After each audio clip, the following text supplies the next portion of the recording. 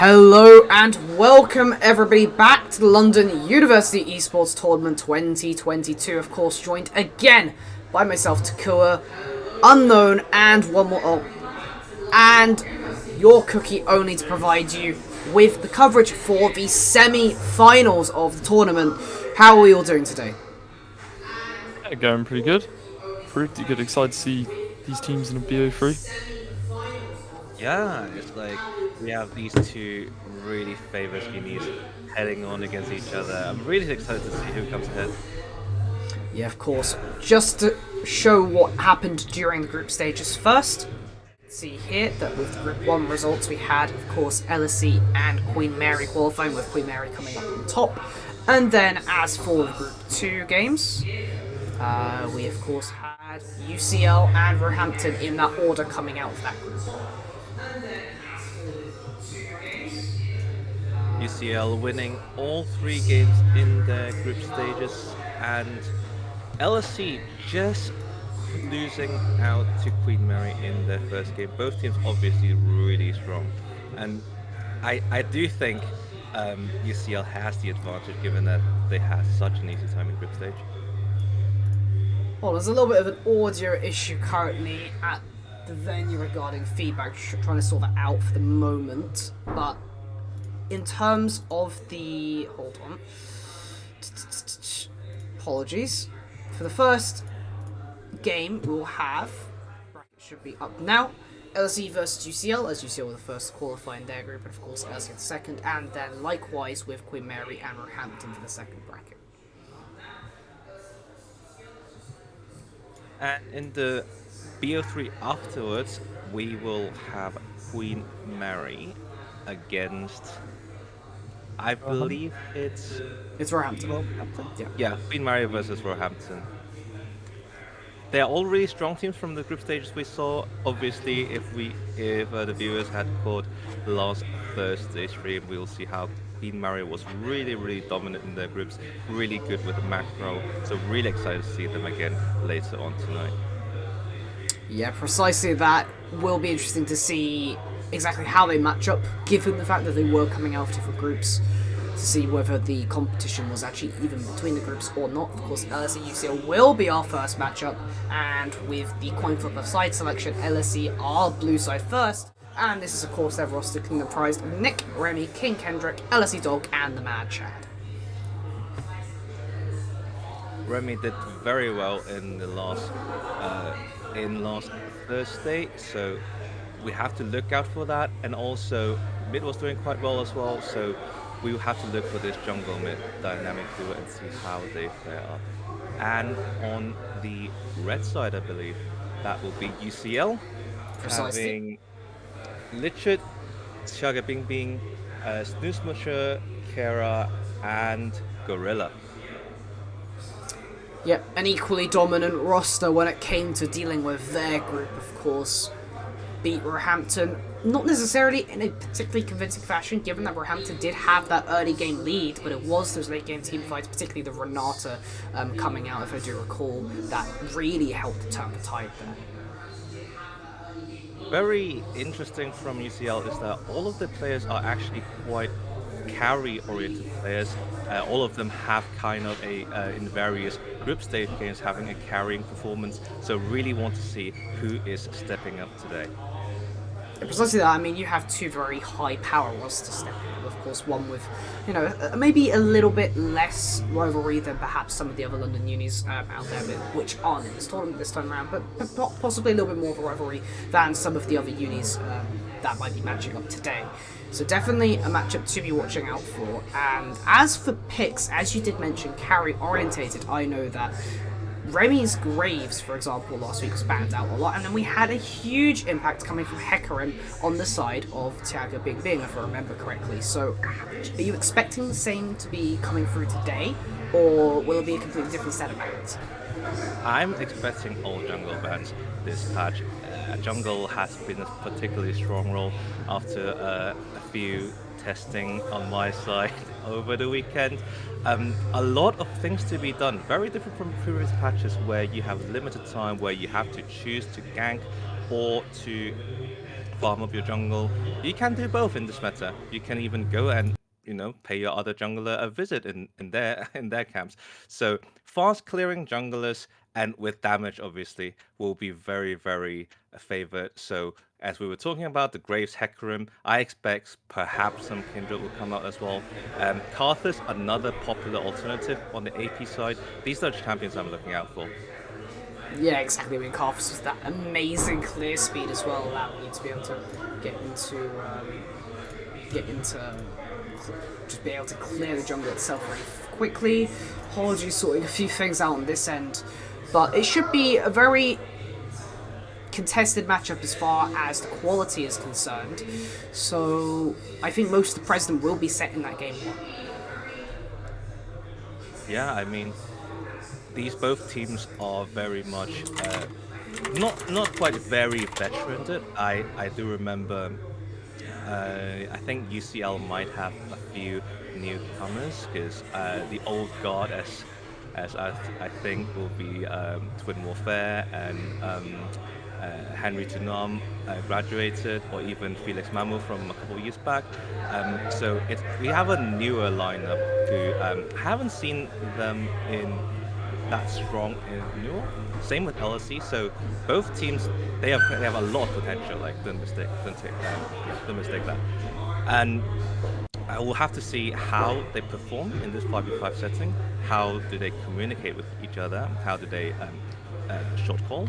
So we can see that from how they position in their objective fights, or just lane assignments, or more generally, you can see like, do they coordinate their TPs well? Things like that to look out for from the audience side of view. Exactly, macro is a very big part of the game. Whether it'll be counter ganking or not is another element coming into that. So the wait and see once we load into the Rift, of course. But for the time being, still waiting on everything to get set up properly.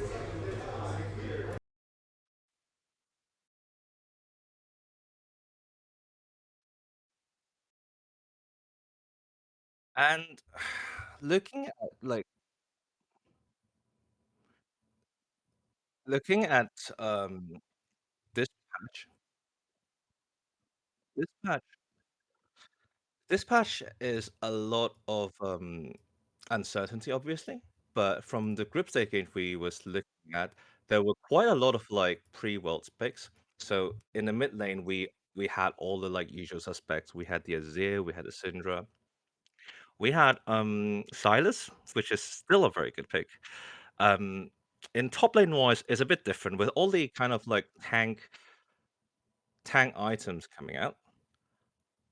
There is a tendency to go into these tanks, but as we were seeing in the group stage, still a lot of carry picks are being played. And obviously, as you gravitate towards these tanks being strong, the counter tanks are much stronger as well. So the likes of Fiora, Camille can be really, really um, it's something to look out for. Otherwise, League is still League. It's still the same game. Hasn't changed in for the past 8 years. You still have to play for those objectives.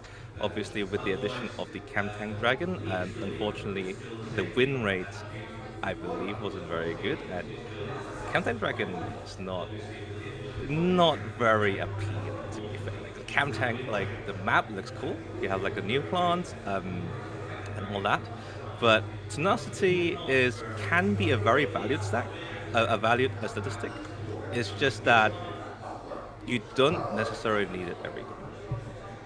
And having your damage when you're low health is also good, but I mean for the Camtank Soul, but you don't necessarily need it once again. So the kind of good old statistics of hashtag um, Inferno, Ocean, they are like the really good dragons to take.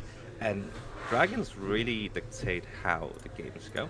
So having like a kind of dictates in the first periods of the game where say, do I actually want the Herald or do I want the Dragon?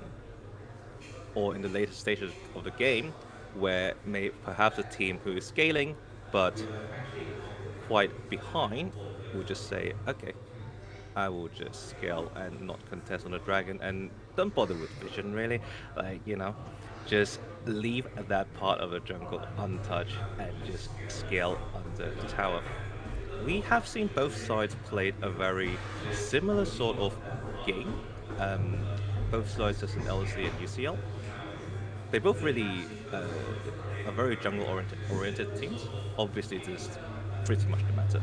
But again, um, we haven't seen that much kind of tanks being played, which kind of goes towards this more explosive early game, where you have people always wanting to fight for the early objectives, or saying that, once you get a pass bike, boom, I'm go, I want to go, I want to find someone to fight with. And this is obviously, as a viewer side of the point, obviously is something that we want to see. And given that, say, we have picks in the jungle like Hecarim, who I've said this so many times, that really values the one item power spike. You would really want to kind of play for that. And I think with the same would go with like other champions, where I think except for the mid lane, we have all champions that kind of really strive on those like little skirmishes at one item. So that will be kind of the break point for these two teams, kind of the make up break point where they say, where they stack their eggs on basically, where they say, okay, this is time we fight. If we win, we'll get a massive momentum swing, and otherwise we will be basically on a back foot for the rest of the game. So this is something to look out for. Um, I know we still have technical issues. Any ETA on that?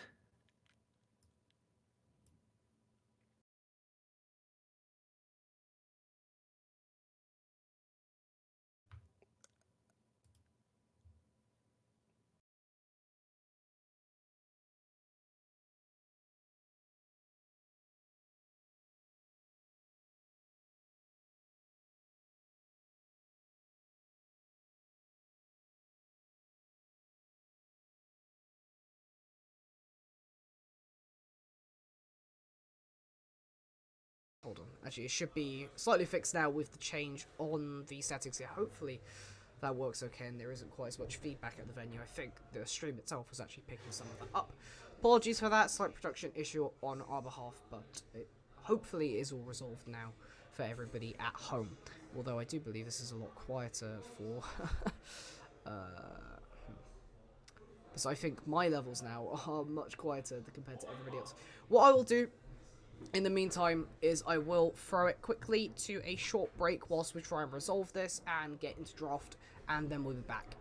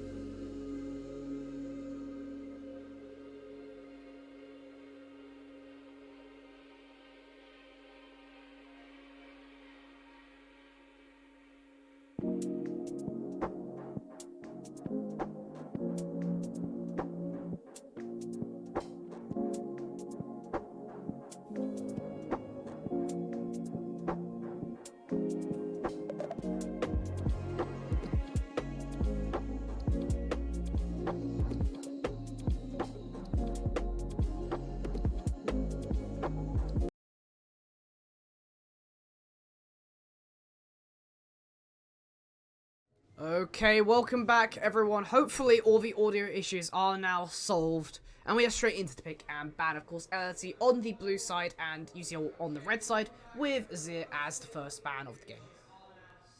Yeah, Azir, and yeah, go on. I think Azir ban obviously targeted toward Carrera UCL mid laner. Interesting to see what UCL look to ban for here. Obviously, going to be some priority on the Hecarim, but will be the Shen taken away? Yeah, Shen always a nuisance in 5v5s.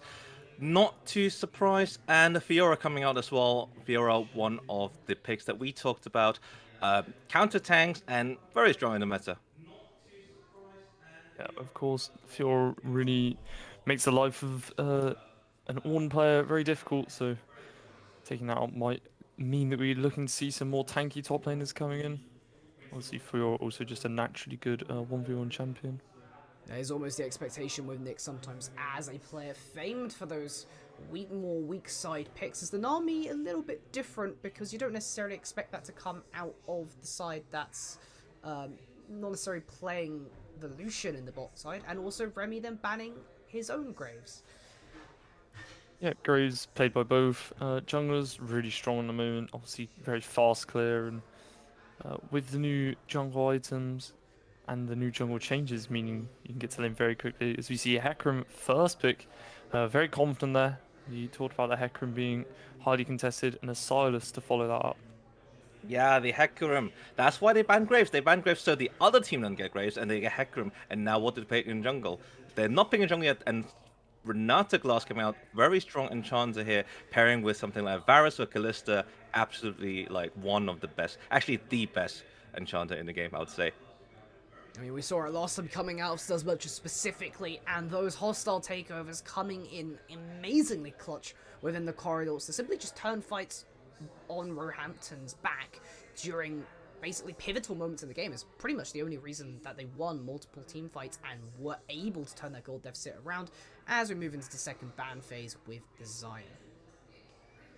Yep, and Zed being picked up here by UCL. It's going to be interesting to see where that Zed is going to be placed. Obviously, could be going into the jungle as well as the mid lane.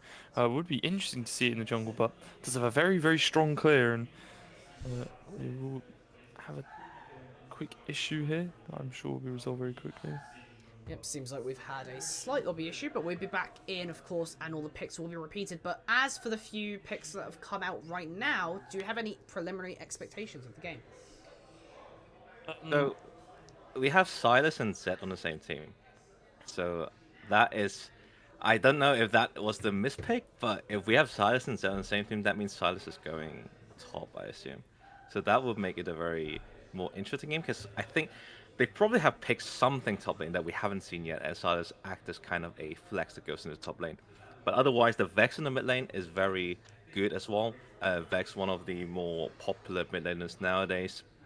Um, it's I would say Vex is sometimes um a bait because sometimes Vex just need to function in specific team comps, and we'll have to see how these team comps round up. I yeah, and mean, one Vex being. interesting thing to note is with the Silas being locked in, for UCL, we have Hecarim ultimate and Nautilus ultimate, two very, very strong ultimates, along with this Vex ultimate. So there's three very strong ultimates already locked in that this Silas can steal away. It's going to make it a lot easier for the side of UCL to play this Silas. And despite the Silas being locked so early in draft, he still has plenty of options and a large pool for that hijack. Yeah, and Nautilus, I personally do not like Nautilus.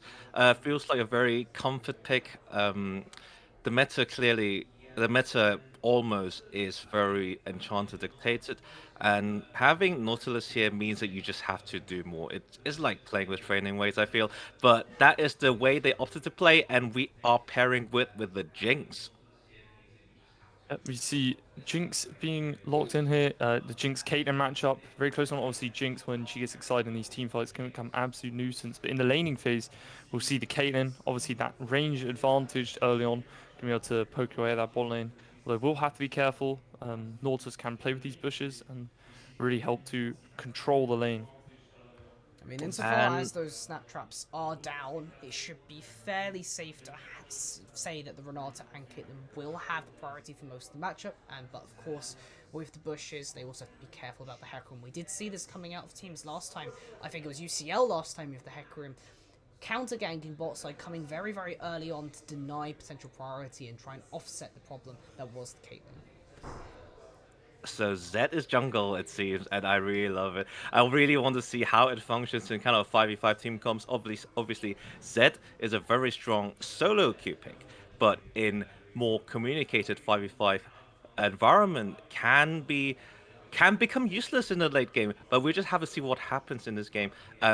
Interesting to see that. So Jinx is not paired with an enchanter. That means Jinx can be one of the primary targets and probably the only primary target for Zed to hunt on. And yeah, and I'm just excited, honestly. Like Zed jungle, like come on, guys. Yeah, although the only thing I am concerned about is, like you've already pointed out, Jinx is going to be the only target that Zed can really get onto. Obviously, Vex also very squishy, but with that, W can withstand a lot of that engage. And my fear is that if this Nautilus plays with this Jinx, obviously Zed, very predictable when he uses that ultimate ability, will be able to be picked out by this Nautilus. And with that point and click CC with the ultimate and also the auto attack passive, Zed is going to have to play really carefully in the team fights to not get caught out and one shot by what is quite a high DPS side from the side of LSE. And honestly, it's I high DPS around the board, to be honest. I don't really see any sort of pure tank champion anywhere here. Everyone is capable of dishing out a large amount of damage, and I'm sure we'll see that in the team fights to come. I will Yeah. be so interested into seeing what Hecarim builds because Hecarim can do the Black Cleaver, Mirror Mana, no Mythic build, and also can do a basically varying sorts of builds. But obviously, in this kind of like high DPS enemy team, then if Hecarim gets one shot, then it's not good. But if Hecarim gets like one defensive item early, so maybe the Sundra, maybe one of the whatever, well, bruiser items he prefers, then we'll have to see what he builds, basically. Yeah, no, it's going to be very interesting. And I think, interestingly, both these teams playing, sorry, UCL here playing quite a dive heavy comp. But I would say that LSE with things like the Vex, the Nautilus, and with the Jinx, are going to be looking to play back a little bit more, accept that dive. Obviously, Jinx can be looking to get a reset, um, and if that reset can come through, these team fights are going to be very difficult for UCL to play if they cannot get that first initial pick. That goes back to what I was saying, how Vex works with specific team comps. And when we pair something like a Jinx with a Vex, then, the Jinx will be kind of left alone when all your members are trying to get into the fray. And um, UCL's comp is a lot more cohesive with your Caitlyn Renata in the backside and all the three members trying to either go in on the flanks or just initiate a skirmish. So all in all, I'm just giving UCL the W, I think. I think I would agree in that UCL's team comp a little bit more comprehensive, like you said. It's a little bit more in line. All the champions are looking to do the same thing. Obviously, a pick with the Camille Hexo Ultimatum, with Zed following up on that. Silas potentially stealing away something like the Hecarimar or the Vex R to get in on those team fights. Can be very pivotal if they are able to get that first pick. Yeah, precisely. Just loading straight up into the game at the moment. Shan't be too long before we get into that. Just gonna send it to a quick little break whilst we sort out the syncing stuff with the spectator client, and then we'll be back once we've loaded onto the Rift.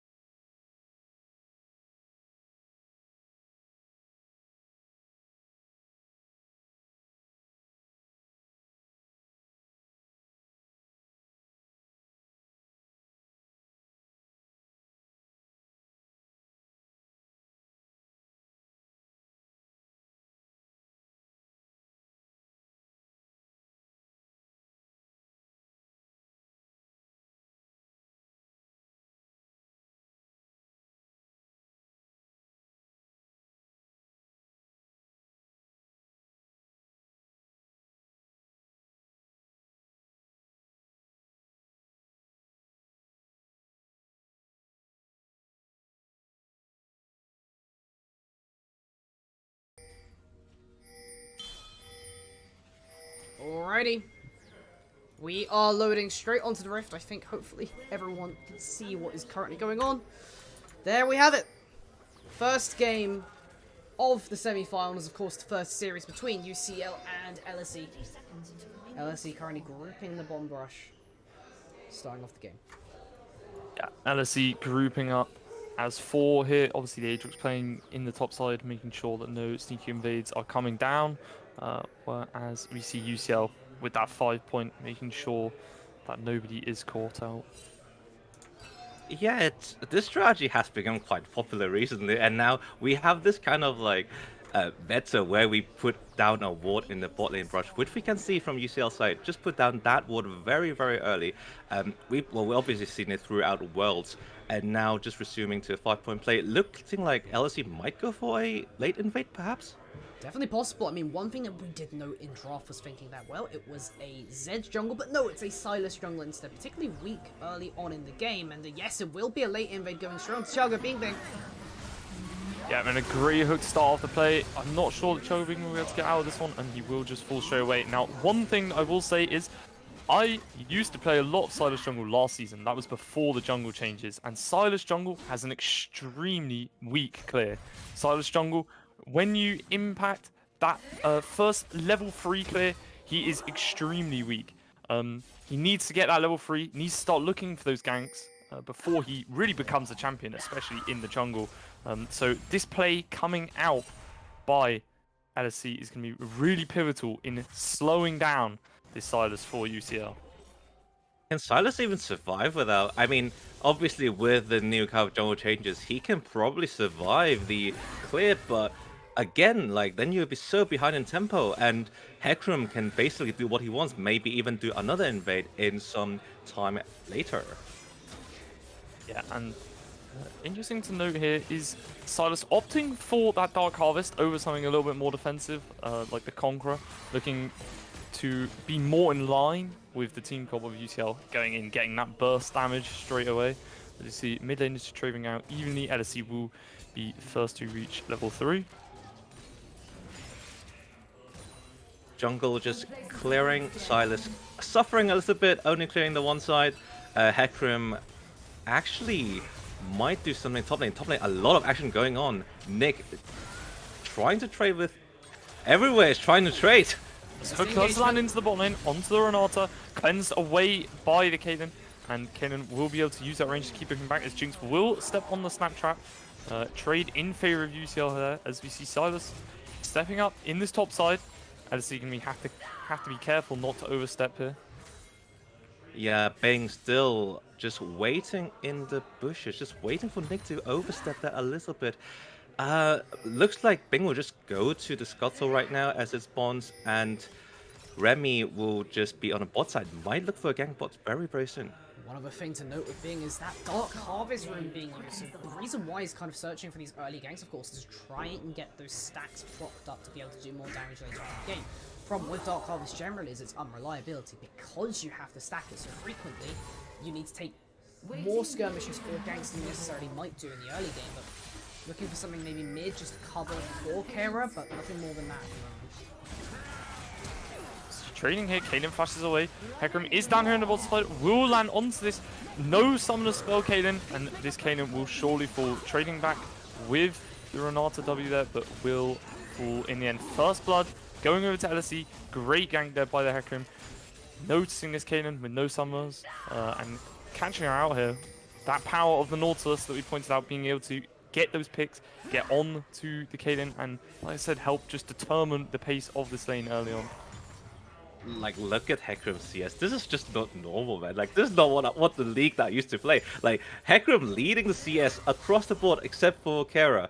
And now he's going into his second full clear as well. That is really disgusting. Like, he ganked and he full cleared. And he just...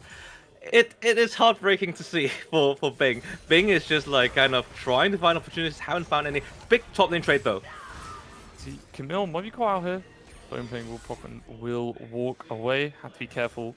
Not quite sure where this Hecarim is. Like we pointed out, this Silas just farming up needs to try get a couple of ganks off with the Dark Harvest, and with the Champions kit obviously being able to get on to the low mobility carries of LSE. I think the main nice thing about Silas Jungle is you kind of avoid this weak Top lane. early lane phase that you have. Might be a dive though. Yeah, as you see Ghost coming in here, and very clean use, tanking the tower there by the Hecarim to ensure that no members of LSE will fall, and they will secure the pick. Silas is there though. Silas here, moving up, Oh, he will misses. miss the change, flash forward with the W, however tower will secure the kill. It'll be interesting to see if Hecarim can get out here. Zed roaming up, and the teleport coming up from the Camille to make sure that this Hecarim does fall, will move towards that tower and be executed. Not particularly what UCL would have wanted, however, a kill going on to the Silas is what they will need to get back into this game. That has started falling out of their hands early on. Ulmer here coming down onto the mid lane. Oh, wait, the ignite! Knight ticking away with the tower shot will be enough, as we see LSE plays on mid and bot, winning out so far. A clean dive coming in from LSE to secure that kill on that lone Caitlyn. Wow, Chaos all over the Rift right now. I mean, as they're going for tower dives left, right, and center. I mean, not necessarily paying off the full dividends, but they still have a gold lead as a result. Yes, you still have got a few kills back, but I think the main point to focus is this Jinx here. Getting that trade on the Caitlyn, yes, you give away at least that 300 gold from the Nautilus, but you get tower plating, and you deny that wave crash to the Caitlyn specifically, so you're super far ahead currently in this bot side. Yeah, honestly, Making sure this Jinx is ahead for those team fights. Obviously, Jinx being able to get that reset, get excited, and start dishing out tons of damage. Whereas Kaylin gonna have to pay back, and really gonna have to watch now from the engage from this Vex and Hecarim. Obviously, this Caitlyn, 90 caliber net to get away, but may not be able to survive if feared and CC chained from the side of LSE. Looks like the first dragon maybe started, but still, top lane is still trading heavily with each other, trying to get this edge out in this top lane matchup. And looks like Remy staying in the bot brushes, trying to do another small thing in the bot lane, maybe not, heading back to mid now. As we see UCL set up a little bit of vision in this bot side river. However, I feel like, you know, if the waves are pushed in for LSE, this should be a relatively easy Draken to take. Obviously, we see some early kills, early item advantages. We see trade coming in here in the top lane. Not much is going to come of it, despite ultimates being unlocked. The main thing that we're seeing right now is UCL trying to set up for a play on this bot side. With the vision coming onto Dragon and this gank from Silas, trying to look to see if they can get the objective. Seems like it should be a flash though. Handshake does land. Stolen Renata will land onto both members, however. Not much is going to come to it, and with the buffer from the Nautilus, he will survive. Remy might be trying to do a counter gang in the top lane. Remember, this Camille, although has a hook shot, does not have flash. Can be quite dangerous for Lichard in the top lane, but looks like Remy is just helping them. Never mind, Bing is in the bot lane. But Bing might be caught out here. Q does land onto that Silas. However, Jinx stepping onto that snap trap, and Kaylin will be able to secure that shutdown. An extra 150 gold into the pocket of that Kaylin is exactly what UCL will want. And with this Jinx dead for another 5 seconds, they should be able to secure this dragon. There it is. Dragon. It took a while though. A dragon for a herald trade can be good. Can be, obviously UCL does want this dragon, but the herald, it might be the more important objective right here, right now, given that both teams are very explosive, and having the herald can actually accelerate the game quite a bit, especially with LSE having such a lead now. What they want to do is just put down this herald, get more gold, and then open up the map. Exactly as you say. See UCL resetting here, coming back onto the map with some of these new items they gained from that bot play. And one key thing to note here is we will see Hecarim invading in here, taking away the red. He's going to push this Silas even further behind than he already is, as Q1 does land onto this. As Hecarim comes out here onto this top lane, Hexam Ultimatum will be used, holding this Hecarim in the tower range, and Hecarim will fall, forcing the play there with that dive. However, play going back in favor of UCL. Yeah, Bing coming in as well, trying to get Nick.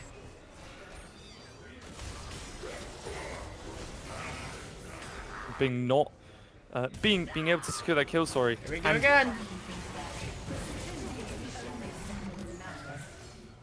Shadowing Surge followed up, and the kill will go down. Tower not able to finish off the kill, and that will be an easy pickup in the mid lane. Both ultimates invested from the mid laners. There's a flash forward from Nautilus to start that play.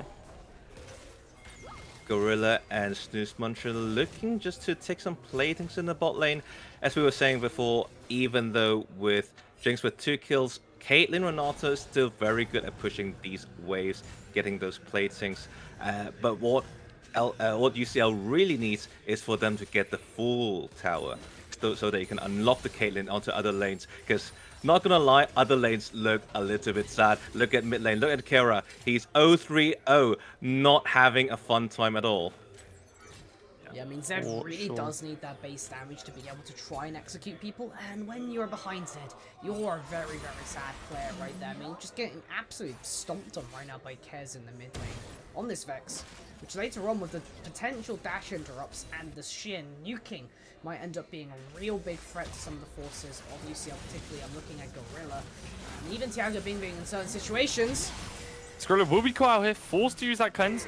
Good dash away from the Silas to secure the CC onto the Nautilus, and the Nautilus will fall in the bot lane. What looked like could have been a good play, forcing the cleanse away as we see potential dive here on the top lane. Aatrox will walk away after popping that World Ender.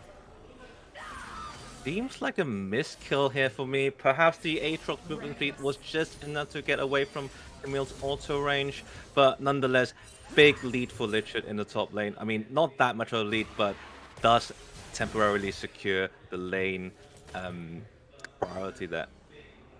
Yeah, and I think Lichard just playing a little bit safe, not a bit unsure of where this Hecarim is.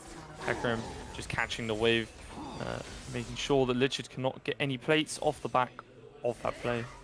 Yeah, look at the damage from Lichard. Like, the Camille with the one item power spike, the Divine Sundra really, really strong, and Aatrox still yet to build his Mythic yet, so we'll have to suffer a bit until he can finish that item. Yeah, for sure. As we see Silas here, picking up the Night Harvester. Interesting item choice. I was wondering whether he may go into something like the Protobelt, get a little bit more engage opportunity. But we also, despite the CS disadvantage in the jungle, he is sat currently at 3-1. Those kills helping him stabilize the jungle matchup out, but looked very, very set for Hecarim to take charge of. I mean, the main draw of the Night Harvester will hold that fort there.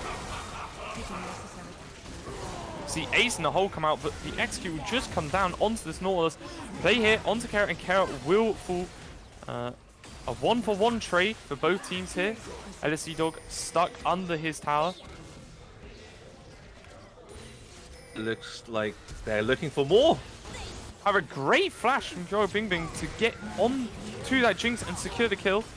We'll be trading back here with this Hecarim, using that Kingslayer to heal up and ensure that he does not fall. Back in, Bailout's gonna save him though. Yeah, and Bailout, like we saw being used in UCL's last game to great success, is used again and will mean that the Silas lives on despite the Hecarim trading a kill back. What an amazing turn of events. Look at Silas now. Silas is 6-1. Like, it is an amazing turn of event. UCL have, never mind top lane, trying to dive Nick there, but just not enough damage. Oh my god, never mind. Flash away from the Aatrox to avoid that hookshot wall dive will mean that this Camille will fall. What a big tempo swing there. I mean, currently going 10 for 10, 25.5 to 26.2. Very, very even game still, but the amount of sheer chaos that's just unfolded within the last 3 minutes or so has been immense. Now approaching that 15-minute mark, you can see the Silas being the main beneficiary of all of these plays. The brunt of UCL's gold is all in this play. That Night Harvester being completed, giving you the extra CDR, working his way towards a Shadow Flame. Thiago Bing is going to do an immense amount of damage, and LSE really need to recognize him as the main damage threat. If you can't stop the Silas within a teamfight, within trying to get picks off just in a gank, he's going to tear through the entirety of your team, especially with the cooldown that Kingslayer is going to be on and the amount of damage it's going to do. LSE looking at this. Hecarim going in here with the devastating charge on Silas. Silas with the devastating charge of his own will be surviving with the Kingslayer, however, will fall in the end to the Nautilus. Going in here, Kaylin still untouched in the team fight, free hitting here on to the side of LSE, and LSE, despite setting the start of that fight with the devastating charge onto 2, LSE do fall, unable to get onto this Caitlyn of UCL. Yeah, we thought UCL was a bit caught out there. Only 2 members in the river at the moment. But in the end, it turned it around together with Lich's TP. Amazing fight for UCL. Now having the Ocean Dragon as well. Starting the dragon stacking. It will be a Cloud Drake though. A Cloud map. So we will see the Cloud Soul, which is the one of the less important dragons, I'm afraid. Another thing to note there was actually how important the bailout onto Kara was there in that team fight. Being able to raise that Zed and prevent him from dying in the first place, and then him getting bailed out, and LSE having to commit more damage to stop the Zed from dealing damage to you, honestly turned the team fight. Because 1 or 2 more seconds of Nick being able to potentially focus down Gorilla may have brought it to a 1v1 scenario between Camille and Aatrox, which really just would have led to virtually nothing ending up coming out of that play. So, Snuzmuncher yet again on this Renata. I'm interested to see whether this is going to be a pick to be banned in the future, because this is the second game now that Snuzmuncher has had such a massive impact with these Ws and with these ultimates. Yeah, of course, and another big highlight of that team fight that I'd like to point out was the Hecarim ultimate devastating charge only invested onto 2 members, and one of those members was the Silas, who had the devastating charge of his own, using that unstoppable to jump on to the Jinx of LSE there. As we see, clean dive here, coming down onto this Kaylin, left alone again, and will fall. Very unlucky timing of the 90 caliber net there. Netted right into Jinx traps, and that'll be one kill going over to LSE. But Herald is being summoned in top lane and will do a charge on the second tier tower. This will help them a lot in opening up the top side of the map. Exactly. The more structures destroyed, the more opportunity you have later on in the game when it comes to a Baron or something else to be able to simply push down the ranks of LCM with the amount of blood that's been going on this game. Sludgemog just setting up for another play. Fez is just dead. Yeah, great catch. Too much CC there. He absconded duck landing along with the handshake, and Kez will just fall. Just looking at itemization here, so it's the Spear of Shojin for Remy. That looks interesting. I honestly don't know which one is better. There's so many good items on Hecarim nowadays.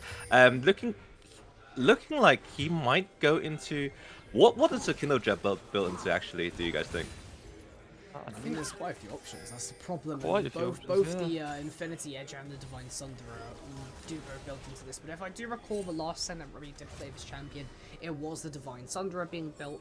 And I mean, given the Silas and Camille, yeah, that could definitely be a possibility. We'll have to wait and see exactly whether it will be the Triforce or the Sunderer. But I think both options are relatively fine here as far as damage is concerned. I don't know the calculations myself. Someone will have to run the math on that one. But either or, you still get the Sheen proc, you still get the AD from itself, and we see the Aegis Legion instead.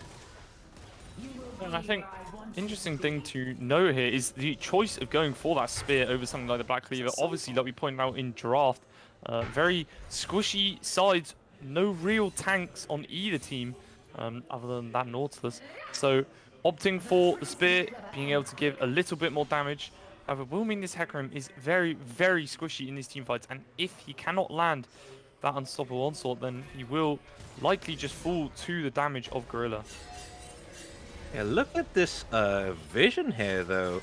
LSE putting down the groundwork, like so many waters in the river, but they're now being cleared out by UCL. And unfortunately, LSE was not able to defend it, and now UCL looking to siege the mid tower, perhaps. LSE Dog. Ultimatum onto LSE Dog with that stolen unstoppable onshore in follow. Silas will be caught out here under the tower as Gorilla is bailed out. However, bailout will not commit as the kill cannot be picked up. Nick here committing, however, not quite able to secure the kills, and LSE able to come back from this play. UCL forcing the play, diving under that tier 1 tower in the mid lane, but UCL ready, LSE ready in response, and will be able to withstand and head towards this Baron. It will be a Baron plus probably a Dragon for LSE. A big swing, big miscalculation by UCL going for that dive, and now they have to fight off the purple buff, and well, their Dragon stack will be stopped. I mean, the crazy thing about that play initially is the fact that LSE Dog died straight off the rip of that play. Mid tower, yes, that did exist, but you already eliminated one of the bigger damage threats of the side of LSE.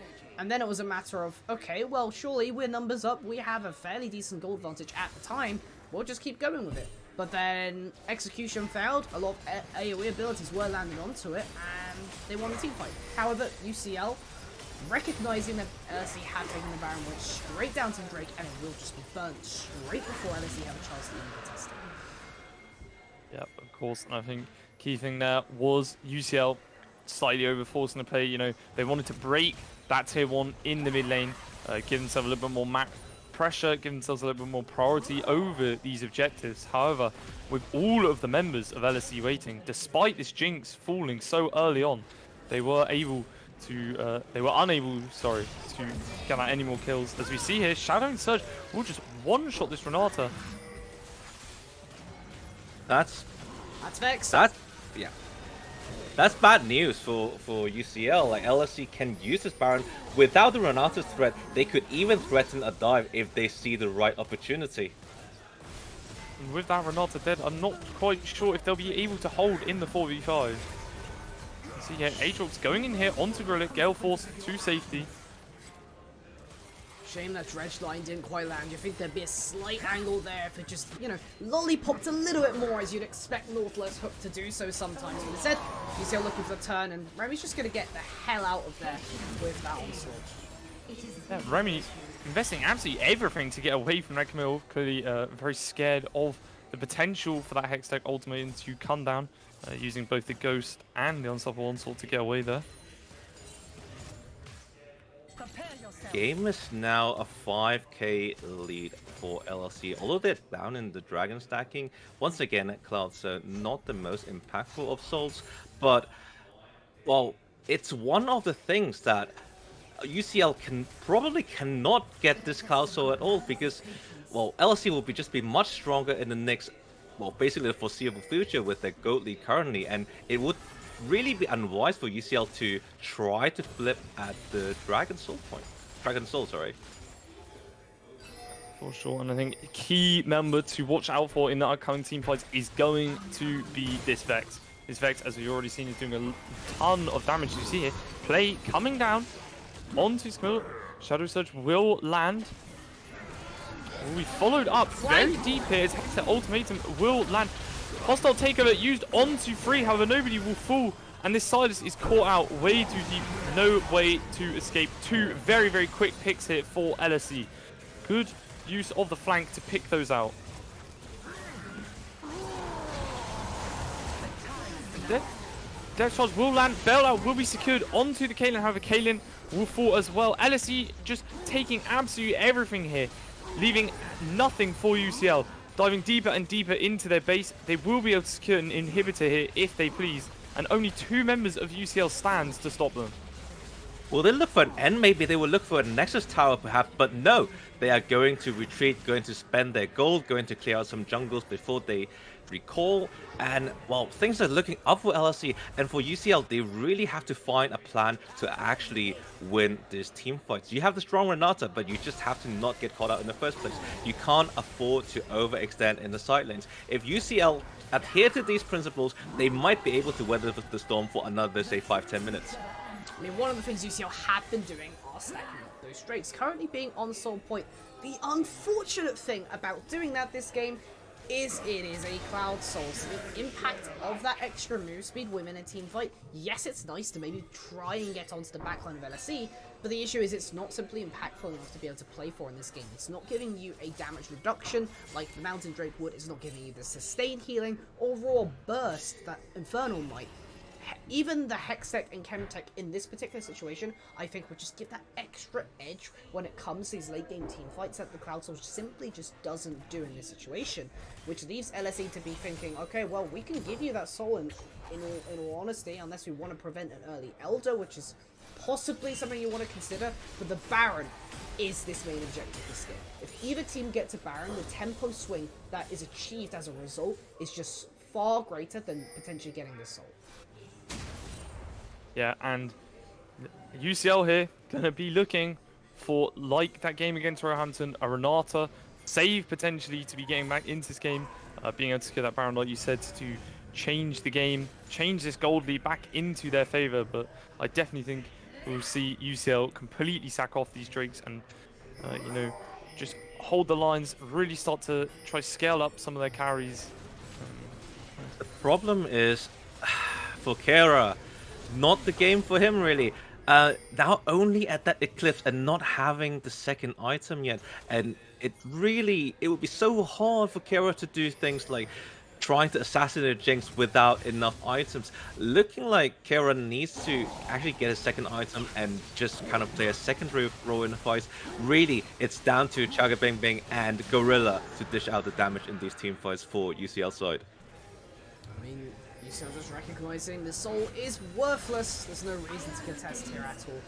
Let LSE have it. Doesn't really matter. As long as we're in position to try and be able to take a team fight on our terms next, that's just better for us rather than trying to take the Drake now, potentially just sacrificing the game.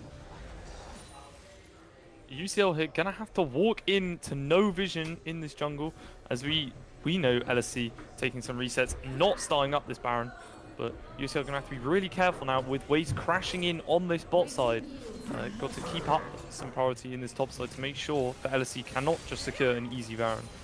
Once again, look at these vision knives. LSE has been more disciplined into making this. Never mind. A Shadow Surge hit does land onto the Caitlyn, and Caitlyn will just fall. Bailout will not be enough to save. As the double stun comes here onto Crow, will also fall. Stolen Side of Soul will be taken away. Hex, their ultimatum does land onto LSE Dog, but LSE Dog will secure the kill onto this Camille. And LSE taking that team fight, securing the engage with that Shadow Surge from the Vex, and they will clean up in a 5-4-0 play. Waves going to be crashing in very shortly in this bot side, and I imagine they're just going to be able to end the game.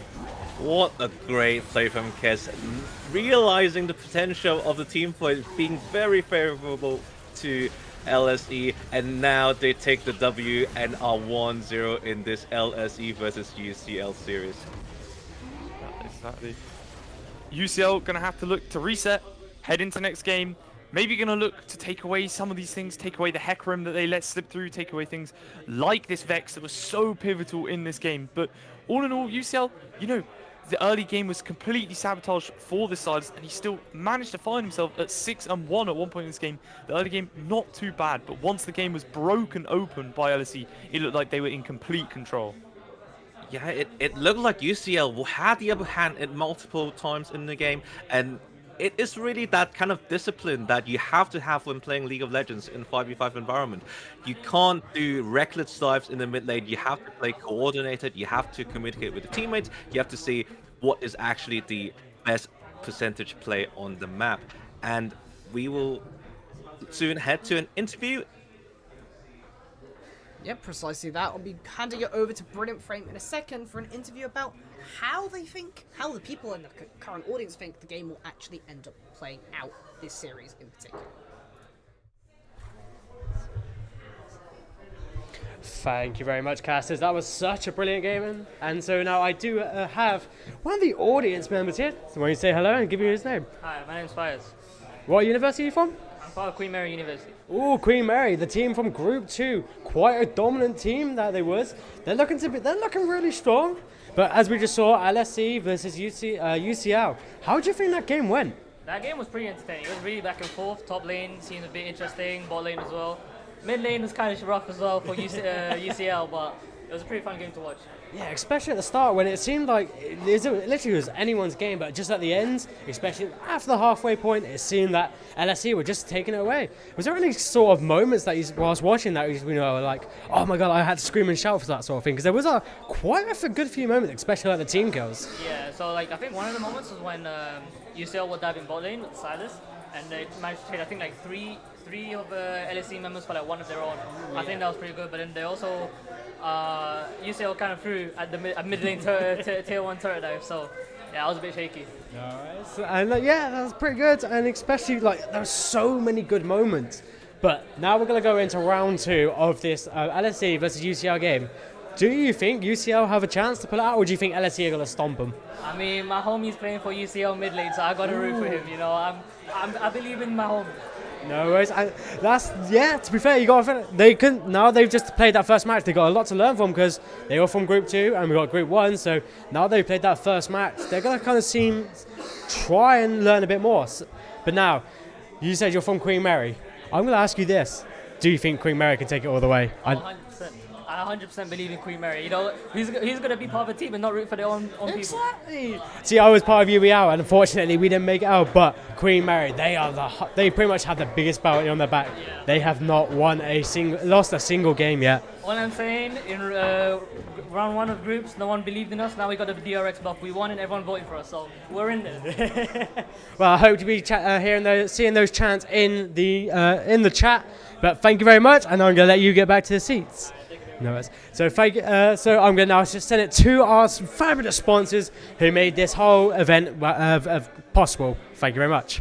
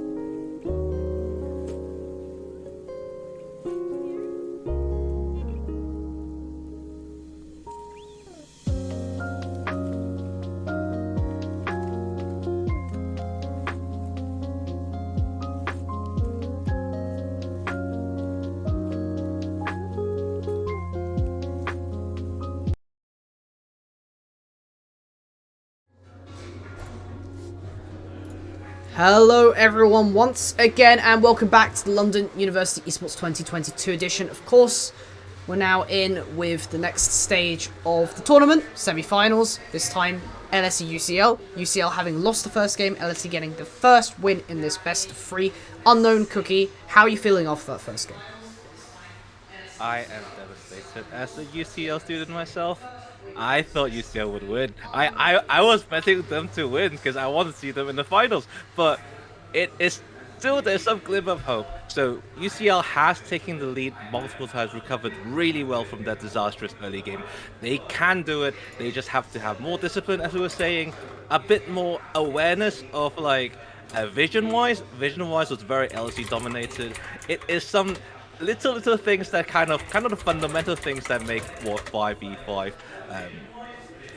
environments of League very different from solo queue. I kind of hope they just pick it up in one game. Maybe it's a wake up call. I hope someone gave them a good pep talk. Yeah, for sure. It's going to be interesting to see mainly how these bans are going to change going into next game. Are LSE going to stick with the same bans that they had last time? And how are UCL going to adjust going into this game too? It's definitely going to be very interesting to see which teams are going to put priority on things like the Vex that we saw had a lot of impact in that last game. Yeah, well, coming into the next game, UCL have, of course, swapped sides. So this time UCL will have the blue side. They'll have to pick priority onto this one. So we're interested to see whether it will continue to be sort of a jungle focus in terms of... Obviously, the bans this time around were less jungle focus, but whether it'll be a return to that focus or something else. Please don't do Silas Jungle again. We know how it went. I mean, yes, got fed for a bit and then immediately fall back to Oblivion. Really, Z Jungle would be better. It would have been an option. If you're scared of the hack room, ban it or just take it. I believe UCL will be blue side this time. Will have the power picks. Blue side, as we know, have a huge advantage in draft, so UCL should be able to have a better draft this game. Although I did say UCL had a better draft last game, but that was assuming Turbo Jungle. Exactly, and I think going into this game, like we've already said, it's going to be interesting to see how they use this first pick that they've gained from the blue side. Like we said, putting priority on things like the Hecarim and a couple other picks like the Graves, the Vex, even this Renata that we saw had lots of impact in previous games and also in this game, despite not being able to close the game out in the end. So it'll be interesting to see how UCL adapt here now they are in the driver's seat of this draft phase.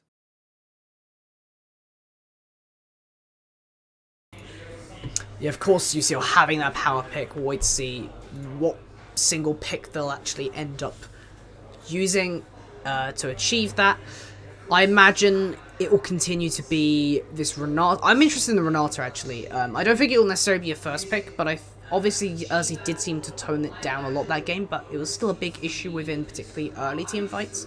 I think it's the rest of the composition. That Zed clearly didn't work out. Whilst the Silas did get ahead, it wasn't necessarily what you were able to do to start off the game with, so we'll wait and see to see what the adaptations are in draft, and then from there we can try and figure out what the game plan is for both teams. I think both sides have to think about what they are trying to do this game. So last game was literally just a bloodbath. It was just a bloodbath. It was quite insane. Like, there's so many fights going on. Both teams drafting really bloodthirsty team comps.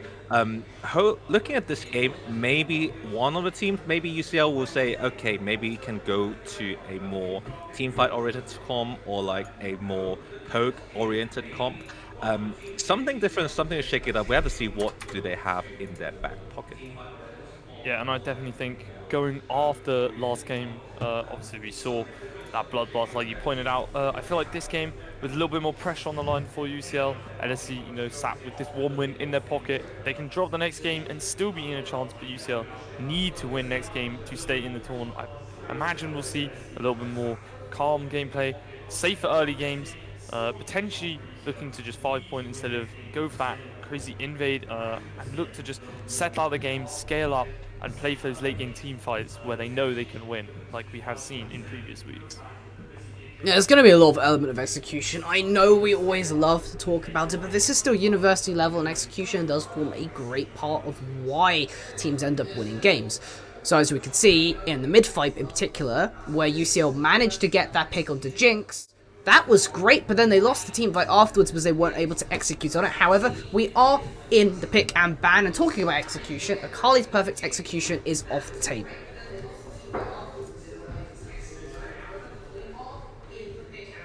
Yeah, exactly. Like you say here, and it'll be interesting to see what LC are going to take out here. He's going to be that Azir. That Azir will be taken away. And to follow up, as we see, no jungle bans from either team so far. Jungle that we saw had such high priority last game.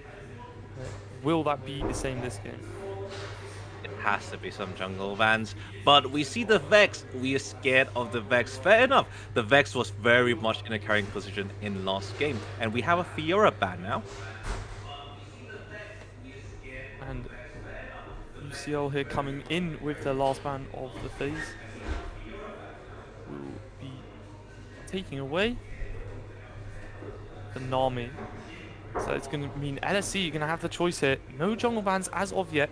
Going to be happy to give over some of these priority picks. And it speaks to me that they are saying we're happy to play into things like the Hecarim, the Echo, and you can first pick them and we have a response. Alright then, I guess the problem was the Vex and the Hecarim being on the enemy team. Still 15 seconds for UCL to be able to lock this one in, but Hecarim does seem to be the big thing with this meta currently. In the games that we've seen today, the single game with Remy just making a very large impact later on in the game, maybe not with the early game that LSE might have wanted, but then previously in the tournament with UCL picking this multiple times as well, just seems to be a jungler that has a great balance of being able to gank early on, being able to make good team fight plays with that Onslaught of Shadows, and also just being able to farm up very well despite the jungle changes, has a good early farm, and still outfarms people despite the fact that you have the extra Pokemon starters that allow you to farm jungle camps quicker. UCL going, LSE going for what they can do, the Nautilus Jinx, but UCL going with the Ashe Heimerdinger, a lane with hyper priority, answered by the Shen on LSC side. Shen obviously was banned last game, and we have to see if this Shen is going to have the impact that they think they would have. Yeah, and we see Orianna being knocked here. We've got quite heavy team fight comp, coming out for the side of LSE here with the Orianna, the Shen being able to join and give that massive shield, and the Nautilus being able to set up those plays. As we see Syndra and Cassante are the next locks for UCL. Do believe that is the first Cassante of this entire tournament, and a champion we haven't seen much, of course, only being recently released, was absolutely awful before preseason, but now with the ability to build tankier items better than previously, particularly with health stacking and the resistances that you can get to make you deal a little bit more damage, has seen a significant jump in win rate with the preseason patch. Main draw of the champion is the ability to isolate targets, to be able to deal with separately, and with a Syndra and a Heimerdinger and all the follow-up you can have after knocking somebody out of the rest of the team fight, you could just get picked up and killed for UCL. I think that is their game plan. Try and select one target, kill them with whatever pick tools they have, and then play it out from there. A very interesting pickup here for the side of LSE is this Kha'Zix, not a jungler we see too often, especially in competitive play. But it'll be interesting to see how this Kha'Zix can play out in these team fights, playing into things like the Ashe and the Heimerdinger with incredible slow potential and lockdown CC. Looking at drafts though, UCL coming out with a 2022 team composition, and LSE coming out with a 2019 team composition. I think 2022 wins. It's just a later year. You have the Ashe Heimer, the hottest thing on the table. The Hecarim, the Hecarim has been paid quite a few visits to different metas. But Hecarim, the new hot thing on the table. Rework Syndra, the new hot thing on the table. Everything is new. There's no way UCL can lose this. You have a really good early game control comp, and where you can make the Syndra fed, and then burst one person, and then go from there. One thing that is worth noting to everybody watching at the moment is that Cassante has broken the overlay, so the last 2 picks are not showing up properly as a result of Cassante's champion being selected. Overlay currently not supporting that champion properly, so on the side of UCL, that last pick is Cassante and Kha'Zix on LSE as we have just discussed, but just to confirm for everybody watching. Asante going to be looking to break open this game as much as he has broken this pro draft. It's going to be interesting to see as we go in how these 2 teams set up in the early game, see where they're going to be setting up. Are they going to be 5-pointing? Are they looking for an invade? I imagine the UCL can be ready for the invade this time. They're going to bring members down, going to set up a bit more vision, ready for what LSE have to throw at them. What I'm waiting for is LSE can be really sneaky in some of these mid-game team fights. Have Kha'Zix invisible in, have the Shen ult in with the hidden Orianna ball. That is quite a deadly combo to surprise your enemies. I do think yes, LSE has a decent comp, but they will need some creativity, need some positioning to be able to win out in these team fights. UCL, as we were talking about, have a lot of new champions, a lot of damage champions. Syndra can lead basically everyone on their team, bar from the Shen United. And Heimerdinger Ash, as we know already, a lot of control. Basically, a lot of AoE damage and a lot of control bringing on the team table. It's more than just a lot of control in terms of the team, but also in terms of the lane. One thing that Ashe Heimerdinger really like to do is be able to shove out the lane, very similar to most Caitlyn lanes, and just gain perma priority. But the difference is they will continue to poke you out and then allow the Ashe to maybe fire up global ults, or let the Heimerdinger roam around and use that E as an extra gank tool to be able to set up plays elsewhere on the map. Imagine Syndra lands a Scatter the Weak in mid lane and you have a Heimer grenade flying at your face in mid. You're not going to have a fun time as the Orianna playing into that, potentially. Yeah, and I definitely think it's going to be interesting to see how this injury plays out last time. Obviously, we saw the Zed, not the best match. Starting off the game, not very well, but going into game 2, going to see how well UCL can be able to reset their mental, get back in game, get back their minds, get back onto the Rift, and make sure that they can match up to this LSE team.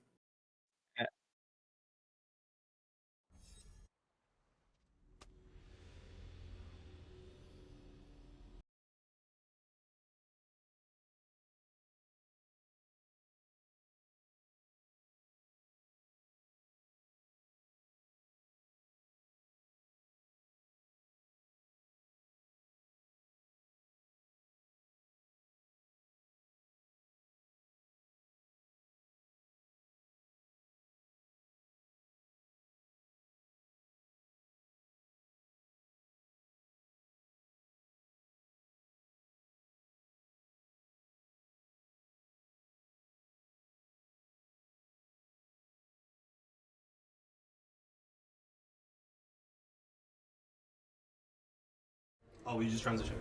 Hello, we're loaded onto the Rift once more. This is the game 2, of course, of LSE versus UCL. LSE 1 up in the moment, so this means that if LSE does win this game, the best of 3 will be over and they will qualify to the next round. And of course, if UCL wins, then there will be a 3rd game to decide the victor.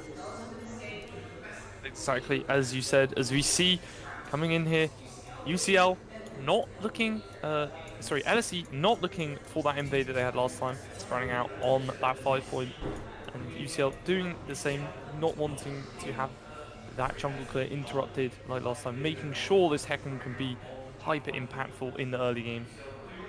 A lot more caution on both sides at this game point. Looking at the summoners, everything looks very standard. The only thing that might be of interest is a lot of cleansers on LSE's teams, clearly afraid of the Frosted Enchanted Arrow, and also Eri on Kes, so clearly focusing on that, trying to win lane as much as you can, rather than bringing other more teamfight supportive or movement speed summoners. I mean, runes. I mean, the phase rush being the typical sight on Orianna for providing a little bit extra mobility in terms of being able to trade, get out of there, or even be able to dodge ganks in certain scenarios. even more mobility in teamfights. It is the general utility rune, and as you mentioned, the Aerie is there for being able to trade a little bit better in the lane. As for the bot side, we'll see, depending on who starts to first, will have a slight advantage going into the push. I imagine there will be the Ashheimer, they'll be able to use their abilities on the wave shortly, and having those turrets as an extra form of zoning potential.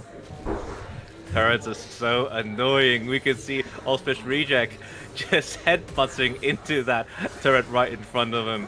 And top lane, a bit of a, I would say a bit of a meat shield lane. Both sides have quite good trading potentials in the 1v1 scenario. You can see both of them just hitting each other, not getting too low. Will have the Doran shield and the teleport to reject back up.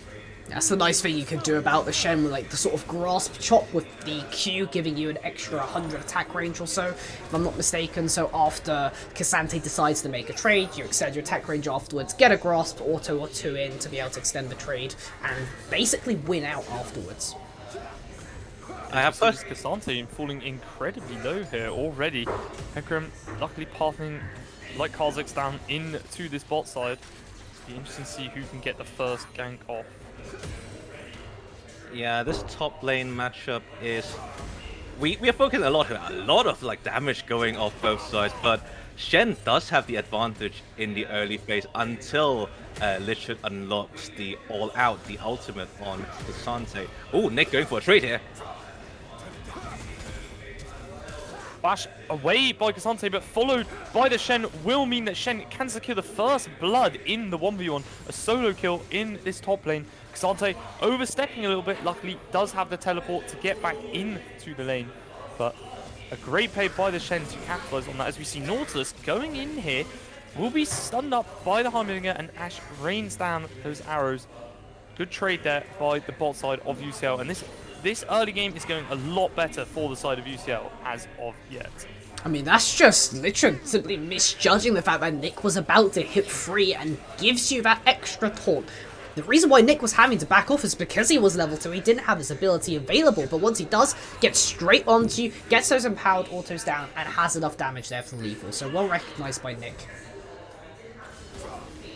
Bing looking to visit this top lane, maybe looking for a dive, but Nick is very, very tanky right now, so looks like Bing will just take a recall here. On the opposite side, Remy might be looking for some action top lane as well. You see both junglers heading up into the top side. A stun does land out in the mid lane, but nothing can come of it. Both junglers stepping away to clear, and top lane trading backwards and forwards like they have been doing since level 1. Also, so crucial the thing is that look at the vision again. Actually, my bad. UCL actually having a lot of vision on the river this time. Having that priority allows them to put wards in the river, trying to track the Kazakhs. Ping's coming out into the Crux, so not the perfect tracking, but still knowing Kazakhs on which side of the jungle.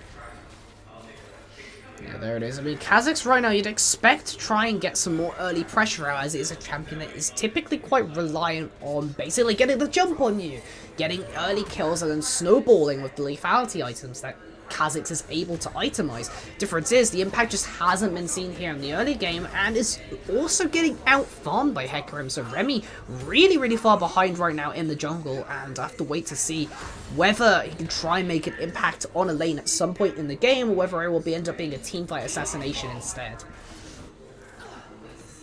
Looks like Bing is just happy chilling in the jungle, chilling to get these farm, going for his first item again, having the tier and the Ionic boots of mobility already. I don't expect any fights to start, honestly, for like the next 5 minutes, unless Remy looks for some action. But all seems quite warded up. Actually, the ward just expired from UCL on the blue jungle, so maybe Octave Reject and Remy can team up together to do something. One thing I'd like to point out is, as a kill potentially here on the mid lane, Rona does land that ultimate, and Kazakhs will be here to secure the kill. That is a great play from the side of LSC. That Syndra overstepping there, and the Kazakhs able to capitalize, ensuring that that kill does go over to the carry as you would like.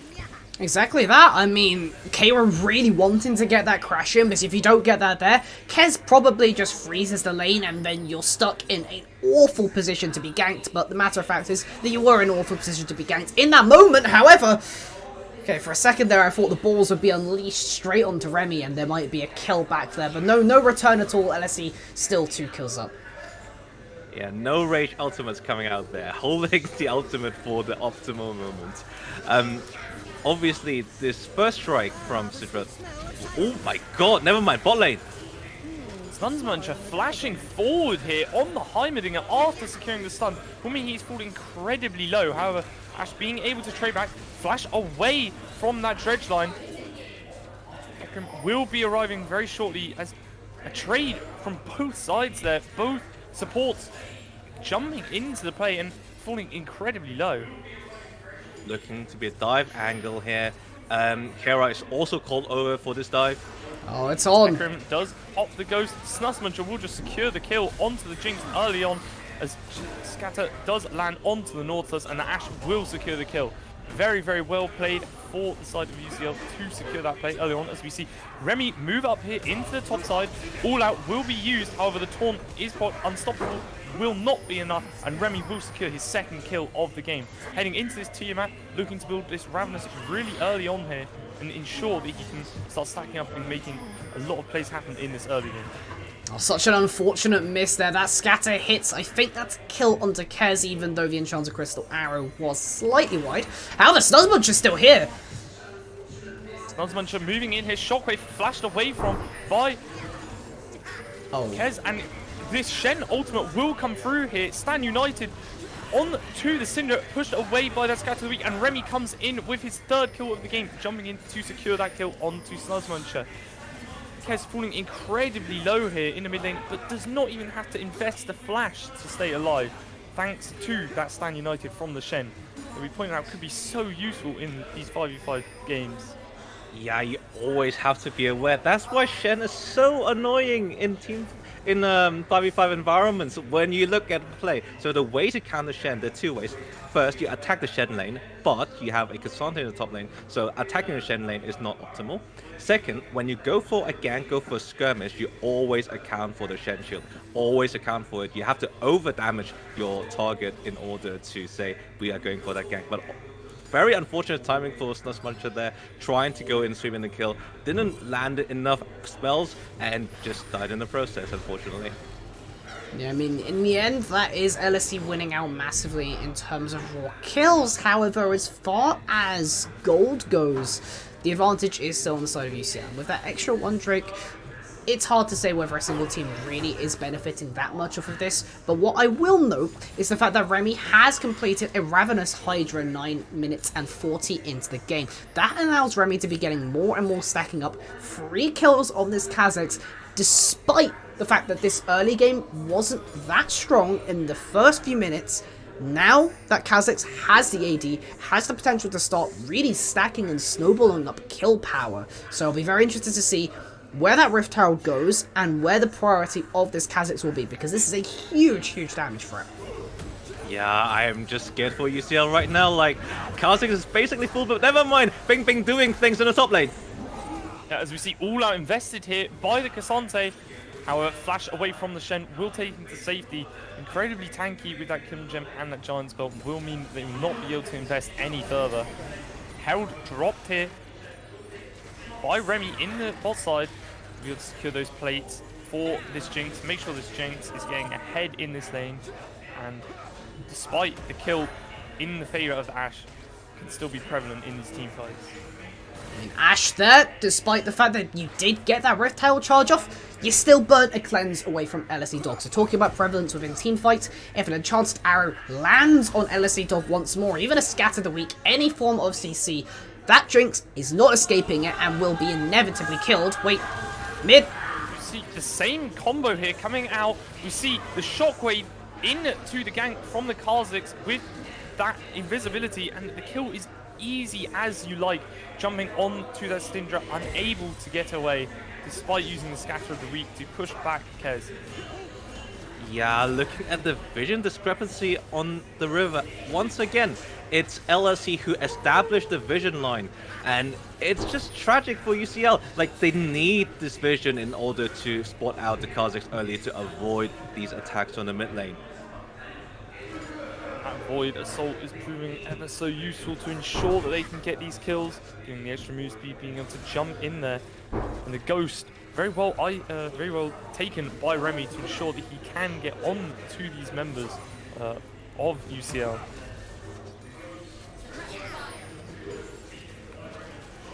A bit of a laning lull state right now. Remy might look to go to bot lane, but will be spotted by those LSE wards in the bot rushes.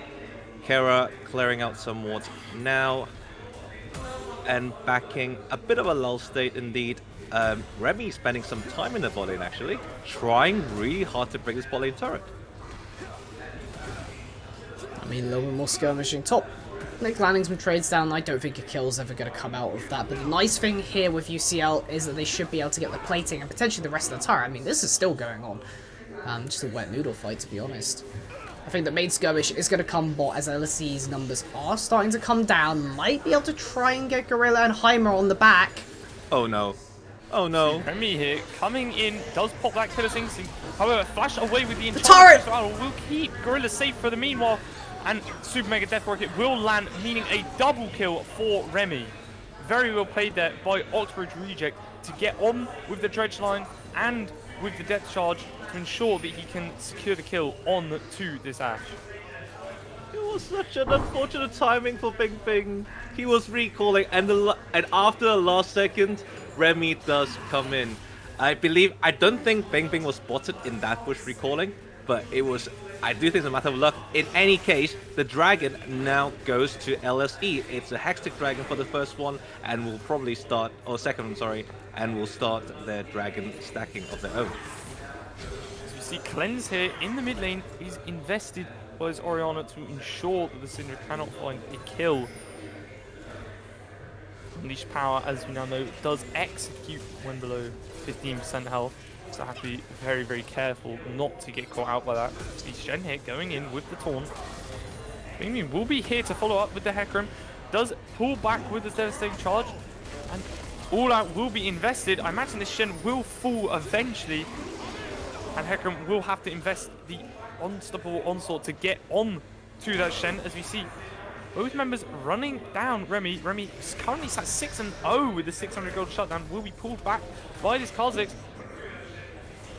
Just about escapes in the meantime. Will trade back a kill. No! I think it's going to be a double kill. However, he will be caught by the pullback from the Cassante. However, beautifully played by the Kha'Zix to still secure the double kill in the meantime.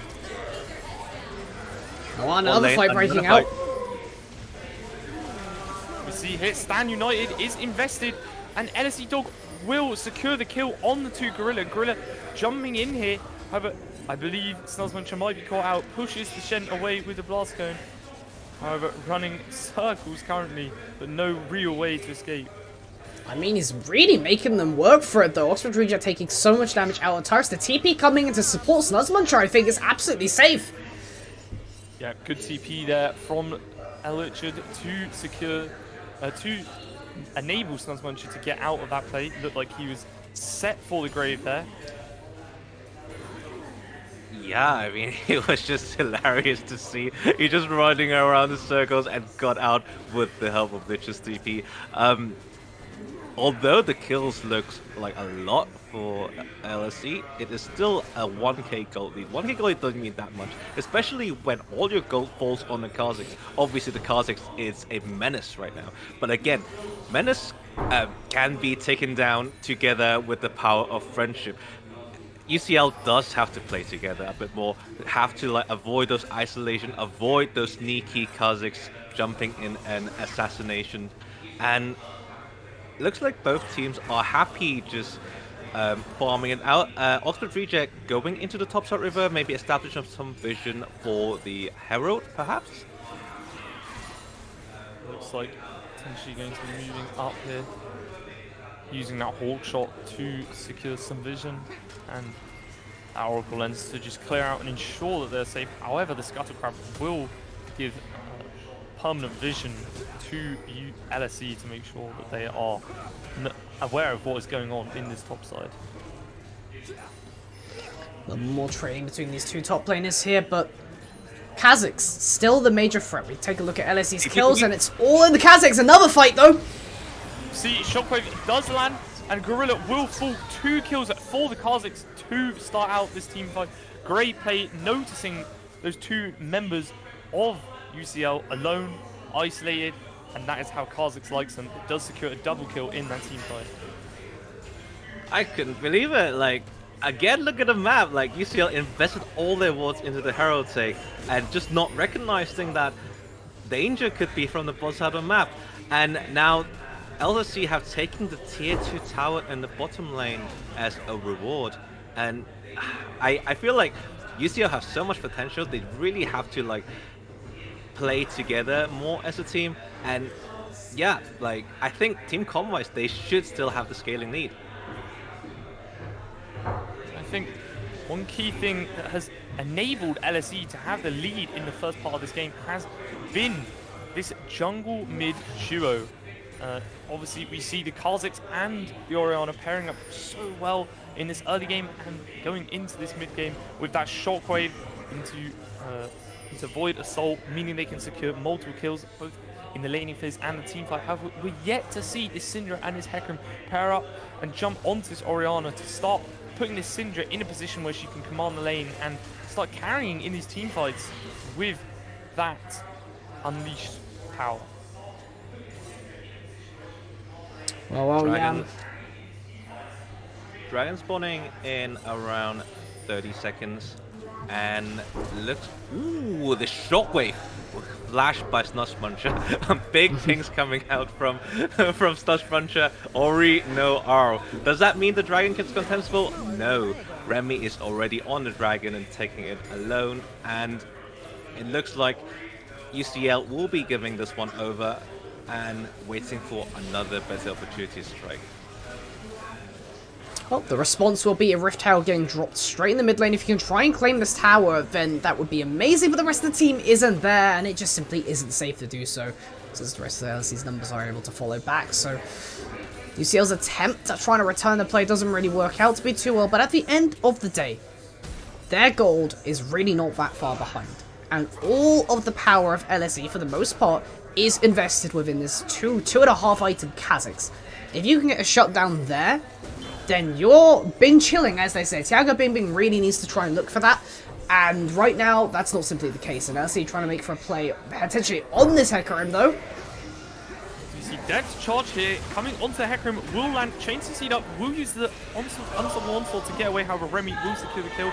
Cassandra here, popping the all out over the wall to get away with Ultra Reject. However, flash away as Nick jumps in with Remy. Remy will be able to follow this with his jump eventually, but I believe that Cassandra out of investing the flash and the all out there to ensure that he lives.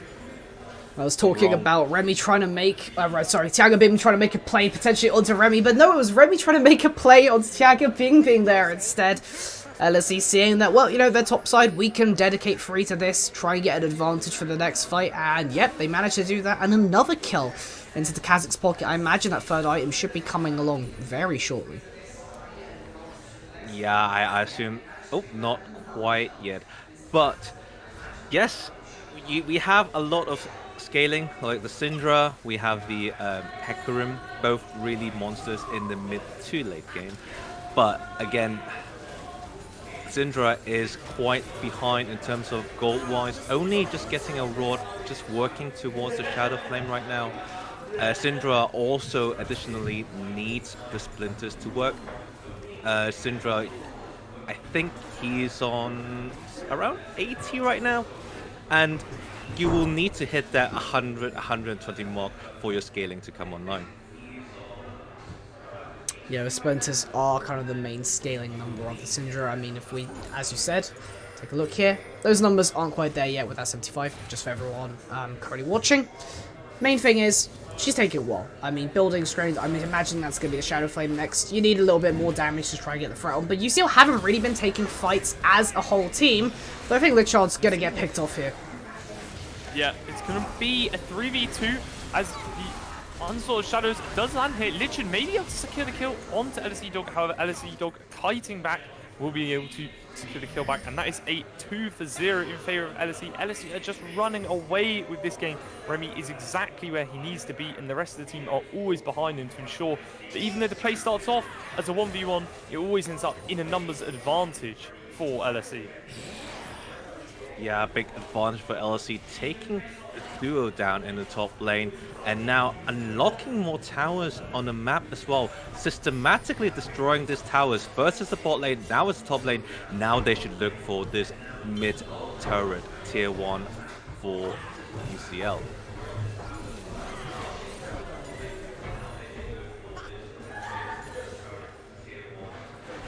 Alright, well, a lot to be playing for right now. I mean, LSE very much in the driver's seat as far as is concerned. Remember, if LSE does win this game, they are through to the next round, and there will not be a game free in this best of 3. So, much to be played for, a lot on the line, and I'm still waiting, just patiently. I really want to see it. UCL, just group, maybe try make a pick, and do something as a full team. As a full unit, I think you stand a chance, but getting picked off alone, you're not going to be able to. But this Baron play might be exactly what they want. Yeah, Baron started up here by UCL with the Heimerding, and they have so much trade. However, Remy is aware of it, will jump in and secure the steal with the smite and the Mega Death Rocket coming in from the Jinx. Remy might have to give his life for it. However, Remy will still live. That 500 gold shutdown is not given over. And Lichard is looking onto the two members here. LSE Dog will be pulled back, and Chicago Bimmy will be able to secure the kill. Shen next on the list. Remy will be hit by the Scatter Reaper jumping away. Shockwave will be flashed away by the Syndra. And what a great play as we see the Hecarim on the flank here, falling ever so low, but kill will be secured onto the Nautilus. And the only member left standing is Kez and Remy, as Remy does secure a kill onto that isolated member. Kez able to get away. And what a crazy team fight, starting off with an incredible steal for Remy onto that Baron. I mean, it's still not over yet. Jumps in on that Ashe, one-shotting. This Kha'Zix is so fed with those 40 Ravenous stacks. Kez will fall, but Remy just left untargeted in these team fights. Way too strong. And Lichard knows that he cannot take this fight. Remy way too high health, and he'll just turn his sights on this second dragon of the game, sorry, for LSE. Overall, I believe it was a 4-for-4, so not the result UCL was looking for. Additionally, the Baron obviously has been given to the, or stolen by LSE side. It was a desperate play, but, you know, UCL tried that and didn't work, and now they will have to play defense for the next 3 minutes or 2 minutes as the purple buff will buff up the minions of UCL. LSE actually only Remy has the buff, I believe. Yeah, it's just Remy. Remy's still alive with that as the only member alive on, well, only member alive on LSE side. Lichard did also survive the ensuing team fight, but yes, the Kha'Zix, well, LSE put all their eggs into the Kha'Zix basket, and it is fortunately working out with that fully stacked Ravenous, Jackshow, and Cleaver. There's a very unstoppable Void Bug being the highest level in the game, tied with the Orianna as well. You could see the impacts that the Kha'Zix has there, and the fact that UCL just weren't able to kill the bug means that the bug was basically able to kill all of them, so they have to really watch this target in the next team fight. They have to blow resources to kill the bug, or else the same result will happen again, because it is where the damage is coming from. It's so difficult though. Look at his build. Like the Jackshow is the reason why Kha'Zix survived the last fight. And now building towards, I believe, a Spirit Visage or something else with Magic Resist. And that means most of the damage from Heimerdinger and Kira would not be able to, well, kill the bug at all. And look at him, he's just chilling. He's not even taking damage given that the shield from Orianna. So it's a very difficult game for UCL to play, and the only way they win, I think, is that they actually play as a team and wait for Remy to overstep. It's Yeah. all eyes on Remy in this team fight. As we see, interesting thing to note is Remy's evolve order. Currently having evolved the Void Spike in the W and also that Void Assault on the ultimate. It'll be interesting to see where he puts out the last point as he's coming around to it. Crystal Arrow will land despite using that leap to get away. Anything else is going to come of it with the blast cone taking him out to safety. But like I said, Remy nearly ticking over to that level 6. I imagine he will be putting his last point into the Q. Evolving that Q gives you that extra range, that extra damage. However, that leap, ever so prevalent with those resets, can mean on a full team of squishies, Remy might be able to wreak even more havoc than he already is. Remy does have the Mirror Mana, does have some kind of damage going for UCL, but again, it's not quite enough. You can try to target the weak members of LSE. Remy, wow, just forcing out a front from Snooze Puncher just like that. Has to flash away from the bug. Very scary bug indeed with 14 kills. And we see there's a stopwatch on LSE Dog, so that's out of the question. Maybe Kez, but Kez with the Sarah's Embrace, having regen a lot of health in lane, like that means he will always be in 100% health. That means it's a difficult target as well. Haven't actually seen those combos. Haven't seen the Enchanted Arrow into Cinder damage. Haven't seen the Enchanted Arrow into Heimer turrets. Do want to see that, but that requires them to try to venture out into putting some boards. And speaking of vision, the vision is just dominated by LSE. UCL do have this like small quarter of jungle in the bottom side, but they will have to wait for LSE to try to venture into that area to try to do something. I mean, as you say, bleeding red all over the map right now. The setup around the Baron is also in their control. Best thing for UCL to do right now is to simply farm the waves, which are all pushing into their side. So it's relatively safe farm, at least in the mid and the top. Of course, Cassante now pushing their wave back out, though. Get as many resources as you can. Try and get maybe an item power spike for the next fight, because you will definitely need it. Any sort of damage or defensive properties you can get to potentially make one pick or even win a fight is the only way back into this game, and ideally around an objective. Well, speaking of objectives, both objectives are coming up in around 30 seconds, and the Baron actually coming in 5 seconds. And that will be the one that LSE is looking to take. Literally doing a bit of skirmish with Nick. Maybe attracting members. Members are actually in the river. Fight going on. Yeah, as we see Karzik's going in here. Enchanted Crystal Arrow will land. However, he just blows up this Heimerdinger. Depth charge will be on to this Ashe, and the Ashe will fall. Remy still not lost any HP in his fight. Bingwing will secure a kill with that ensemble onslaught. However, Nick will trade it back. And that will be a 4 for 1, sorry, in favor of the side of LSE, and they will turn their sights on this Baron, be able to secure this very, very easy, I imagine, as we see Lichard just run down, take away the scraps that he can get in this bot side. Wow. I mean, we're talking about trying to set up around an objective, but LSE caught UCL trying to do the setup and then caught them before they were able to do so. Remy absolutely unstoppable on this Kazik. The target focus was perfect. Able to get the kills as they needed, and that is 4 members of LSE getting that Baron buff, and the plan with that is to simply push down the enemy Nexus, I think. It's so disgusting, man. Like, the Spirit's Vicious, massive Shen's then United Shield coming out, and now secured in Cloud Soul as well for the LSE side. The silver lining for UCL is they haven't lost an inhibitor yet, but it looks to me that LSE might try to do some groupings now, given that they have such a massive gold lead, 8k at the moment, and they will probably try to take down some of these towers and potentially the inhibitors. This Karzix is just unstoppable in these team fights. Nothing can stop him. Enchanted Crystal Arrow, he just brushes it off, jumps right onto Gorilla and secures that kill. And it's going to be very, very difficult for UCL to be able to get a single foot in this game. Karzix, like I pointed out, getting close to that upgrade, will hit level 16 and will be securing that Evolved Elite upgrade, meaning that in the next team fight, expect to see those resets coming through and this Karzix jumping around between every player of UCL. and it's going to be it's going to be on UCL, sorry, to shut down this Kha'Zix as their only hope to get back into this game. Our next team fight might be the last team fight of this game at this point, depending on what happens. Baron buff down, Nick splitting the top side. Now Kez trying to get that bot wave synced up and pushing alongside the rest of the team, making sure every single wave on the map is trying to do something. Those empowered Baron minions so powerful at laying down a siege. Yeah, it seems like for UCL side, it's so hard to clear these minions. You have only so many members with wave clearing abilities. Ash can wave clear a little, yes.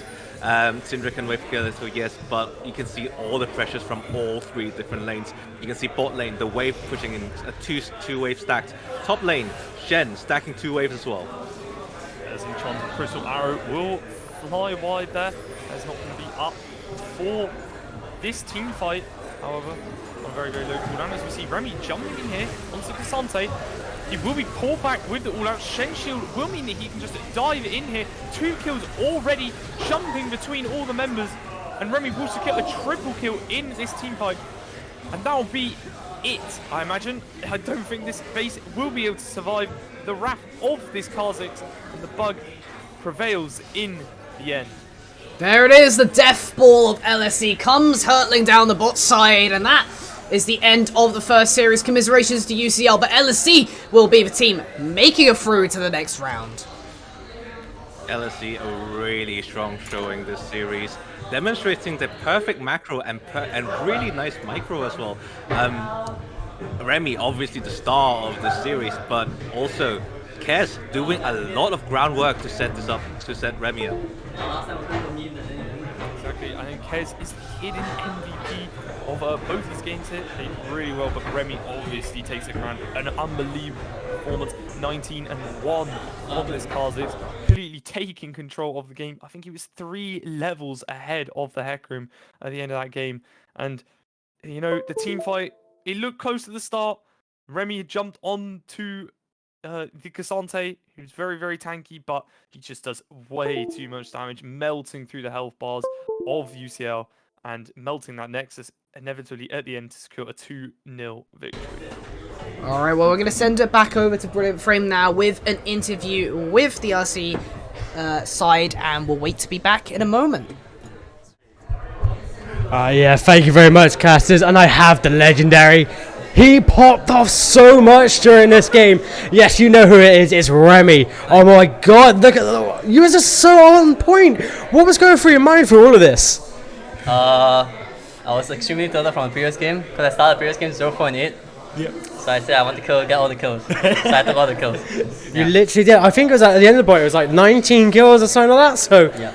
Literally just nothing could stop you. They tried to get you, but he was like, nah, that's it, I'm going to take over. And you and the team absolutely wiped UCL. Yeah. So how are you feeling after this? Like, you literally just 2-stomped UCL. How are you feeling now? You are in the finals. That's okay. I think we should give UCL some credit. Yeah. I'm being nice today.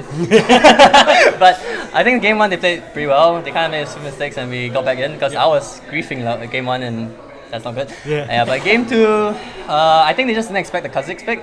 Because who on earth would pick Kha'Zix with Hecarim? Only me. So yeah. And then they just got a bit unlucky because I got all the kills early. And once Kha'Zix snowballs, it's over because Hecarim his items are too expensive. That's all. Yeah. Yeah, so as I was being told, like as soon as you start getting higher up in levels, and then when you're on your own, when that isolation kicks in, you just start tripping out of that damage, and once you start picking off one, you start picking off another, and you're able to get the kills. But as you said, UCL did quite well, especially in the first round. It was so close; it was like neck and neck. As we was thinking of who could actually take it, but this round it was a lot different. So was there any other changes that you made as a team to kind of make it up? Because I saw that UCL did take their first pick for the bans, but you kind of changed it up, and you was able to kind of modify yourself so you was able to get the best that you could. I mean, what we decided in the game 2 trial, because we were red side, was that we would just ban Graves because the guy seems to play Graves a lot, and give him Hecarim because I think Hecarim is a bad champ. Honestly, shit champ. Don't play Hecarim, guys. Anyone watching at home. But I was quite confident in Kha'Zix pick, and I knew that they would never ban it because again, who plays Kha'Zix with Hecarim? No one. So that's why I picked it, and then I mean, the rest of the job went well. I think our support played really well on Engage today, so we put on Engage, went well, and then everyone else played pretty solid. So, so I can't believe they let Shen through. That guy's an OTP, man. What the hell? Yeah, definitely. So next up, we have Roehampton versus Queen's Mary. These would be one of these teams will be the ones you go up against in the final. Yeah. Is there anyone you're kind of hoping for, or what kind of predictions do you have for this matchup? I have no idea what's going to go on because I've never seen Roehampton play. I just know that Queen Mary has a really annoying champion pool, so if Roehampton can knock them out here, they're going to do us a really huge favor. Because honestly, dude, I don't want to play against Yone, Kiana, Akali, Yasuo, Diana. What the hell else did they play? Carter's Yumi, what the? Dude, what's that champion pool, man? Whatever, just get them out. Yeah, so that's it. If you're hearing this, Roehampton, make sure you take out Queen Mary, and then you get to go up against LSE in the finals. But we're going to say thank you very much, and congratulations again on making it to the finals, and we can't wait to see you next week. Alright, thank you. No worries, cheers, thank you. Alright, that has been it for the interview stage. Now we are going to send it back over to the sponsors who made this event all possible.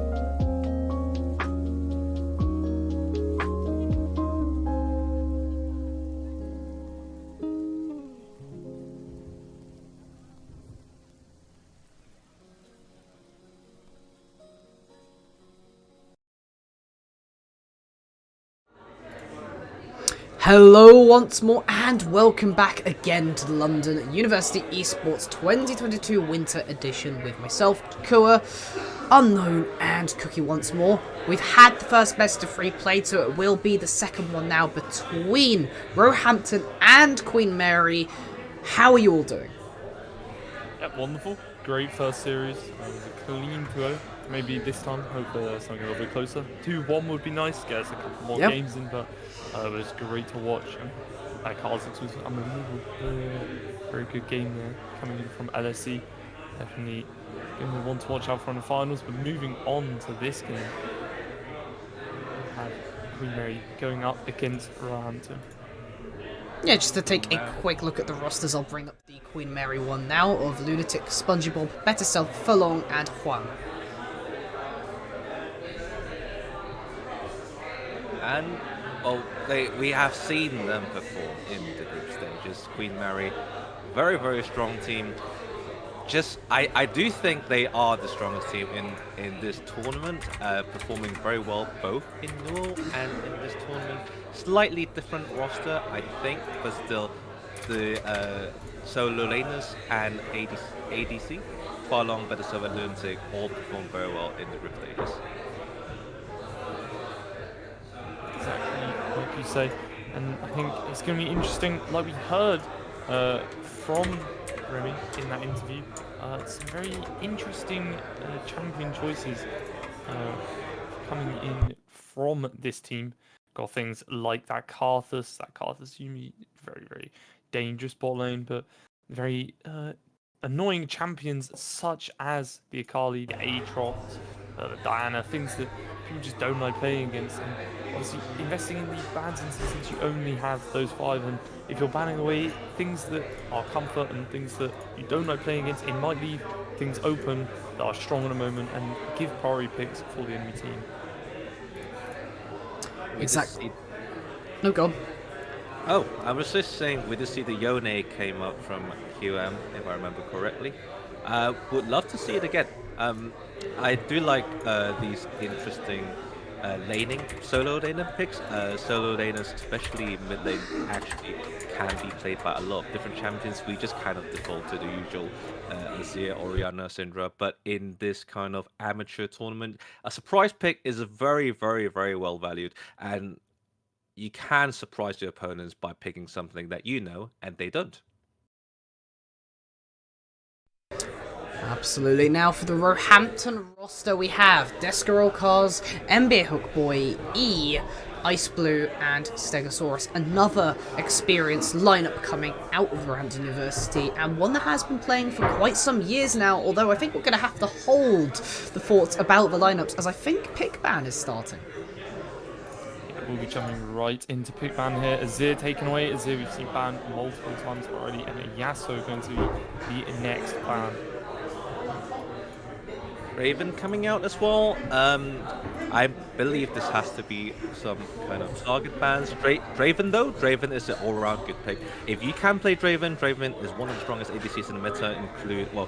Mainly in the early game, we saw that really fed Draven, if I remember correctly. And Yeah. other champions include Syndra, Fiora, very standard bans, and we have quick fire picks here. Akali for the blue side, and Mundo and Aphelios for the red side. Yeah, and then we will see the Hecarim being picked up here. I wonder where this Mundo is going to go. Obviously, very strong in the top lane, but also in the jungle currently. Could be an answer into that Hecarim. We see the Yuumi being picked up here by the side of Queensmary. This Yuumi Hecarim, such a strong combination in the meta at the moment, and a Thresh to be able to keep this Aphelios a bit safer in lane and in those later team fights. I can't believe this combo got through again. We're going to see it once again. It's the Yuumi and Hecarim combo. Hecarim gets farmed, and then just Yuumi hops on and kills everyone. We know the story. We have to see what kind of answer Red Side can put on out here. Yeah, for sure. And we'll see the Silas being picked up as a response to the Yone, and the Karthus, a champion that we know ever so strong in the bot lane with that Yuumi. And the Rengar being the final pick. Rengar is a champion we do not see a lot. Again, this flex pick in top lane is still alive. Rengar also a very, very strong top laner as well as jungle. So it's going to be interesting to see where Hampton want to put this Rengar and this Mundo. But for the side of Queen's Mary, have a very strong mid laner in that Akali, with the Karthus in the bot lane that we've heard a lot about from the previous teams. All around really strong picks from the side of Queen Mary. We've got the Yuumi Hecarim combo, and also we got Karthus, and basically all of them are scaling champs except for Akali, doesn't scale as well as the other champions, but very very scary team comp indeed. Yeah, for sure. We will be moving to a short break quickly over a few technical difficulties. However, like you will know, a spectator does have a small delay in the first place anyway.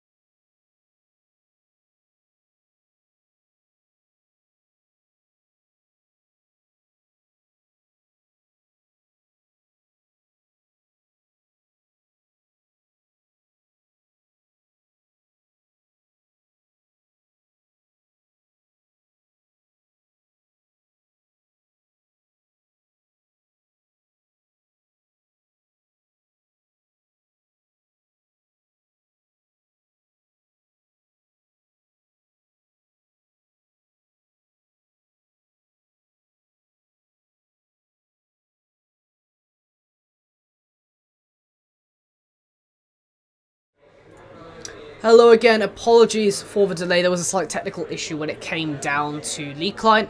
All the players had to restart their client, and all of us in Spectator Client did as well.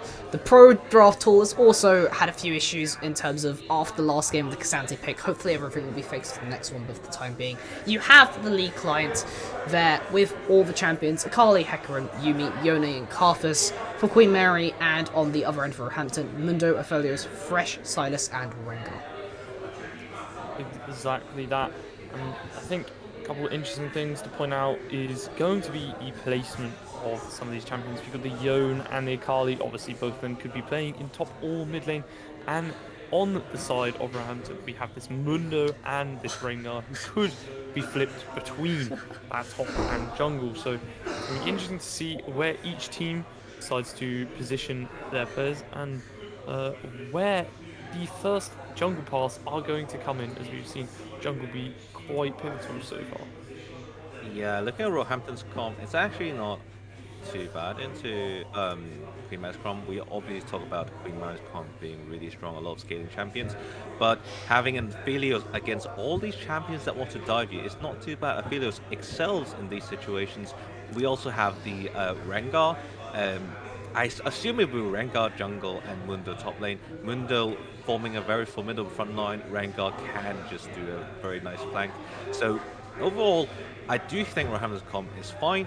It's just that I think Queen Mary's comp has too many points where they can break through it in the mid game and get one person, just the one person, really ahead, and it will be very hard for Roehampton to play.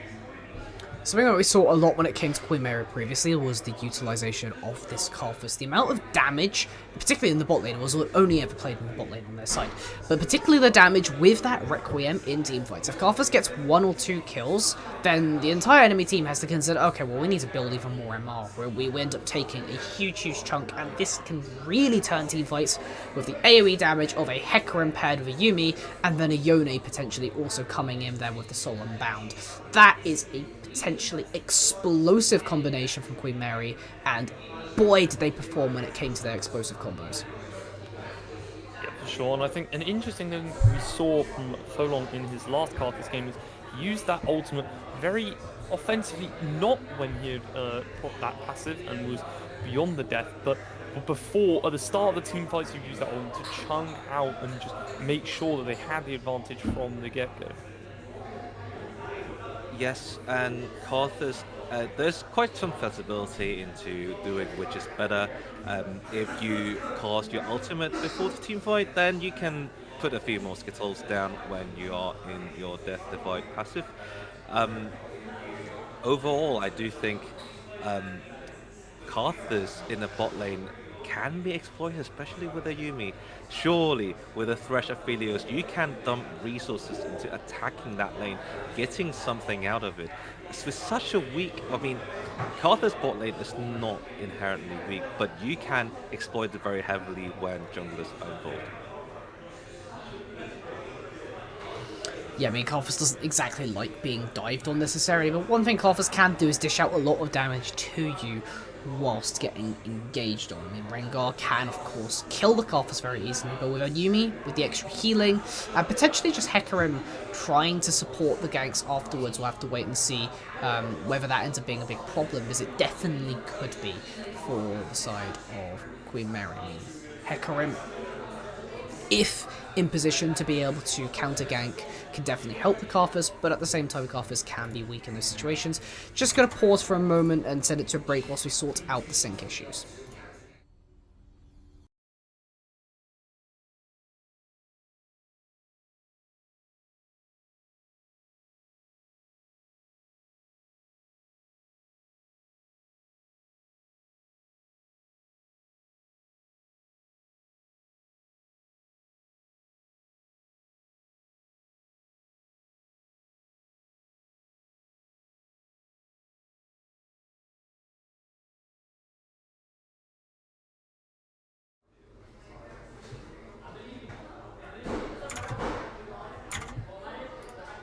Alright, now we're on to the Rift, all loaded up and ready to go for all of you. First game of the second bracket between Roehampton and Queen Mary. Of course, no one with a win yet on the board, but Whoever makes it to 2 first will secure the win of the series and move forward to the finals to meet up with LSE.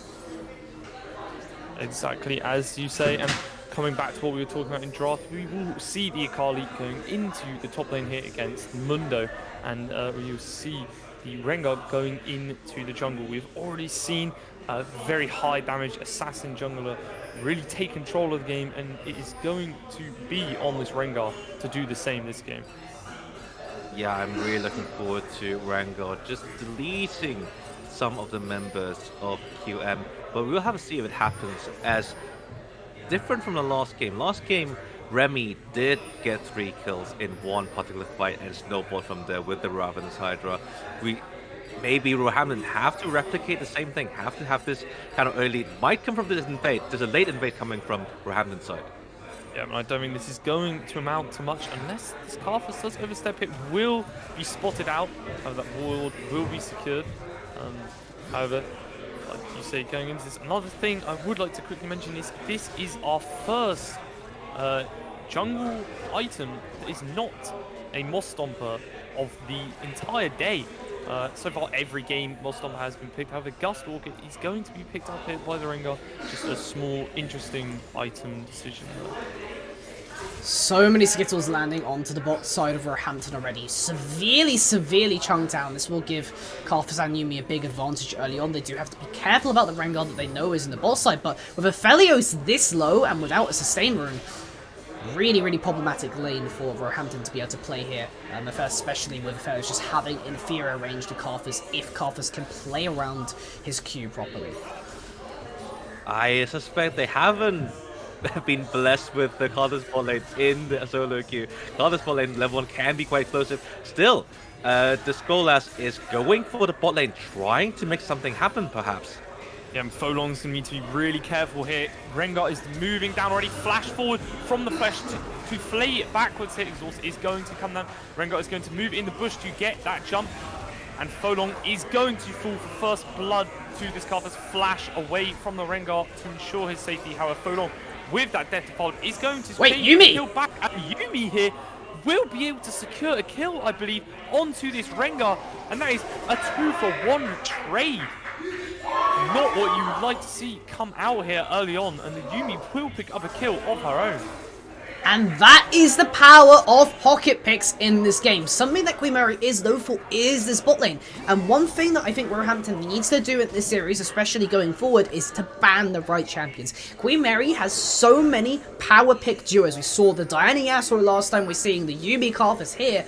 And if you do not know how to play against these properly, you will get punished as they currently are. Absolutely. It's not fun trying to make something happen bot lane and actually happening to benefit the opponents in the end. And Karthus just soaking up this wave and just probably gonna back off a bit here. Mid lane, Spongy Bob a bit low. Hecarim coming in though. See Hecarim coming in here. Good flash away from Ice Blue to secure his safety. Ghost was invested by Better Self there. See if they could secure that pick. However, Silas will be able to really aggressively trade onto SpongeBob here. If he had the flash, I'm sure that would have been a kill. This Goro class is looking at mid lane, like seeing this Yone very low. Maybe try to make something happen. Oh, still about coming back in Yone. Yeah, Abscond of Duck does not land from the Silas there. Very close. This hook does land on the bot lane here. They Roehampton definitely needs to be really careful about how they play these fights. As we've seen, the Death Defiled can be extremely pivotal. This bot lane is massively in favour of the Karthus so far. One thing to note is that Aphelios has taken the MR in here, but still has a very low level sort of MR in terms of just base MR, which means that into heavy AP matchups like this Karthus, it's not easy. And I think Stegosaurus is dead. Yep, beautiful play by Lunatic there, landing the Ignite and ensuring that he can get that kill. We see this Akali taking the Ignite teleport for this reason, meaning he can still hold that lane and use that Ignite as the combat summoner. As we see Better Self-Hit going onto Rengar, who may be caught out here. Folong will move, however, Thresh Lantern to safety will mean that the Rengar can escape. Better Self trying to break the vertical jungling here, but not able to find the kill, and without cams on the map actually forcing Betterself probably having go to find the opposing team's chickens. But that's not a problem. Looking at the farms are quite even on both junglers, and generally the farms are quite even across the board. There's some discrepancies here and there, but most importantly, the gold lead mainly coming from Lunatic securing that solo kill in the top lane. Yeah, I mean, a huge early advantage coming off of this bot lane a lot, and then obviously just Lunatic, as you say, being able to simply win out topside. Betterself in a little bit of trouble though, and the fact that Smite doesn't heal anymore, just about has enough move speed from Hecarim to be able to get away from that one. Lucky there. I mean, invading now being a lot harder after the jungle changes, but Queen Mary dominant on all sides of the map right now. Yeah. And as we see here, Olong just in complete control of this lane. Thresh Hook will land, followed up by the Graviton of this Aphelios. Aphelios with good guns here for a fight. As we see in the mid lane, a 2v1 happens, and this Yone will fall. Folong will also escape with his life. Thresh Lantern will be able to pull this Aphelios in safety. However, Hook only lands on to the Yuumi. NBA Hookboy will secure the kill as Aphelios will be able to secure the kill onto the Yuumi in a 2v1 for the bot lane. Guys, a very good trade for Roehampton, all things considered. They'll be able to push in this wave and deny Folong the experience in a lane that was Folong favoured from the start. Roehampton bringing the game back.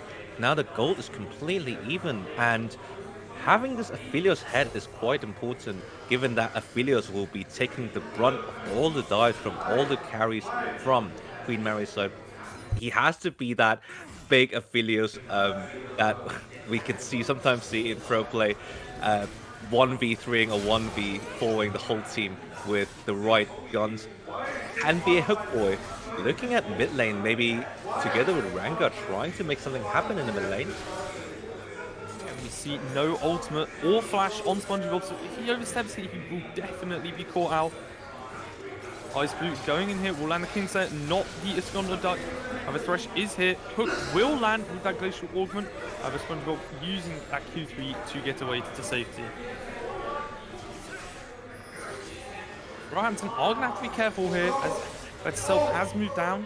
Not quite at that level 6 yet, however, Ghost is now available, so he will be able to join this play very quickly. SpongeBob having quite a lead in this mid lane matchup. Oh, never mind, Yuumi gets hooked! Okay, no level 6. Level 6 here, secured by this Rengar. Jumping in, however, Yuumi does latch onto this Carthage for safety on extremely low HP, and the Thresh Lantern will be able to save the Rengar and get him to safety. I'm wondering what Lunatic is building. It seems to have an AD item, and never mind, Hookboy going for a play here. Okay, Yeah, getting a play mid really too. good use of that hijacked ultimate to keep himself alive. Flash forward from the Rengar here to secure the kill on to Karthus, and that is quick kills from both teams. I mean, this is what we're talking about in Draft. Yes, Karthus can potentially punish, but the Rengar does so much damage to the Karthus as an isolated target that you're not able to get your Qs off. You're not able to land a Wall of Pain or any of the rest of your abilities. I think Iceboom might be in trouble here with the Requiem, and SpongeBob will get one in return, which is great. However, Queen Mary need to watch this kitty in the jungle, because he's going to keep doing this to this Karthus if they're not careful. Remember last game when we said 9 minutes, Karthik secured a Ravenous Hydra. This game, 9 minutes. Again, Rengar secures a Dustblade of Drakthar, and Dustblade obviously a Rengar's one of the great items on Rengar, allowing Rengar to be invisible for a long time, dodging all of the damage from the enemy team, and also getting that extra damage on the first hit. And we have to see how does this Koro cast actually snowball this game to carry Roehampton. You're really going to be watching this Rengar and how they play. Of course, having ease pressure for Fellows and Botside able to scale a little bit more easily, although still Karthus being able to pump out a lot of damage right now. Not Mythic just yet, but it is still quite early on in the game, so not too much of a worry. But This mid lane also point contention because Yone's had a lot of support, but I think he actually might be in trouble here. No, Soul and Brown providing that extra little bit of safety. Cannot be stopped on the way back, but Roehampton setting up Vision in the top side and with priority should be able to secure a Rift Herald. Yeah, this Silas in the mid lane. Really strong trade there, despite being a level down. Solomon Brown obviously keeping Spongy Ford safe. The Thresh, having moved up it, will pop the box. I presume that was a misclick there in the mid side. Not much was going on for that ultimate to be invested. However, I do not think that Queensmary know that that one was invested, and there is a quick pause. Yeah, it seems like there's a few keyboard issues among the players, but nothing too much that can, won't be resolved in due course. But game state at 11 minutes, very, very minor advantage to the side of Queen Mary. But on the whole, no Drakes have been taken yet, no stacking at all. Seems like Queen Mary may have some priority to try and go for the spot side objective now. But what are the expectations? I think the expectation is that Rengar is going to be the key point of focus, like that Kazakh's last game, to try and get assassinations on key targets. And then pretty much for the side of Queen Mary, for Karthus and Yone to end up just gaining resources the way they are, and the Kali to be winning top side. Important to note that Roehampton is doing their homework pretty well. A lot of wards on the river already. You can see the line of wards going from the top side of the river to the dragon pit, and there's only a couple of Queen Mary's rods. That means that Roehampton will have the upper hand if they try to contest some of these objectives, so including the Herald, which will be spawning, I assume. Oh, actually, the Herald will be spawning in 5 minutes.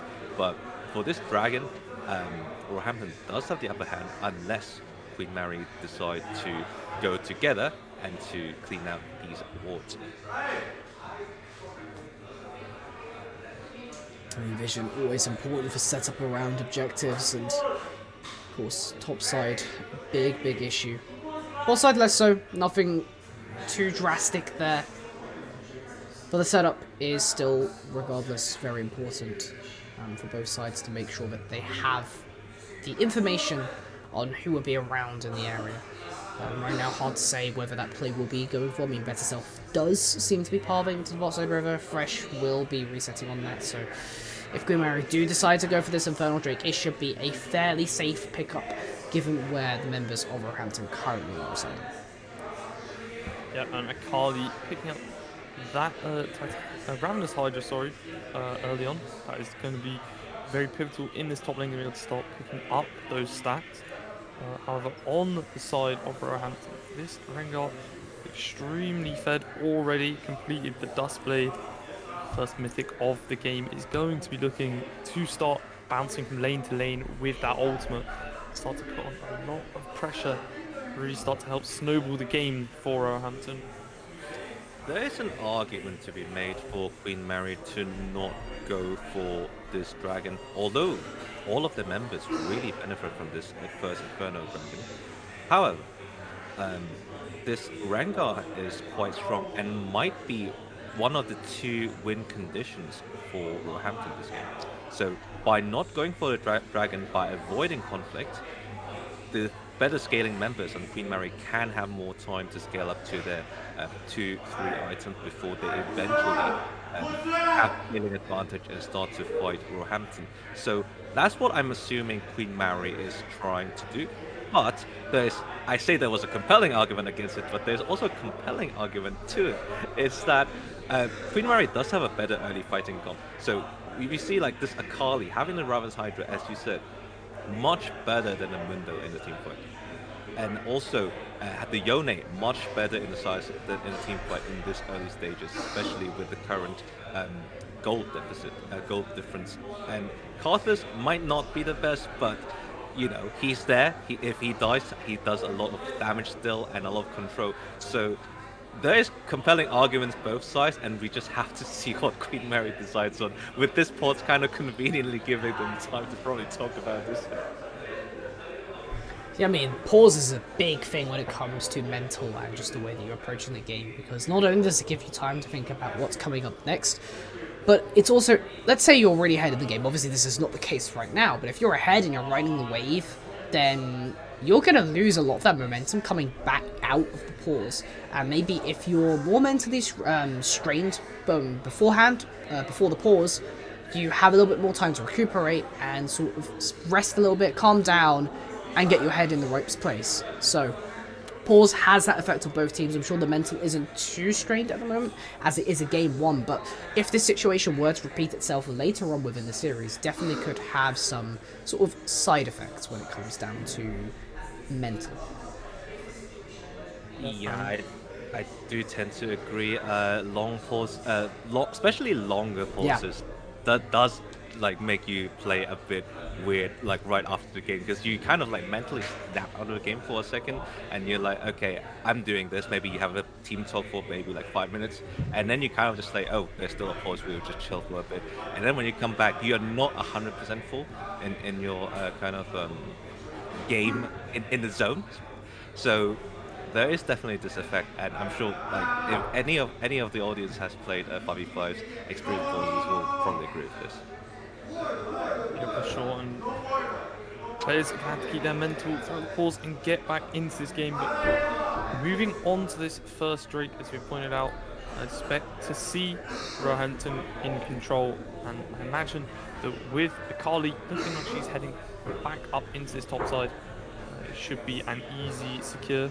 Obviously, going on into the later stages of the game, Roehampton, even if they get this lead and they keep this lead, are going to have to be careful of this Karthus Death Defile. We've already seen it turn around a play ever so strong in these team fights, and SpongeBob with that Soul Unbound being so strong at keeping this Yone safe, but also dealing a ton of damage in the process.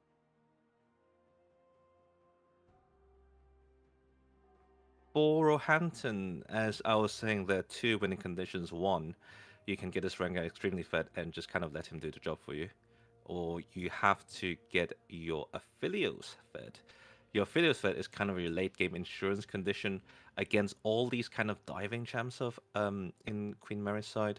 Uh, Affiliates can be extremely effective, but crucially, this game he has a Thresh. He doesn't have a Lulu. He doesn't have some kind of enchanter that keeps him alive. So it require immaculate positioning and immaculate vision around it to see what's going on. And I think I've talked about this a lot of times. Teamfight is all about positioning, vision, and obviously your micro. And it seems from what we've seen, Roehampton is very good at doing vision, very good at doing early game vision. But we'll have to see when this Aphelios eventually comes online in around 3 items, how will they decide to play the game? Unless obviously something else happens when someone gets really ridiculously fed, that maybe that's another story then. Yeah, an update for everybody in the audience right now. The issue at hand is an issue to do with NBA Hook Boy's keyboard specifically, seeming like some sort of either an issue with the keyboard itself or somebody else attaching with a Bluetooth keyboard or some sort of external device and causing them to lose their flash and ultimate. As you can currently see in the game, they don't have access to that, and the current situation is that they're going to be restarting their computer and then they'll be back in the game shortly afterwards. But very unfortunate for potentially an upcoming fight, and actually may end up affecting Roehampton's ability to even contest a Drake in this situation. Unfortunately, we do not have chrono breaks available to us, so the game will be resuming once they're back into the game.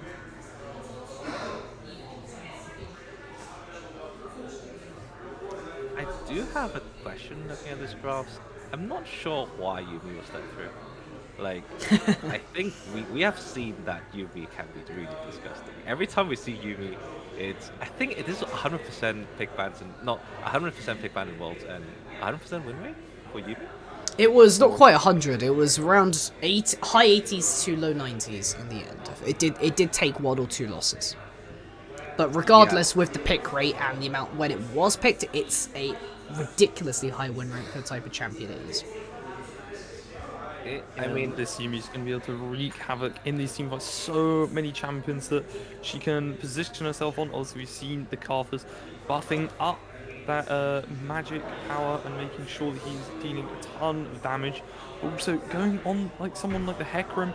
This Hecarim can get a couple kills under his belt, start getting a little bit fed, then we will see this Hecarim to become near unkillable in these team fights with Yumi strapped on his back.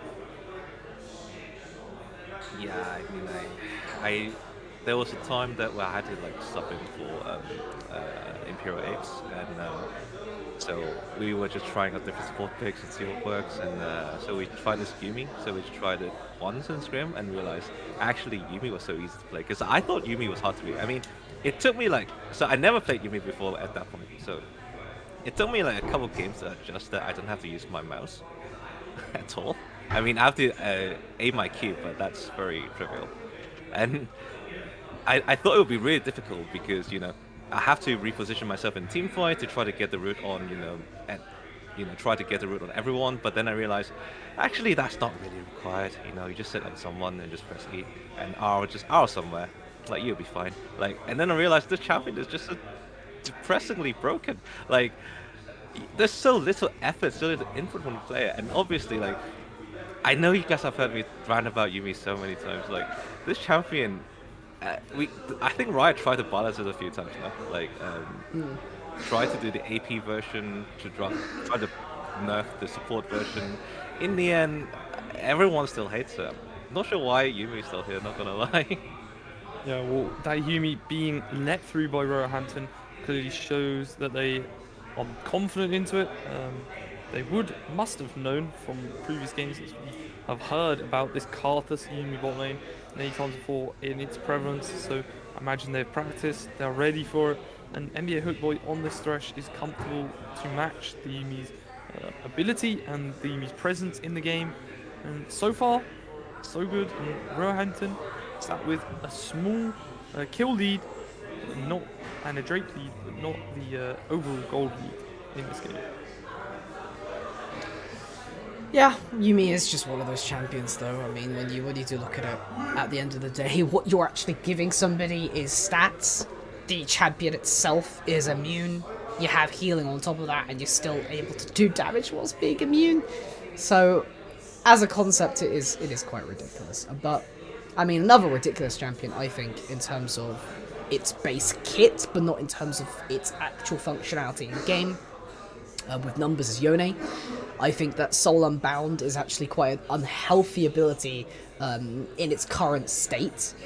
Not that this strictly means that Yone is overpowered, he's absolutely not an overpowered champion because there are other things holding it back, but specifically Yone's E, I find to be incredibly frustrating in terms of the way it functions because, well, you have the control of when to snap back, and that snapback is unstoppable. So as long as you're using the ability properly, there is virtually no drawback for the amount of safety it can provide. Yeah, I 100% agree with you. Yone, Unsoul, Unbound can be very, very strong in these team fights. And just securing picks in the lane, we've already seen Yone using their Soul Unbound to run up, take a control ward in this Silas's face. And Ice Blue just can't do anything about it. He gets a good trade back, and Silas has to come away. Yone, to be fair though, Yone does have quite a high mechanical requirement. Oh yeah. Yeah, it is a very high skillful champion. I did dabble in playing Yone for a bit, and then realized, nah, it's much easier to play Sacred Grudge or like Victor. Just press a button and don't have to worry about all that kind of like crazy mechanical outplays. So I do respect all the Yone players. I think Yone is a little bit less mechanically required than or mechanical skilled than his brother Yasuo. Yasuo, I think it's a harder champion, but some might disagree. Some might say when was it broken, but that's how I feel. Yone, you do have your snapback ability as we were talking about. That's why there's like quite a lot of like wiggle room in that regard. But otherwise, you still have to land your Q. You still have to combo your skills correctly. Your Fate Seal. Fate Seal, you have to land it basically. Like otherwise, you will be a lot less useful in a team fight. So, still a very mechanical champion, and I'm glad that it's played. I'm glad it's played. Like in Wells when I saw Yone top, I was like, wow, that is excitement, and in here as well, like having to see Yone here is like amazing. So and also quite a good matchup into the Silas, SpongyBot piloting the champion very well in this laning phase, securing a 20 CS lead into Ice Blue. Silas, not famous for being able to CS well, just kind of holding on in the lane. But once Silas gets the Everfrost, gets the Glass, will be a very useful champion for one of the best champions in the game still. And that's partly why they've done, at least the last game you saw people try, not last game, the game before that, of course, saw the move for Silas into jungle, because you avoid this bad laning phase, and then with the new jungle clear changes, you're not too far behind other clearers for the most part. So you can kind of survive that, maybe get some ganks off, and you end up getting more value or getting into your items quicker and more safely without sacrificing quite as much. So that's definitely an adaptation that you could have. This is a really cursed build that my flatmate does. Okay. Like, he does mirror mana on Silas. Apparently, it was quite a thing. Like I think a couple months ago. Yeah. And he was doing it, and I'm like, I guess it's good, but again, like there's so many AP items Silas wants. Like you want the hourglass. Ideally, you want the oh my god, what's the item called? The item that gives you 30 haste. Cosmic Drive. Cosmic Drive, very good item on Silas. But then nowadays we see Silas going towards the natural Shadow Flame a lot as well. So a lot of different good items. And then like I'm just wondering like why there's so many good AP items eventually settle on the Mirror Mana, and which is just funny to me at the time. I mean, it kind of Silas makes jungle. sense. You can stack a lot of autos, yeah, on Mirror Mana. Yeah. Like you can, especially with the Petricite. What's the name? Petricite Burst. Yeah, Petricite Burst, I think that's Yeah, it. the Petricite Burst. A lot of passives. So that's definitely one of the more fun champions, which I'm currently enjoying. So I'm basically, well, I'm a top lane player, but I'm moving into the mid lane. Playing currently Syndra and Silas. Silas is my kind of like counter to Syndra. Some people say it's a skill matchup, but turns out actually Silas kind of just dumps this on Syndra. Your Abscond is so useful in mid lane. Like you kind of turn mid lane into kind of a top lane matchup in terms of like you play the mage, the melee against the range matchup in the mid lane, where you constantly try to look for trades, and it's just so fun. Like you. In your like melee trade, you're basically invincible, and then like cause a lot of times you max the W, and you just get all your health back, and it seems kind of unfair, not gonna lie. Yep, going back to the game, we will unluckily be having to go to a remake. There was a small technical issue with someone's PC being remotely controlled, which has now been fixed, but for competitive integrity, we will be having to remake the game, so we will be getting back into the game shortly after a quick break, but for now, we shall see you when we're back on the roof.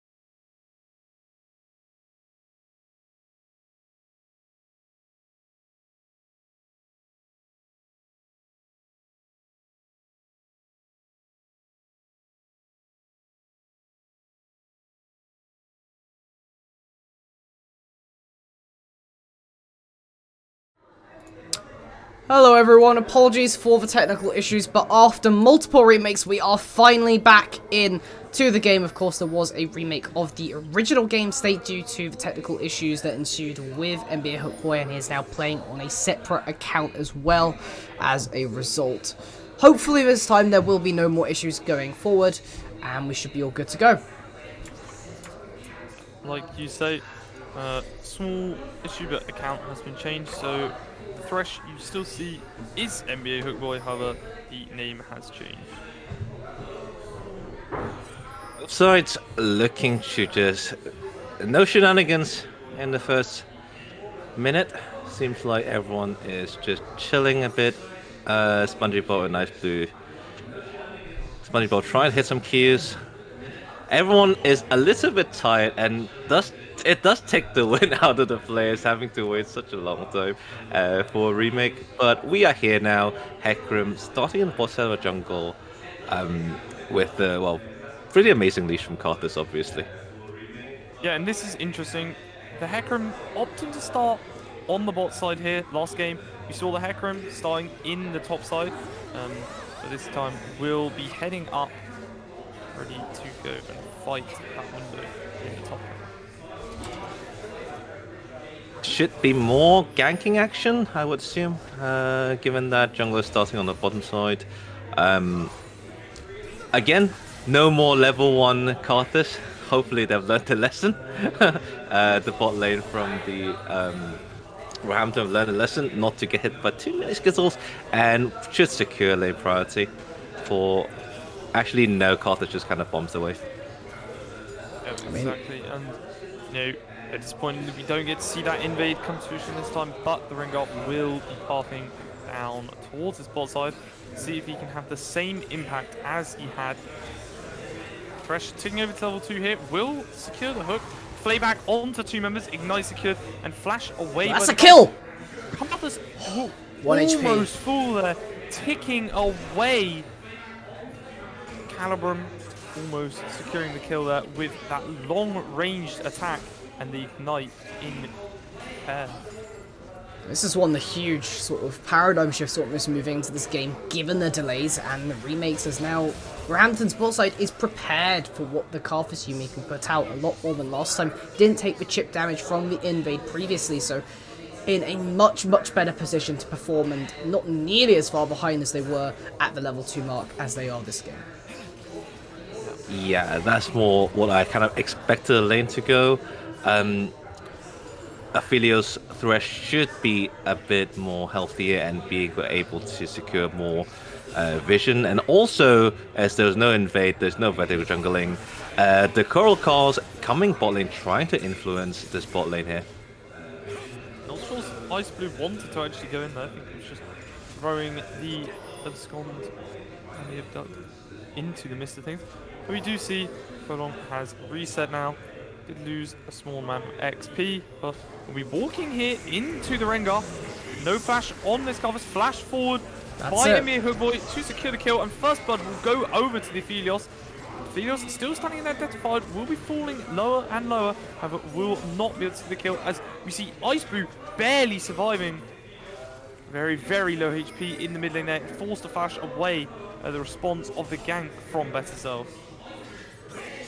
The kill did went to Huang, but not the worst outcome. Kills on Yuumi does translate into statistics to your carries soon enough after Yuumi builds those Luden items, those really dirty items that Yuumi nowadays built. So not the worst outcome scaling wise, but obviously you would have loved to have your kill on Farlong. I believe it's an Ignite that kind of did it.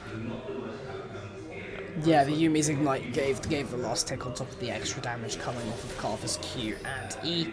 Very nice to at least trade back somewhat, but it was of course on Yuumi. Benefit of having it on Yuumi is you do hit those item breakpoints a little bit quicker, so it's not necessarily the worst, but you still would prefer to have that extra 300 gold on the Karthus instead, but a much more even start to the game this time. Yeah, that is for sure. We see, you know, last time it was this bot lane play that went so favourably for Queens, but now Roehampton a little bit more in control, Aphelios in a little bit more of a comfortable position, able to start the scaling into the mid and later game where Fidos becomes ever so strong with that ultimate.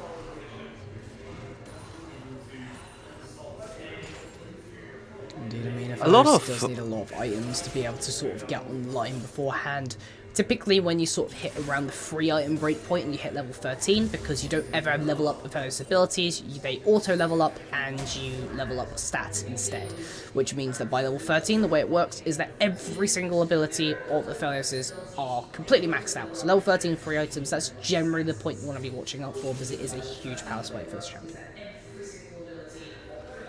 Absolutely. And speaking of power spikes, both teams playing rather safe, and not many trades kind of going on. We have kind of the, oh, never mind, Lunatic going for this trade. Yep, Lunatic committing that perfect execution here, chasing away Stegosaurus. Stegosaurus will not quite fall to the Ignite with help of that ultimate there. As we see Iceblue trading away here. Stun does land from the Rengar and flash away. SpongeBob going back in here. Very, very aggressive from SpongeBob to not fall there as Iceblue almost died, almost secures the kill back. Yumi is separated from the covers in this bot bait. Stegosaurus will go forward, and that should be an easy kill onto Iceblue with the soul unbound. Wow, massive trades back and forward with the support of the Squirrel cars. Still not enough for Iceblue to actually win out and trade. The steps back and forward, edging the damage for the Yone, but so much CC coming out. That Rengar securing the net, followed up with the Thresh play, and Glacial Woman followed up by the Graviton by the Filos. This Karthus is not being able to play the game like how the first game went, and you know, he's being shut down a lot more, which for the side of the Queens is not what you're wanting to see. However, kill onto the Yone in the mid lane. This matchup definitely favouring the Yone. CS advantage. He's looking to take control a little bit more. Having that experience in a remake definitely kind of like showed Roehampton what works and what doesn't, and the focus on volley is what I like to see. You have to shut down this Karthus early on to just, well, basically delaying Karthus spike for a long time. So Karthus is really behind, and also when Karthus kind of gets behind, it gets more behind tend to, because never mind a big trade in the mid lane, the ultimate stolen by Iceblue. Yeah, Hijack coming here with that Yone ultimate. Thresh has arrived. Hook does land onto this Hecarim. Stolen Yone ult will land, and the Kingslayer should be just enough with this Gon of Duck. However, Better Self will be able to space away and secure the kill. SpongeBob will escape over with that Q3, and no members of Queens will fall. That is an amazing exchange. In the end, Iceblue falls, although it looks so promising at the start. Lunatic trying to come and help, but didn't manage to help after being slowed by the bowler strike. Going back to the top lane now, it seems that this dragon might be a priority for both junglers.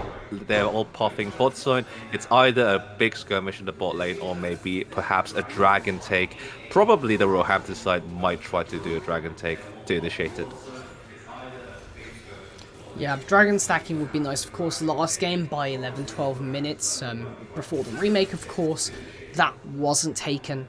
So it might end up being a similar case of both teams sort of ignoring it for the time being, trying to get gold and other advantages before trying to go for this dragon contest. It can definitely be quite flippy with the teamfight tools that both teams have. SpongeBob definitely getting the better of this matchup in the Yone Silas matchup, securing a really healthy 30 CS lead on top of the kills that he collected. And the Yone is scaling quite strong, and maybe Hook Boy and the Coral Cars is doing something about the situation now. Here comes the Exactly. As roam. we see Rengar coming in here, flash forward from the Thresh with the Flay will mean that SpongeBob will fall. Kill will be given to Iceblue. Hopefully that will help stabilize the phase a little bit more. That is 2 stacks towards the Darksteel. Very much so. We want to see if your Roehampton helps stabilize this mid lane out. That SpongeBob was slowly running away with. As we see, Lunatic committing in, will not invest a perfect execution. Roehampton will start up the first Herald of the game. Rather Oh. surprising, actually, given that actually not that surprising. Looks like Roehampton have opted to go for the Herald instead of the Drake first, and to try to get some more early lead. Try to maybe perhaps get. Never mind, Lunatic throwing on this window here. Yes, Stegosaurus is going to have to be careful here. Better Self has going to arrive, and Lunatic will secure the kill with the perfect execution and that empowered auto. As a Hex Flash over here. Hook flashed away by Folong. However, the stun from the Yumiya will land onto Aphelios, rooting him in place. As we see SpongeBob using this Soul Unbound to maximum efficiency, making sure to trade the Silas only when Soul is unbound. Always having that safe way out. As we see Rengar moving up here onto Akali. Akali half health, but has seen her be so incredibly strong. Electrocute proc for this Rengar, and Rengar will secure the kill onto Akali in return. Okay, not quite the same lead recreated out of the Rengar, but nevertheless a kill plus the Rift Herald is still somewhat good for this jungler right now. Wasn't the same as the Duskblade at 9 minutes, of course, so Roehampton definitely lacking in that department a little bit, but of course, on the side of Queen Mary, the Karthus has been mitigated heavily, so it kind of goes back and forth. We'll see that Infernal Drake getting taken very nice extra damage for the entirety of Queen Mary's team with the amount of damage that they all are capable of outputting. Very, very nice buff there, but both teams trading blow for blow. Absolutely, and looks like Roehampton is quite a different strategy. Oh! Wow! Face sealed from Yone. Thrill of the Hunt will be used. Rengar will be joining. Have a better self is here. Rengar jumps in. The Silas with a face seal of his own. However, Karthus comes in with the Requiem. Flash forward there by SpongeBob, unable to secure the kill onto Iceblue. Iceblue still holding on to this hijack face seal. 2 levels down in the mid lane though, so I doubt he's going to be able to secure this kill. So after a fairly boring early game, I think the players have finally warmed up again. So they're always going for these plays now. So you see SpongeBob, and oh my god! Iceblue has to be careful here. Ignite ticking. He will I don't think it's just enough. get the level up and will not die. Very, very close. SpongeBob almost securing the kill. SpongeBob using this Soul Unbound to maximum efficiency in this game. We've seen him trading so well using that ability. Iceblue just about managed to latch a Kingslayer during that trade, and that's the only reason why Ignite wasn't able to kill him there. So good reaction speed on Iceblue to be able to press that W as soon as the lockup expired. Yeah, some will not land with the Bowler Strike there on Folong. However, Fresh looking for the Hex Flash over, will secure it. Glacial with that play. Hook will land, and this Karthus just falls instantly.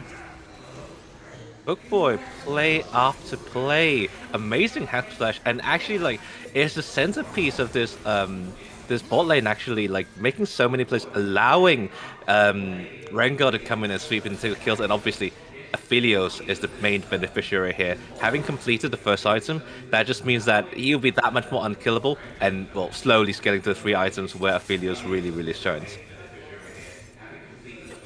Aphelios with some really interesting itemization here, opting to go in with the Immortal Shield Bow. You know, there was some potential here, looking into the enemy team, that he would maybe go for something like the Gale Force, but opting for that survivability with the Immortal Shield Bow. Obviously, no real members on the enemy team, so Kraken Slayer was not opted for. I honestly agree with the shield bow as uncommon as it is. There are some times where you have to take into account that, okay, what does Gale Force actually normally get me? Normally you build Gale Force Bloodthirster for the safety on Aphelios, but the problem is here, being able to dash out of an ability, what abilities are you going to try and dash out of? Karthus is going straight onto you, Yone's likely going straight onto you, you can't really dash away from any important abilities of Akali because she locks onto you, and Hecarim is virtually the same case, so you probably end up getting more survivability and sustain out of the shield bow than rather going for that Gale Force Bloodthirster. Yeah, I would agree. As we see, Hook hit does land, however, Fatal was buffered in time. Iceberg using that Kingslayer to heal back up. Aphelios has joined the fight. Ultimate will come in, however, Hook will not land and nobody will fall. Onslaught of Shadows was used to keep this Hecarim safe there.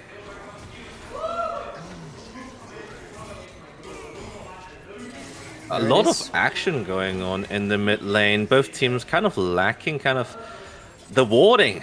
The warding definitely have kind of slacked. It's definitely late at night and both teams are kind of like less bothered about the vision. We have some few wards, never mind. NBA Hookbug going for another one. Yeah, and Hook ran away. Folong with that empowered move speed due to the Yumi is able to escape. Aizu is holding on to that onslaught of shadows there, and very likely result in a kill if that hook had landed. Yeah, as you could say, players definitely feeling a little bit more sluggish from the gameplay that we're seeing right now, but I'm sure that will develop back into what it was earlier as the game progresses and as the series progresses.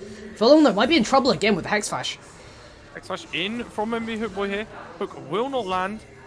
However, Folong does have to be careful. 3 members currently in this mid lane. Along with the early M10 boost, trying to have some fancy footwork to dodge out these gank attempts. Ice Blue also just completing the Everfrost.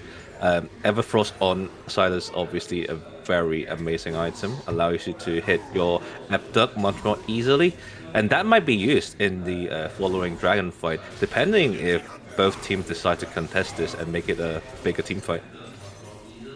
Sean, something interesting to note is the double Ravenous Hydra picked up here in the top side as Hex Flash forward hit. Flay does not land, but Hook does onto Folong, and the kill will be secured.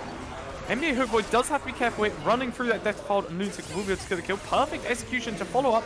Aphelios will trade a couple of autos back. Looks like Dragon will be secured by QM with lower health members, especially a low health Rengar not being able to regen in time. So that will be a Mountain Dragon, a second Dragon to Queen Mary. Well, that basically helps them to stack souls. And, well, Dragons on the scaling, on top of the scaling of Queen Mary is definitely a very scary thing and something to think about as we watch this game. Sure, as we see Better Self here, looking potentially nice with his bot lane, but using that new Chemtech map to get around very safely with those empowered blast curtains. Rather unfortunate for Roehampton. The Coral Cause not having gotten as many kills as he would like. Going for a second Herald now, so Herald's being picked up. And yes, Herald is useful if you want to speed up the game, but again, if your member who kind of wants to carry the team is not fed, then Aphelios will have to take a few minutes more to take online, and by that time, the scaling of Queen Mary might already have come through. Aphelios picking up that last Whisper, looking potentially to build most likely into that LDR. As Felton onto 2 here. Emi Hookman may be in trouble, however, SpongeBob will be exhausted and just about live. However, the Requiem comes in and does secure that kill. Carthus will sweep that one up.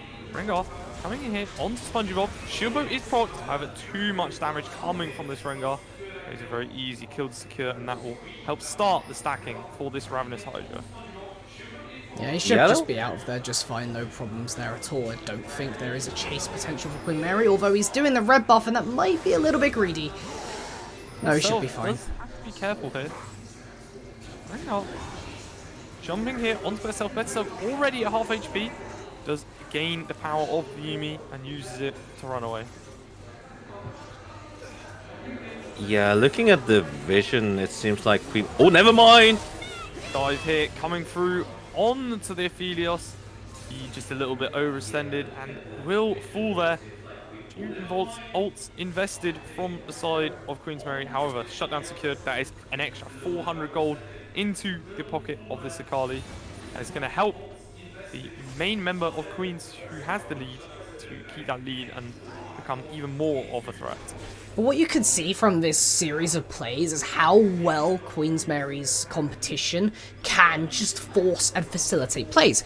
Initially, it was a case of Yode saying, okay, you know what, I see an opportunity here for me to hit 2 people with Fate Seal. I'm going to go for it, chunk them out, someone will probably get into Requiem range. Requiem then picks up a kill. Move on to Rengar afterwards. Obviously, Rengar did manage to secure the kill on the SpongeBob, but as a matter of, okay, well, I have a Hecarim, I have a Yuumi ult, I have an Akali, we could all die of a target at once and get another kill. Every single member of the team sort of facilitates one another, and this is the power of their composition when it comes to situations like that.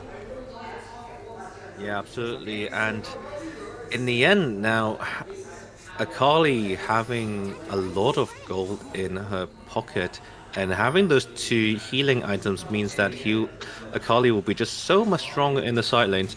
And side lane pressure, oh, never mind that. We are starting the Baron. Yeah. Queens will look to just melt this Baron down. Already at roughly half HP. I'm not sure if Roehampton even know this is going on. However, Stegosaurus is going to move down. We'll now be learning about what Queensberry are up to. However, I don't think the response will be there in time. Stegosaurus is going to pop his maximum dosage. However, no kill is going to be able to fall down. Devastating charge away there. And the perfect execution from the Akali. The Requiem layered on all members of Roehampton. And Roehampton do just fall as the Baron empowered Queensberry take the team fight. Wow. That was just a death ball, honestly. I mean, all the abilities were on top of each other. Requiem landing onto 5, always a lovely, lovely chunk of damage that helps not only pad your damage stats in the post game, but also helps you to win the team fight. And that team fight, they did indeed win. 5 members down, a huge gold lead amassed as a result of that, and with the next Drake spawning soon, should be a massive, massive lead for Queen Mary. Yeah, Queensberry definitely stabilised this game out. They are in control now. We're saying here with the Baron being able to push out these waves, get set up for this dragon, and it should be an easy secure. Chemtank map actually, and Chemtank Soul. Chemtank Soul will be so disgusting for Queen Mary, especially with Karthus in his passive counts as 0 health. That means getting full advantage of the Chemtank Soul if that gets captured. And also all the members except for Karthus really like this tenacity, especially if they also build tenacity boots. That means the hook from be a hook boy will be much more less effective, and all the other CCs that happen in the fight. Lunatic trading onto Ice Blue here. Ice Blue will take away the perfect execution. However, Lunatic following up here. The Onslaught of Shadows does come through. Double kill secured for the side as face sealed with the flash will mean that another kill is secured. That is a 3-0 in favour of Queensberry, and just like that, they blow open the team fight. Lunatic going back in on what I thought was a death wish, but he stays alive long enough, and the support is there to secure the kills for Queensberry. Queen Mary exploding this game wide open. The gold lead is now around 7k. Big Baron power play indeed. And SpongeBob looking to take down this tower as well. Oh, actually, he's just trading a bit onto the Mundo.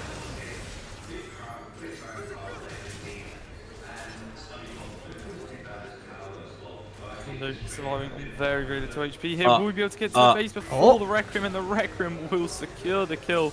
This Requiem proving ever so pivotal, just securing those kills across the map. And Furlong has really got back into the game thanks to it. Ekram going for the Shojin Ravenous Hydra build. Probably looking for the no mythic build, I assume. I assume, yeah, because Shojin is not a mythic, is it? Exactly. And we will see surrender coming out for the side of Roehampton. I believe that may be due to the fact that because of the pause, we have lost a little bit of time. And we will be getting straight back into the next game, where we shall see if Roehampton can match up to Queensberry. Yep, in the meantime, a short break from our sponsor, of course, the Federation. New Meta for providing the venue, Monster Energy and Glitch Energy. We'll be back once we get into the next draft and see what happens then.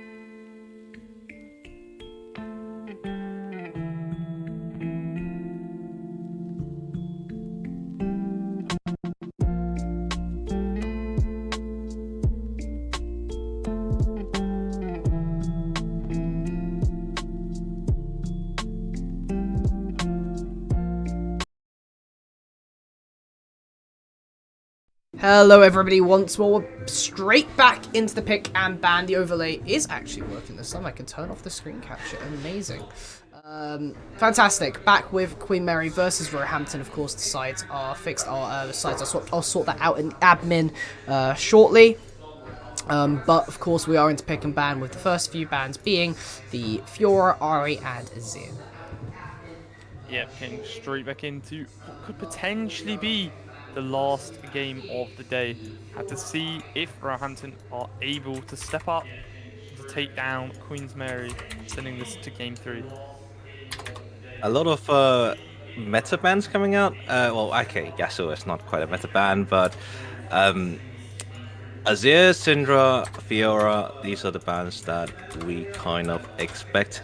Will Yumi be let through? Ooh, Yumi is let through.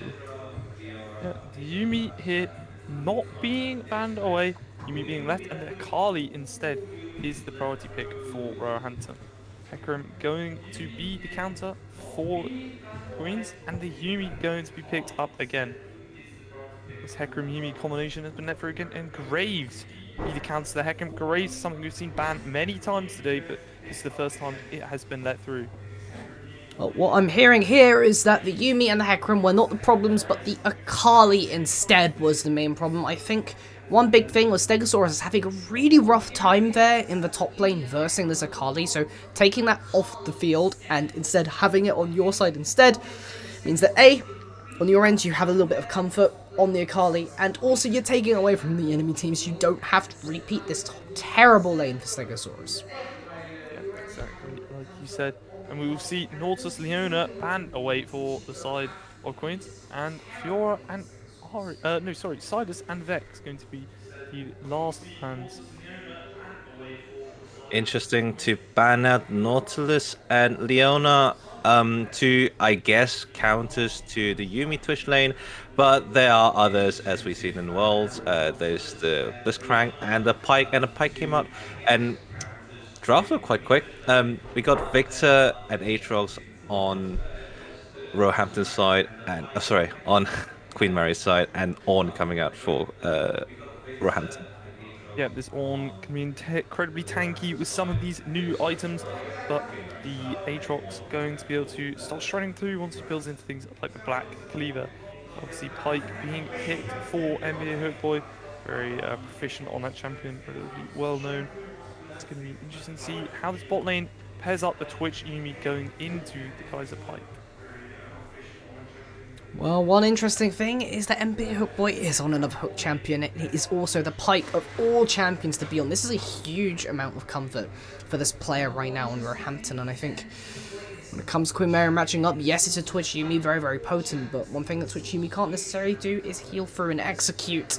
So if you do fall that low in the lane, you will be marked for death and killed, and that'll be the gold duplicated over to the side of Roehampton. Pike also being able to roam around, and with the amount of roams that Hookboy was making just on the Fresh last time, I think this Pike is a huge force to be reckoned with, and something that we may really do need to take into account as the presence different, just the dynamic difference between the Fresh and the Pike is huge. One thing that doesn't make that much sense to me is the Ornn pick. So yes, Ornn is one of those kind of I guess the premier tank pick at the in the meta at the moment. It's just that you have Pike, you have Akali, you have Graves. They really want to scrap, and then you pair it with an Ornn who is yes an engager, but then again not the kind of scrappy champions that you pair with. But looking at Queen Mary's com, a lot more cohesive. You have the um, Tom and Jerry, and also the Hecarim, very meta picks, trying to do a lot in the mid game with the sneaky, and Hecarim just being at Mark 3 at all times. Pairing it with Aatrox, another champion who likes to scrap, and Victor actually not bad in scrapping, give a lot of control and a lot of AoE damage. Yeah, Victor's ability to actually just be able to zone off areas with the gravity well is also very frustrating for champions potentially like Akali. You can just plonk it on the Shroud, and that's just a very annoying ability. You stay in there for 1.5 seconds and you will get stunned. As well as Victor. One of the things about Victor having the Hex Fragments as part of his passive really does appreciate getting early kills or assists, so Twitch Yumi being a bot lane that is significantly more mobile than other bot lanes may end up shifting to the mid lane occasionally to be able to support this Victor in getting those augments up a little bit faster. Yeah, Akali, notoriously difficult to gank, but again, if you have Twitch Yumi and Hecarim, you have a lot of potential of making things happen in the mid lane. I think still, um, what Roehampton needs to do is to actually get this pike moving very early on. You do need those early leads to make this work. Maybe pairing with the Graves, getting your Akali ahead. If your Akali is ahead, then maybe you can try to shred through this Victor, like basically making Victor a non-factor in the game, and the game can go from there once you break out the mid lane. Yeah, exactly. And going into this, it's going to be interesting to see where these junglers are going to path. Obviously, in the top lane, we can have a bit of a stone and wall matchup with the Ornn and the Aatrox. Aatrox, unless starts really landing these sweet spots, can be pretty much unable to kill this Ornn, and the Ornn is definitely going to be able to kill this Aatrox. So I imagine the junglers are going to path down into the bot side, see if we can start getting this Twitch ahead, but we shall see.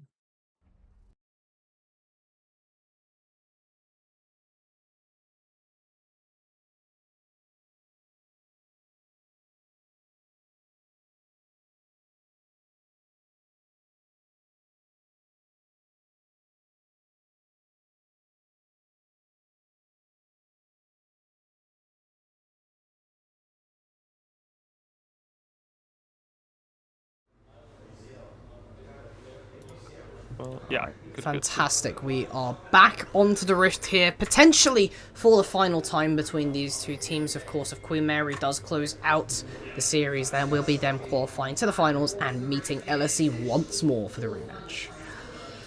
Yeah, exactly. Finals is where you want to get, where you unlock that best of 5, being able to play that full 5-game series. We hope it goes all 5 games, but for now, Queen Mary gonna have to focus up, see if they can win this game.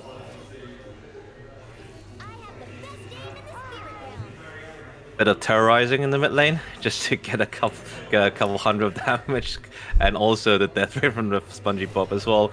But otherwise, a fairly standard, fairly boring 5-point-ish opening from both teams. Exactly like you said.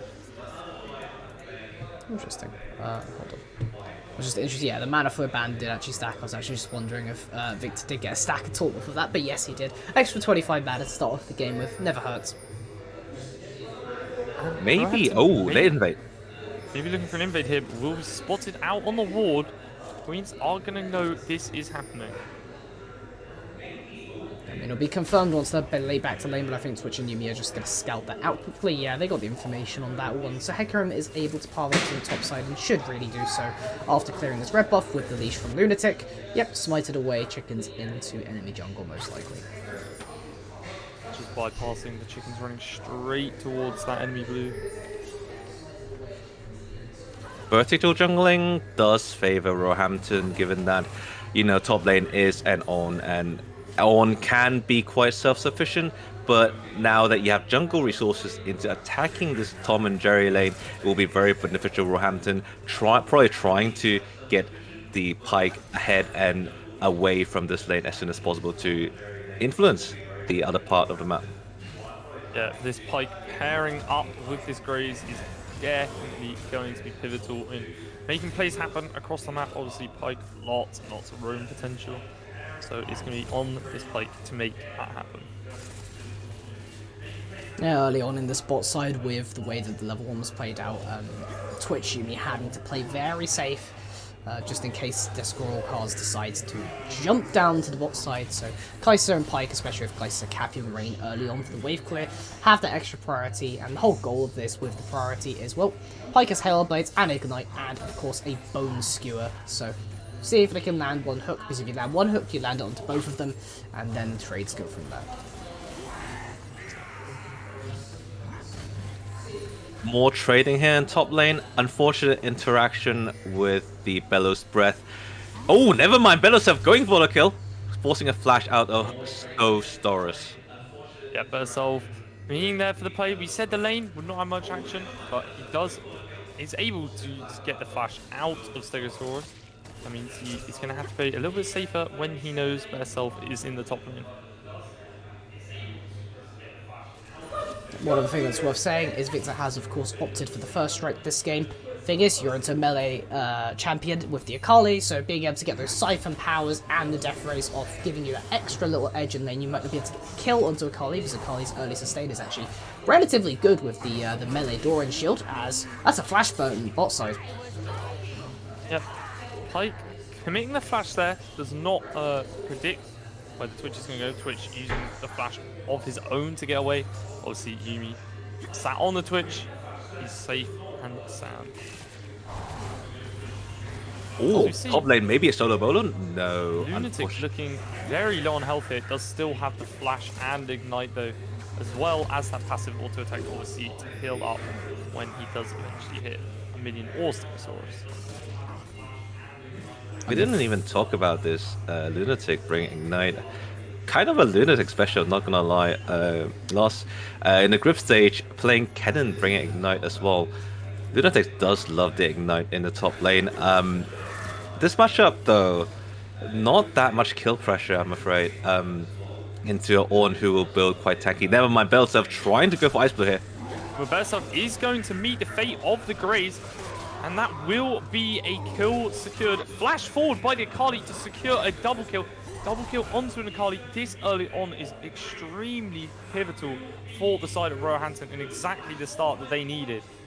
really, really huge, especially onto the Victor and the jungler together. I mean, 2 kills on this Kali gives you so much more agency in lane. It means that this Victor won't really be able to trade quite as easily and get those first strike stacks off. So now you're pretty much able to farm just as better than you were beforehand, and you were already just even on CS. So a huge, huge advantage for the Ice Blue here. And if Roehampton do manage to win out this game, then the Akali might be a huge point of contention going into the pick and ban phase.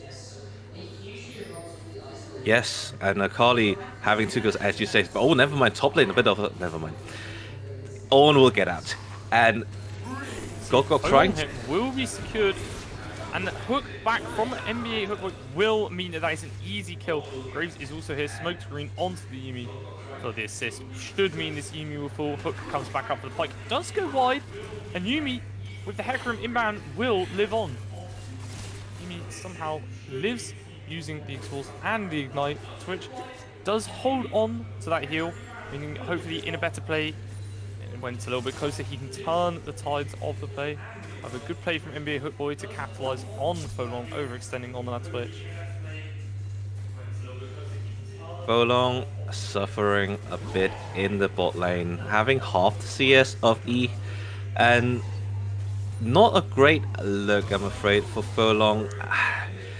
CS is incredibly important to the ADCs. I think as everyone would know, you need those 3 items really bad. And Folong really hampered in the laning phase, and kind of a very good advantage for Roehampton here, having a fed mid laner, and the opponent's carries are not getting the resources that they desperately need. Exactly, as we see NBA Hookboy moving into the mid here. Flash away from the Victor with the Gravity Well will secure the stun. Perfect execution from the Akali and a max range shotgun to finish the kill off. Good roam from NBA Hookboy to capitalize onto that Victor. Flash away to safety was still not enough. And you will fall to the hands of this Akali, who's currently 3-0. That is power of the Pike. Pike's ability to roam very rapidly and just simply secure skills with the CCN displacement is immense. Better Self here should be able to get this kill onto Ornn, hopefully, with the help of Lunatic. Should be enough damage to close it out. Yeah, sweet spots coming through for Lunatic, ensuring that Ornn does go down.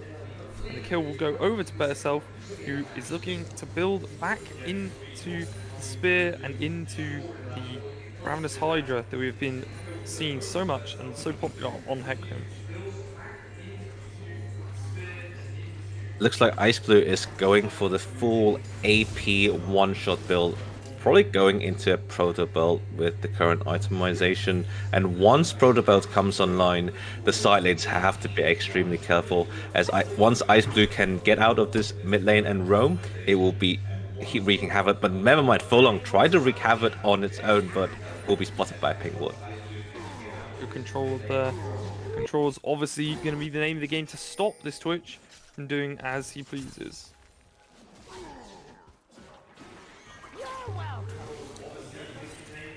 Yeah, Hookboy barely missing the hook there onto Folong. Folong will safely make it back to lane.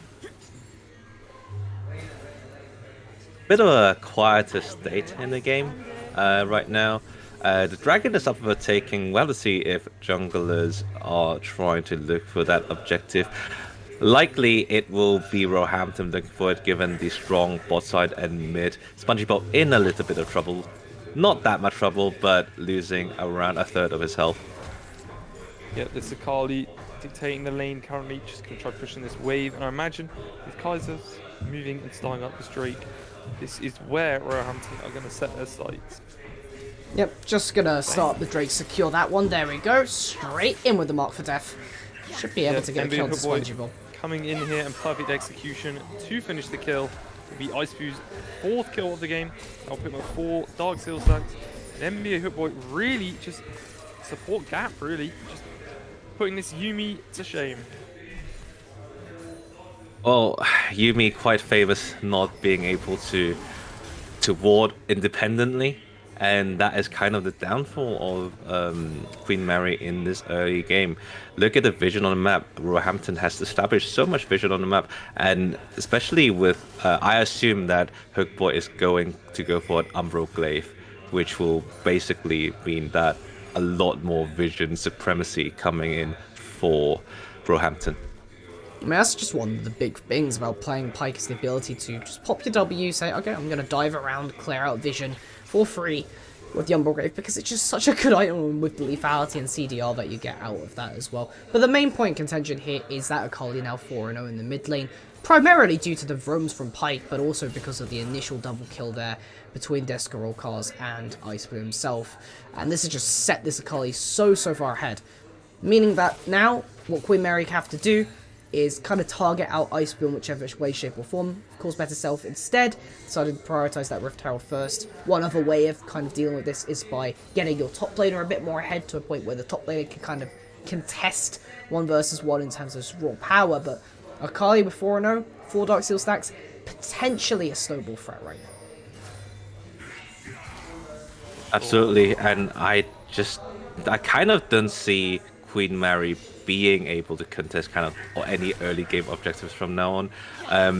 Look at that damage. It's just like 1 auto and 1 Q, and SpongeBob probably have to take it back fairly soon and use their teleport to get back to late again. As we see E just pushing that lane here in the bot side.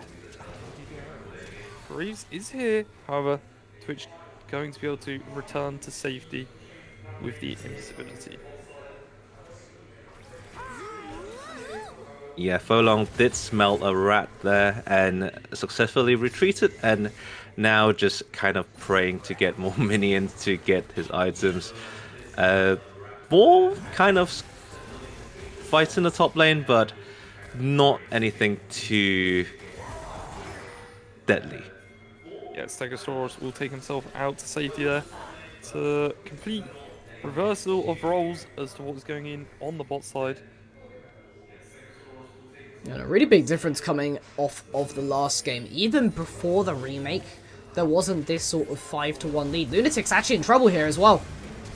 Yeah, Call of the Forge God not going to land, however Graves will be able to chase this one down. Sweet Spot does come through and Best Self is here. Flash forward by Stegosaurus. It's going to leave the Graves isolated, and Onslaught of Shadows with the Ignite will be enough to kill that Graves. Best Self hit 1v1ing, however Akali has come through. Perfect execution is not quite going to be enough, however, because Shara can flip backwards with that 5-point strike will be enough to secure the kill onto the Aatrox. And what looked like a horrible play here might be even more as NBA Hoodboy does arrive, flash away by the Victor under the safety of the tower. I do not believe that Roehampton are going to be able to dive this, however they will try to. Spongy Boy will just fall to the ignite of NBA Hoodboy. Ice Blues is unleashed. The first room netting, I think, 3 kills overall in favor of Roehampton, and with the step back jumper as well, which was just amazing to watch. This game should be blown wide open soon enough. It's just a matter that the platings are still there, and after the platings are gone, I assume that there will be more kind of groupings going on, more group in one lane to try to break the game open. But Better Self trying to put a Herald here to get the plate lost. Pretty hooked by NBA Hookboy onto Folong. However, Better Self is down here. Spray and play onto that Kaiser, not doing enough to deplete less than a third of her HP. However, like running back up, looking for a little bit more from this play. Alright, fairly solid. I mean, despite the 8-2 kill record, we're at 14 minutes, and it's actually only a 2,000 gold lead when it comes to Roehampton on the whole, which is really surprising to me in terms of just the way that the game's been played out. This is primarily due to the top side of the Rift Herald having secured a lot of tower plating for the Aatrox, in terms of the Hecarim as well being able to support him, and the CS lead developed top side, and given the fact that the majority of the gold is in the pockets of this Akali on Ice Blue, Queen Mary, all they need to do is actually just shut down this Akali in whichever way, shape, or form. Yeah, their CC lock isn't particularly good, it's mostly within the Hecarim, but if the forces are there and you overload this one champion, there's definitely an angle, but this Pike is a bit of a menace. Yeah, Hook not going to land, however, Smoke Screen with the Killer Instinct and the depth from below just going to be enough collateral damage used as well. And the Yuumi, as everything was invested onto Folong, will just have enough HP to escape under that bot lane tier 1. Ice Blue going in here with the Proto Belt. Shuriken Flip out of their gravity well. He's going to have to be careful of the Hecarim, but perfect execution, easily enough to secure that kill. It's Akali going godlike this game, currently 7-0-1 with 10 stacks on this Darksteel. Ice Blue so fed, even missing one of the 5-point strikes as well. But Akali is just so fed.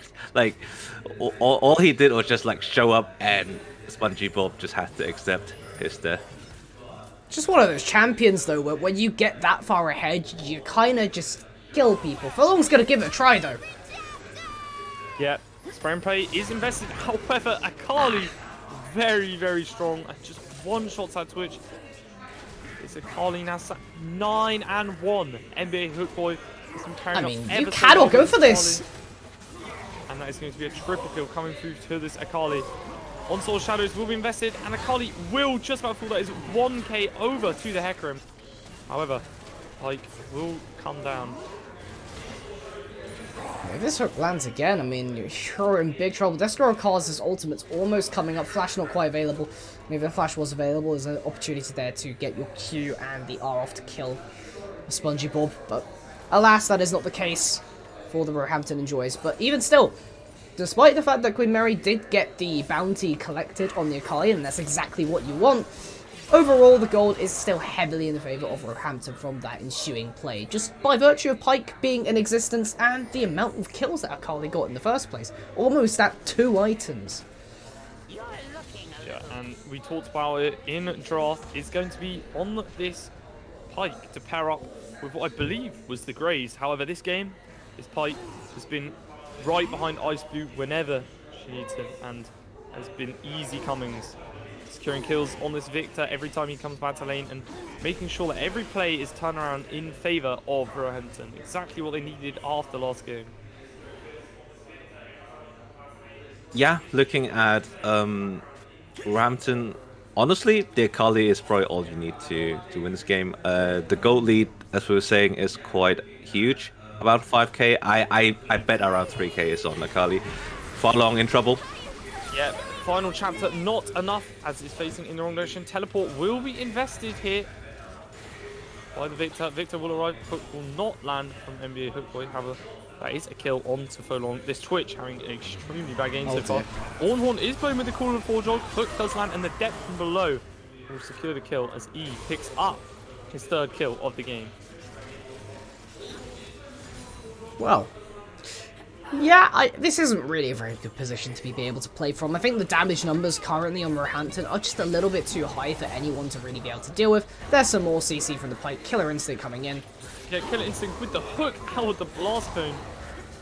Yumi directly delivered over to Ice Blue. It's going to help to start stacking back up this Darksteel. And like you say, Roehampton just too far ahead, too fed. Queen's Mary cannot deal with it. Yeah, Spongy Bob not having the greatest of times, I'm afraid. 0-7-0. I guess the only silver lining is that you can't really give any more gold to your opponents, being, not having an assist to your name. Honestly, though, not all is lost for Queen Mary. They still have a very strong comp surrounding the Twitch. The Yumi and Hecarim.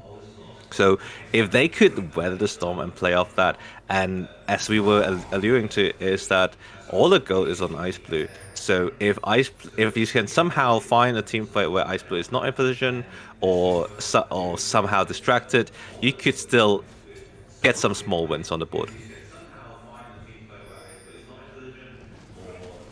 Finally, as we see Roehampton just invading into this jungle. They don't have anything to worry about. Hook is going to land onto Lunatic. However, Furlong is here. You have to be careful as Akali is positioned currently in the mid lane. Drake spawning in a couple of seconds as it does arrive at the rift here. And all of Roehampton is going to move into the jungle here. Alcub is not going to land onto this Hecarim. Using that devastating charge to get away. Ice Blue going onto SpongeBob here. SpongeBob's going to have to be careful, but Shuriken Flip does not land. Dragon is being taken by Roehampton at this very moment, and looks like QM is trying to fight, maybe?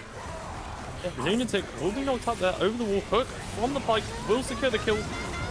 Better self-hit going in with the onslaught of shadows to dodge out of a Graves wreaking havoc in this team fight. Carly not even needed. And a double kill will be secured by the Graves.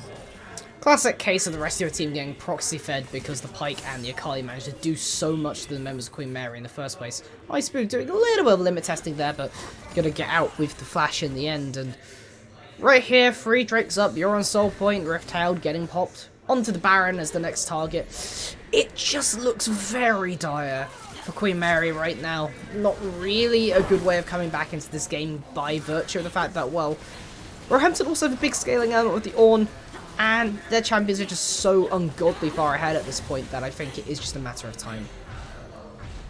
Yeah, it's definitely a ticking time bomb. It's going to be an absolute miracle for Queens to come back into this game. At this point, you've got to straddle up and prepare yourself for the final game of the series. Yeah, it is a 10k gold lead. Well, I have seen teams come back from 10k gold leads, but with the amount of control that Roehampton has been exhibiting, it's very hard to see how Queen Mary come back. And also the fight they just had over the Dragon was kind of the best they got, because when Akali was not there, and they still like just got completely demolished. Not completely, but they got demolished. And yeah, we'll just have to see how or what they decide to do next.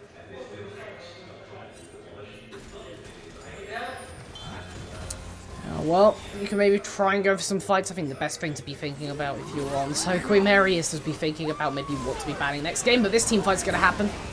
This team fight is looking like the way that Queen Mary needed to come back into this game. Final chapter will be enough to secure a kill. However, Carly. Aatrox will secure a reset on to Black Kaiser. However, Ice Blue is completely unleashed in the back of this team fight. Ice Blue securing a kill onto Folong in return. And that is going to be a 3-for-2 in that team fight. Queen's Mary definitely benefiting the most from that. Going to secure some shutdowns. Reduce that goal lead only down to a mere 8,000. Yeah, that's definitely a good result for Queen Mary. Probably all that they could hope for, really. Having a team fight win, actually, and also disrupting the Baron push. That means a lot of the turrets stay up, including the mid lane tier 2. That means a lot less gold going into Roehampton's pockets. As you were saying, the gold lead is 8k, and maybe this is the start of a comeback. We never know. Yep, getting 2,000 back for themselves. Although this Twitch and this Victor still struggling. Is going to be on this Hecarim and this Yuumi to empower. They're hoping to get anything back in this game. Well, we might have just jinxed it there for a little bit. There is still potential, of course, after that extra influx of gold for Queen Mary to try and do something, but it's definitely a mountain to be climbed. Along here has no chance of escape. Yeah, smoke screen will spell death for that Twitch. Pulling him straight out of the invisibility. As you see Lunatic here, potentially pushing on Stegosaurus. However, Baron waves will just be crashing in on the mid lane. Bearself has to be careful here, forgetting how strong Ice Blue currently is. And Ice Blue will just one-shot that Hecarim, display Hecarim using the onslaught shadows to get very deep into the base. Pike Hook is not going to land onto any members of Queen's Mary this game. And Victor will just be able to poke away, surviving on quite slim amounts of HP. However, with the Yuumi in his pocket, he will be relatively safe. Inferno Soul spawning in 1 minute, and I assume Roehampton to get it, that will just exacerbate the problem that Queen Mary has. Obviously, Queen Mary, a very valiant attempt into saving this game, but Dragon Soul plus 10k gold lead, or 9k, 10k gold lead now. Yeah, more than like a mountain to climb. Yeah, exactly. This Soul is probably going to be the nail in the coffin as Ice Blue might find Lunatic here. Does he decide to go back in on that Shuriken flip?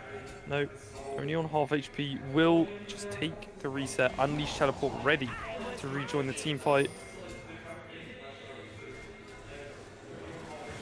looks like this is the last stand. Queen Mary decides to take a stand at this Inferno Dragon. Setup wise, Queen Mary should try to secure a flank, but looks like they're just happy waiting on the ramp of the river. Yep, and we see that Ornn upgrade coming through. Upgraded aero pack secured for the Akali.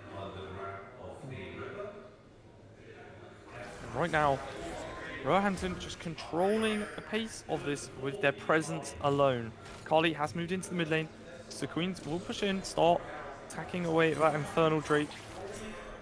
NBA Hookboy not able to land the hook. However, Roehampton just waiting to pull the trigger. Carly has found herself in quite the flank. Or maybe just opt to push in the mid lane here. Obviously, relatively risky, taking your strongest member out, making it a 4v5, and Better Self will capitalize on this. Onslaught Shadows onto 2 will land on to the Graves. Graves will fall relatively quickly, and the Call of the Forge Lord will not be enough to save him. Lunatic looking for a little bit more as Ice Blue has now roamed down. It's a 4v5, but Ice Blue is now in the fight. Drake moving extremely low, and there's no jungler on the side of Roehampton, so it will be secured. However, that Twitch is just completely one-shot by the side of Roehampton, and Roehampton are just going to tear away. Ice Blue throwing those 5-point strikes over the wall will secure a triple kill in this team fight, and it's Ice Blue versus Lunatic in the final stands of this fight. Ice Blue opts not to take the 2v1, head straight to the mid lane for this inhibitor. Should be easy secure here with the inhibitor. Nothing more than that. Actually, maybe not. Lunatic's actually alive with the Yumi, so I take that completely back.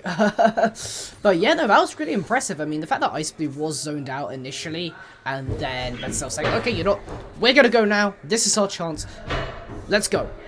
Went for it, got a few kills with it, but the Akali's just simply too strong. Yeah, it looked like such a good fight for Queensmary. However, this Akali, despite joining late, still joined the fight, and that was more than enough to wrap up the last members of Queensmary. In any case, it was still so impressive to keep etching these like team fight wins despite being 8k, 10k down. And Queen Mary have to do a lot more than that, given that there are more important objectives. Obviously, the Dragon coming up again in 340, and also the Baron is on the table for the taking. So perhaps Roehampton will say, well, we will just find another fight where the Akali has a better positioning, and we will just win from there. Second Ornn upgrade is going to come through here. The One Fallen Sacrifice going to be secured for the Kaiser. An upgrade from the Kraken Slayer, as we see SpongeBob might be caught out here. Definitely low. It's going to be flashed away from. However, Ice Blue is going to secure a double kill with that perfect execution. Lunatic very deep in the backline here will be secured. However, a shutdown from Better Self onto that Akali. It's going to be very good for the later team fights. Onslaught Shadows used to dodge away. However, the knockup from the Ornn will not be enough to save NBA Hookboy. However, Kaiser with the double kill, it should surely be the end of the game, as respawn timers sit at 20 seconds for all members of Queensmary. That's it. That's the game. Roehampton going to even it out to 1-1. Going to be one more game left in the bag to decide the victor of the series and who ends up moving towards the next stage of this tournament. But such a dominant performance out of Ice Blue. That one gank in the mid game resulting in that double kill just completely freed up the lane, and Ice Blue managed to execute and snowball from there. Yeah, it's actually very well played by Ice Blue, definitely the MVP of that game, and it is going to be now on Queensmary with Roehampton having the win in their hand, taking it to game 3. They're going to have the motivation to go into this next game, and it's going to be Queensmary to step back up to the plate and see if they can contest in the final game of today's series and today's games of the semi-finals. Of course, just going to throw it over to a short ad break quickly whilst we're dealing with everything, get back into the draft for the next game, and of course we'll be back when that's all starting.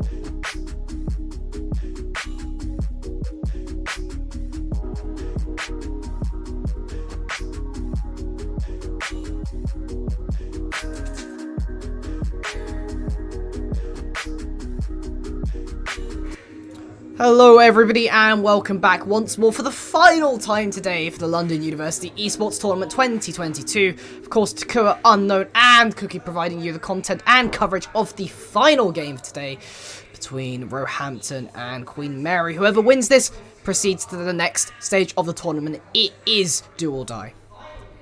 Yeah, both teams going to be wanting to go up and play against LSE in that finals. Not playing some of these big prizes we have on offer from our sponsors. Yeah, I mean, of course, a huge amount of monster cans available to the victors. Also, a lot of RP, of course, provided by the Federation, and more goodies, of course, everything provided by New Meta in terms of the venue, the streaming setups, and the possibility of even hosting this tournament. So, big thanks to all of them for making this all possible. But we are into picks and bans for the final time. Yep, and jumping into pick and ban, we're going to see that Pike from NBA Hookboy going to be banned straight away, and the Azir that we have seen been banned by pretty much every team so far.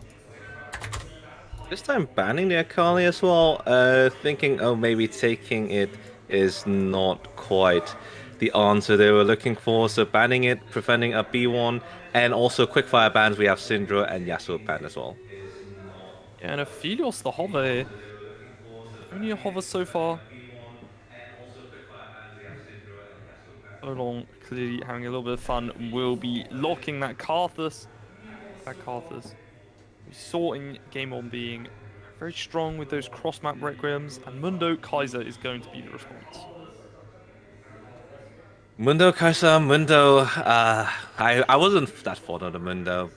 It didn't feel that impactful to me. Kaiser, perfectly fine pick, no problem with that. Silas coming out, Silas still one of the strong champions. Blind pickable, for sure. And a Yone come up, oh, nice. And this Yone raises a few questions, you know. Is it the Sylas in the top lane? Is it the Yone in the top lane? Is it the Sylas in the jungle? You know, the Sylas could be flexed pretty much anywhere on this top side. So it'll be interesting to see where Queens take this. Aurelia going to be the next pick coming in for Roehampton as we get into the second ban phase. I mean, I'm seeing a lot of repeated champions, of course, Mundo, Kaiser, Silas, I mean, not necessarily on the same team, but Karthus and Yone more specifically, and this being a final game, it is part of that comfort that is important for simply being able to enable champions so much, because in the moment now you're thinking, oh, well, you know, I have to win this, so being on a champion that you're more mechanically, let's say, comfortable with, you know how to execute on them, that's just going to be so important in these final moments. But Evelyn is definitely something out of left field that I wouldn't have seen coming. Yep, Evelyn is a very, very new pick. Not something I've seen in a long, long time. And you're really looking to lock down on the enemy, get in on those isolated targets, a bit like the Kazakhs, but definitely more optional for the side lane players, as we see the Riven Yone going to be, the Riven Alistar going to be the last locks. That is going to mean that this Silas is going to be in the jungle for Queens. I don't like it, but if they like it, okay, fine. I don't know, but Silas should fare better into the Evelyn rather than the other champion rather than Graves. Evelyn notoriously needs the level 6 to be able to function more well. So Silas does have that early breathing room to kind of just clear in peace. Renata, one of the best champions in the game, I've said it multiple times, and also works very well against all these diving champions from QMU side. Yeah, and I think the most interesting thing about this game to me is this jungle matchup. Silas Evelyn. Now that is not a jungle matchup that I thought I'd be spectating today. Silas, we've seen it before. It got invaded, and that did definitely new to the Silas. However, it did not stop the Silas from going 6-1 before losing the game. So it'll be interesting to see if this Silas can do any better. And Evelyn is not something we've seen for a long, long time. Going to be looking to use that invisibility from level 6 to, set these ganks off, start getting those hate spikes with the charms to really dish out the damage and execute with that last caress. Yeah, but one key thing, as you say with Evelyn, is the fact that it is from level 6. It isn't beforehand. Eve doesn't really have much of an early map impact. Yes, Silas's, early game isn't necessarily quite great as far as junglers are concerned, but you still have Abscond Abduct to potentially get some CC and some dash forward to be able to lay off ganks, and definitely can put up more pressure early on in the game than the Evelyn. But I think the main thing here, everyone does a huge amount of damage, aside from Alistair, of course, but there is a lot of damage in the game, and I'm expecting to be having a lot of flashy plays, moments where execution is important with things like the Riven, the Yone, the Aurelia, and just more in the game. Yeah, this game is gonna be a bloodbath. I mean, I'm not. I'm afraid. I mean, I'm happy for bloodbaths. That keeps me awake. And Evelyn is one of those champions you want squishy champions to kill. But there's only one squishy champion that is Farlong, so Farlong will get targeted quite heavily by this Evelyn. And unless this Evelyn gets really ridiculously fed, I don't think Evelyn can one-shot the other champions on QMU's roster. So we'll have to see how fed this Evelyn gets and also see how the lanes go. The mid lane is one of the important explosion points in this game where we have the Aurelia against I assume Yone, given that they haven't lane swapped. Um, so Aurelia against Yone, it will be very explosive and a lot of action going on. For sure. I mean, it's volatile, right? It could definitely go either way depending on how the lanes get played out and depending on just the actual context behind it. If Yone has the Q stacked up to be able to get a knock-up, then that's potentially something you have to care about as Aurelia. And of course, if Aurelia has those 4 stacks of the passive, or at least being close to having 4 stacks, then you don't really want to be fighting her in close quarters either. So a lot of small things to be watching out for sure. Yeah, this game is definitely going to be an explosive one. I imagine if any team gets a small lead, the champions like the Evelyn and things like the Yone, the leads is going to have to be snowballed, and they're going to have to try finish these games out quickly.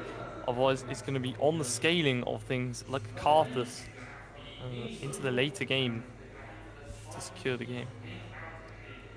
Yep, absolutely. Just going to go to a short break as per usual to be able to get all the games synced up, and then we'll be on to the Rift to provide you the action.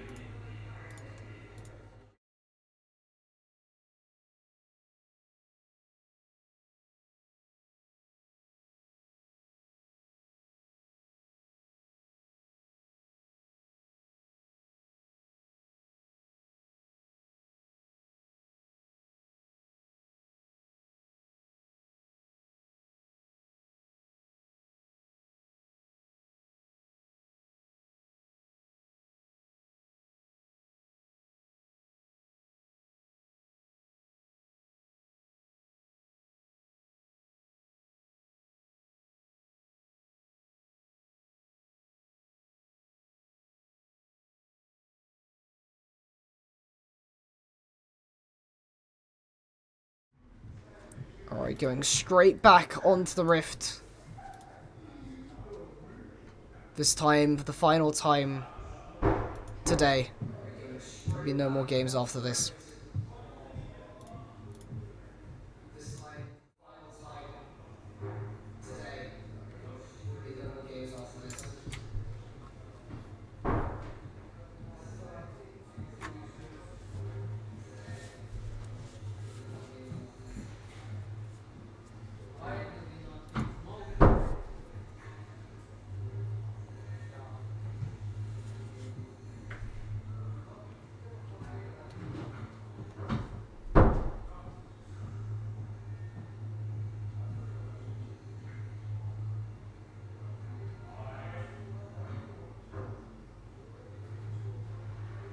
Oh wait, no, Golcock's in trouble!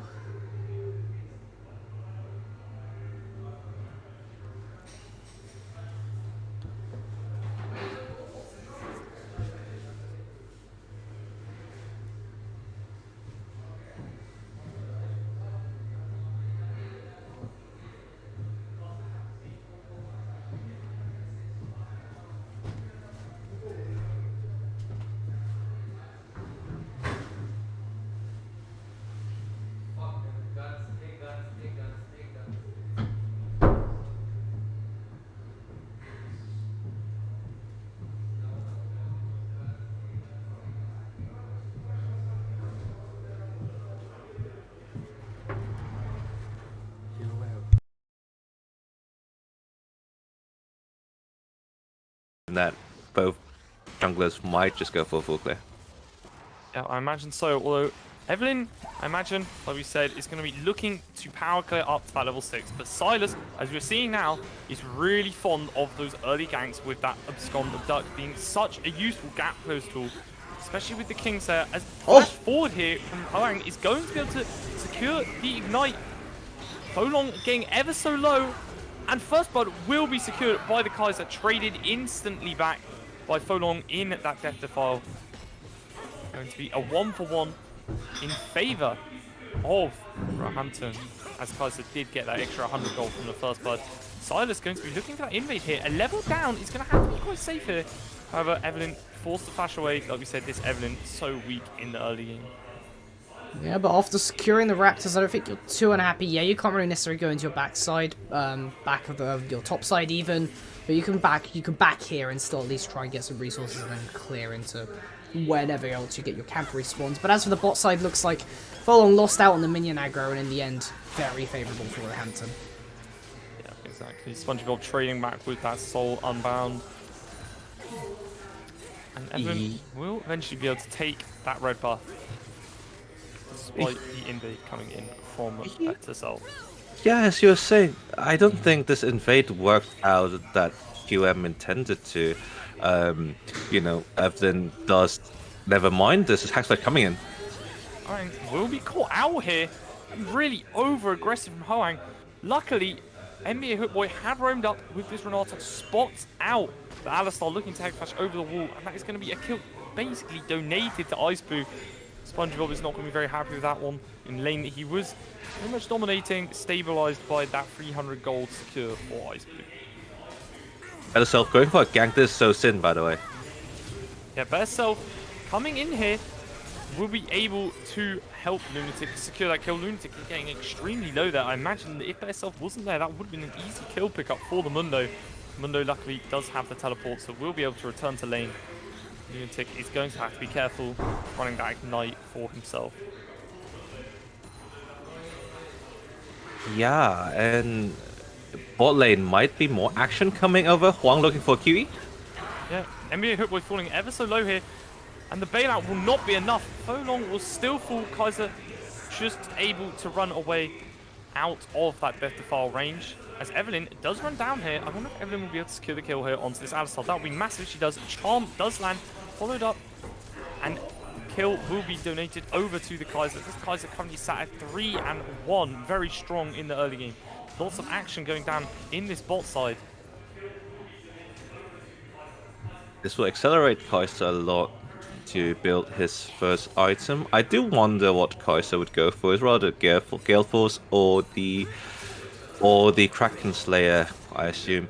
Um, Having those items will make Kai'Sa a lot stronger in one item, and basically, having a strong Kai'Sa is not what you want if you are QM. Yeah, Kai'Sa is going to be extremely strong with this lead. He's going to be on better self to come and help shut this down once he achieves level 6. As we see, trading 2v2 in the mid lane here. Ice Blue does have that bailout. However, does not fall low enough to proc it. SpongeBob is going to run away. Hwang in support. Yeah, I mean, recognizing that bailout was always a problem there with the attack speed stat it gives on top. I don't really think that was ever really a play that you wanted to take an extended trade for, given that the Aurelia was all stacked up and ready to go. Hampton definitely winning out on these early game skirmishes so far, and as you say, the Kai'Sa being the main beneficiary of these plays may end up wreaking a lot of havoc later. You see, Stegosaurus having to flash away from this duo of Hwang and Better Self here. Hwang basically stuck to Better Self so far, running around finding plays in the mid lane, however, not successful as of yet. And something very interesting that I'd like to note is the choice of summoner spells on the side of Coins. We see no teleport being taken by any member. All combat summoners, they are definitely looking to fight, but it's going to be later on in the games when waves start to get manipulated. It's going to be difficult for them to play, especially when those unleashed teleports come in and you're able to reset before those objectives and get back in time with the extra items. Absolutely. I think if QM doesn't secure like a massive mid-game lead or like a small mid-game lead, then not having a teleport will really hamper their efforts into extending that and closing out the game. And looking at Stegosaurus actually doing a lot better this game, like despite getting like cheese early on at level 2 and also being forced out of flash by Hwang, still having really decent CS and just generally being the unkillable tank in the top lane that absorbs pressure. And Folong's going to have to be careful here. As we talk about this, Evelyn, it ticks over to level 6, unlocks that last caress, and is now going to be unleashed. Handshake is going to land as Hwang goes in. They still don't know the Evelyn in is here. Charm is going to land. Evelyn will be stunned up. However, Killer Instinct will be enough to secure the kill. Abduct does not land, and last caress will secure the kill onto Folong. Bailout is not going to be enough to save E. However, the Requiem will not be enough to also kill off this Renata. Good handshake and flash away there. And the kill will not, the tower shot will not be enough to kill off SpongeBob. That could have been very, very close there, as the tower shot did follow him back through that soul unbound.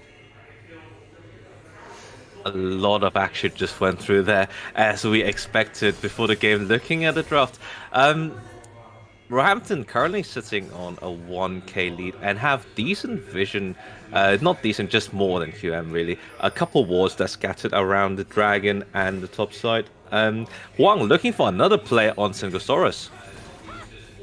Hwang is going to be moving up into the top side. Hex Flash not going to be enough.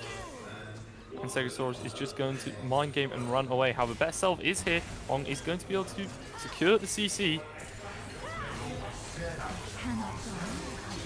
And Stegosaurus will fall to the hands of Lunatics. We see SpongeBob trading away. Good flash from Ice Blue. And with that damage resistance, Aurelia will just about survive. Yeah, very fortunate for Ice Blue there, not falling to SpongeBob there. The Scorecast trying to get a SpongeBob here. SpongeBob in a lot of trouble potentially though. I mean, rest of Roehampton. Exhaust coming out from SpongeBob there to keep himself safe. And Stegosaurus moving down. Sorry, not Stegosaurus. I'm moving down to keep this SpongeBob safe. Okay. Well, Roehampton tried to make an initial move, maybe just setting up vision for the Drake, seeing if they can do anything else. A little bit too hard to take right now, given the circumstances in mid lane. They're not really an angle to do so. Hwang just making sure that SpongeBob is able to reset, save for a potential last caress from Deskro. Won't be happening. Hwang just chasing down this Evelyn in the jungle. It's going to be spotted out here. Electrocute will be propped. Killer Instinct here from E onto Hwang. And the flash forward will secure the kill. Handshake will mean that Folong is unable to help. And that's going to be a good pick before this Drake to mean that Coins are going to be Roehampton going to be relatively uncontested in this. But itself looking at the top lane again, hovering around the wings for potential ganks. Yeah, Berself is going to show on his top side here. Stegosaurus does pop the maximum dosage and will be able to return to the safety of the tower despite the ignite coming down from Lunatic to cut through some of that healing. Evelyn is going to be spotted out on the bot side here. Dive onto Folong. Charm will be secured, and Evelyn with the last crest out to safety will be enough to secure the kill. Very clean dive coming in from Roehampton. That is such not a worth of like trade of like maps. Like Spell Self should start this hell right now, so maybe getting something back. But I do assume that Roehampton will be able to secure this dragon at some point in the next minute, I assume.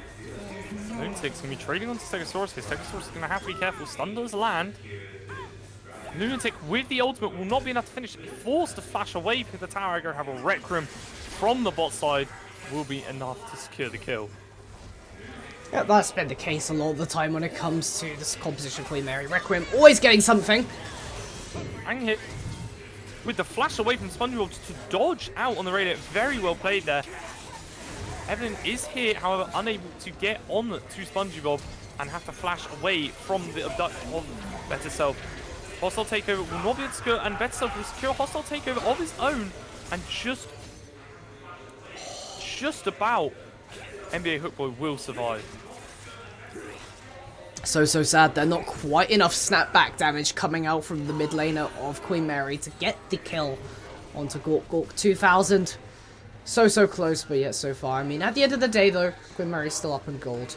Very happy to be where we are. Those Skittles actually doing a hell of a lot of damage to this guy, so no MR itemized just as of yet. But going the Kraken Slayer on hit build, you can get that Wit's End in due course to be able to resist the Carthus a little bit more. And we talked about it in draft, and this Evelyn has succeeded in getting the lead that she needs. 7 stacks on this Dark Seal. Over a quarter of the way, nearly a quarter of the way, sorry, to completing the jungle item, and Protobelt has been finished. Only sat at 2-0-3, ready to start unleashing a bit more havoc on these side lanes, as Roehampton start this Drake, definitely going to be uncontested on this one. Ice Blue completing the Borg, basically full build for Aurelia players who know tech. And top lane, a bit of trading. Stegosaurus definitely taking a bit of more beating, especially when Red Self is here again. Stegosaurus needs to be careful here. His Huang's moving up and the Herald has been placed. That power is not going to last much longer. Maximum dosage will be popped, and Huang is going to knock Stegosaurus back over the wall. That is a lot of anti-synergy, and Huang is definitely not going to be proud of that one. Balong might be getting dived again at some point. Evelyn and Aurelia are hovering point, but never mind, there's a fight in the chickens. Taking away Betsel's jungle, securing more and more of this golden farm lead that is going to make this Evelyn more and more prevalent in these team fights. Evelyn is definitely hovering towards this bot side. Folong is going to have to be ever so careful, staying here with no support and no priority in this bot lane. Evelyn does decide to move up into this mid lane. We see a lot of action happening. SpongeBob maybe call out here, however I don't know if they know that Lunatic is in tow. Charm will land after the Fate Seal, and that will be enough for the last crest to secure the kill. 3 members strong here. Queens are going to look to secure the play, and a follow-up with the ultimate from the Riven will be enough to secure the kill on to Ice Blue. Requiem dealing so much damage to the forces of Roehampton there. You could just see their health bars evaporating a little bit once that burst comes down, and then on top of that with the Riven and everything else, Yone being able to deal extra damage. Just a bit too much for Roehampton to handle, but that's an overextension, I think. Lunatic goes way too far forward without that Blade of Exile. And I think this may be a triple kill for the Evelyn, playing really well on such low HP, using that charm to secure the kill onto Silas. And it all comes off the back of Lunatic massively overextending. Lunatic still holding onto that Ignite as well for the next play. If he had popped that Ignite, that would have been a shutdown on to this Evelyn. But Evelyn does still stand. It's currently 6-0-3, 10 stacks on the Dark Seal, and a double needlessly rod completed is going to be very, very close to this Rabadon's death cap. Yeah, that's what we talked about. Evelyn getting really fed is one of the ways where Roehampton can win this game. Farlong is the other Fed member, and Evelyn can go and completely terrorize this Farlong. Looking to do so soon, actually. Hovering in the bot side, just clearing the Grump right now, and should be doing so in the next couple of minutes, given how much ward coverage that Roehampton has on the bot side of the river. Top lane, yeah, top lane is just top lane happening. Yeah, Lunatic definitely enabling this lane as we see Desktop just going in here, and that is just an easy pickup with the last caress. Enough damage with the electrocute to secure the kill. Doesn't even need the charm. Just batters through with those hate spikes and that whiplash and gets this Yone low enough to get in execute range. This is where the mental starts coming in. You can almost kind of see it with the plays that Queen Mary did make earlier, especially in the mid lane with the overforce, but it matters so much in these last moments to make sure you keep playing correctly and executing properly. Takeover onto one. Ice Boot goes in here. E is going to secure the kill onto Hang, and so long is going to be overextended. Better Self is going to be able to secure a kill with the Kingslayer, and the Rec Room will just about keep Ice Boot alive. Ice Boot bailout just times out, and Lunatic can secure the kill. Lunatic playing really well to not auto Ice Boot before that bailout had timed out. Very close team fight there. Rec Room definitely saved that play from going massively into Roehampton's favour. Lunatic overextends here, and that's the second overextension. You start to see some of this mental playing into these team fights. Lunatic with a bit of a lead, but overextending too far towards this Evelyn, giving over another kill. Everyone just wants to fight, but Evelyn is the biggest beneficiary here. Oh my That's goodness. death cap. 17 minutes death cap. Oh. And that is a 17-minute death cap with 10 stacks on the Dark Seal.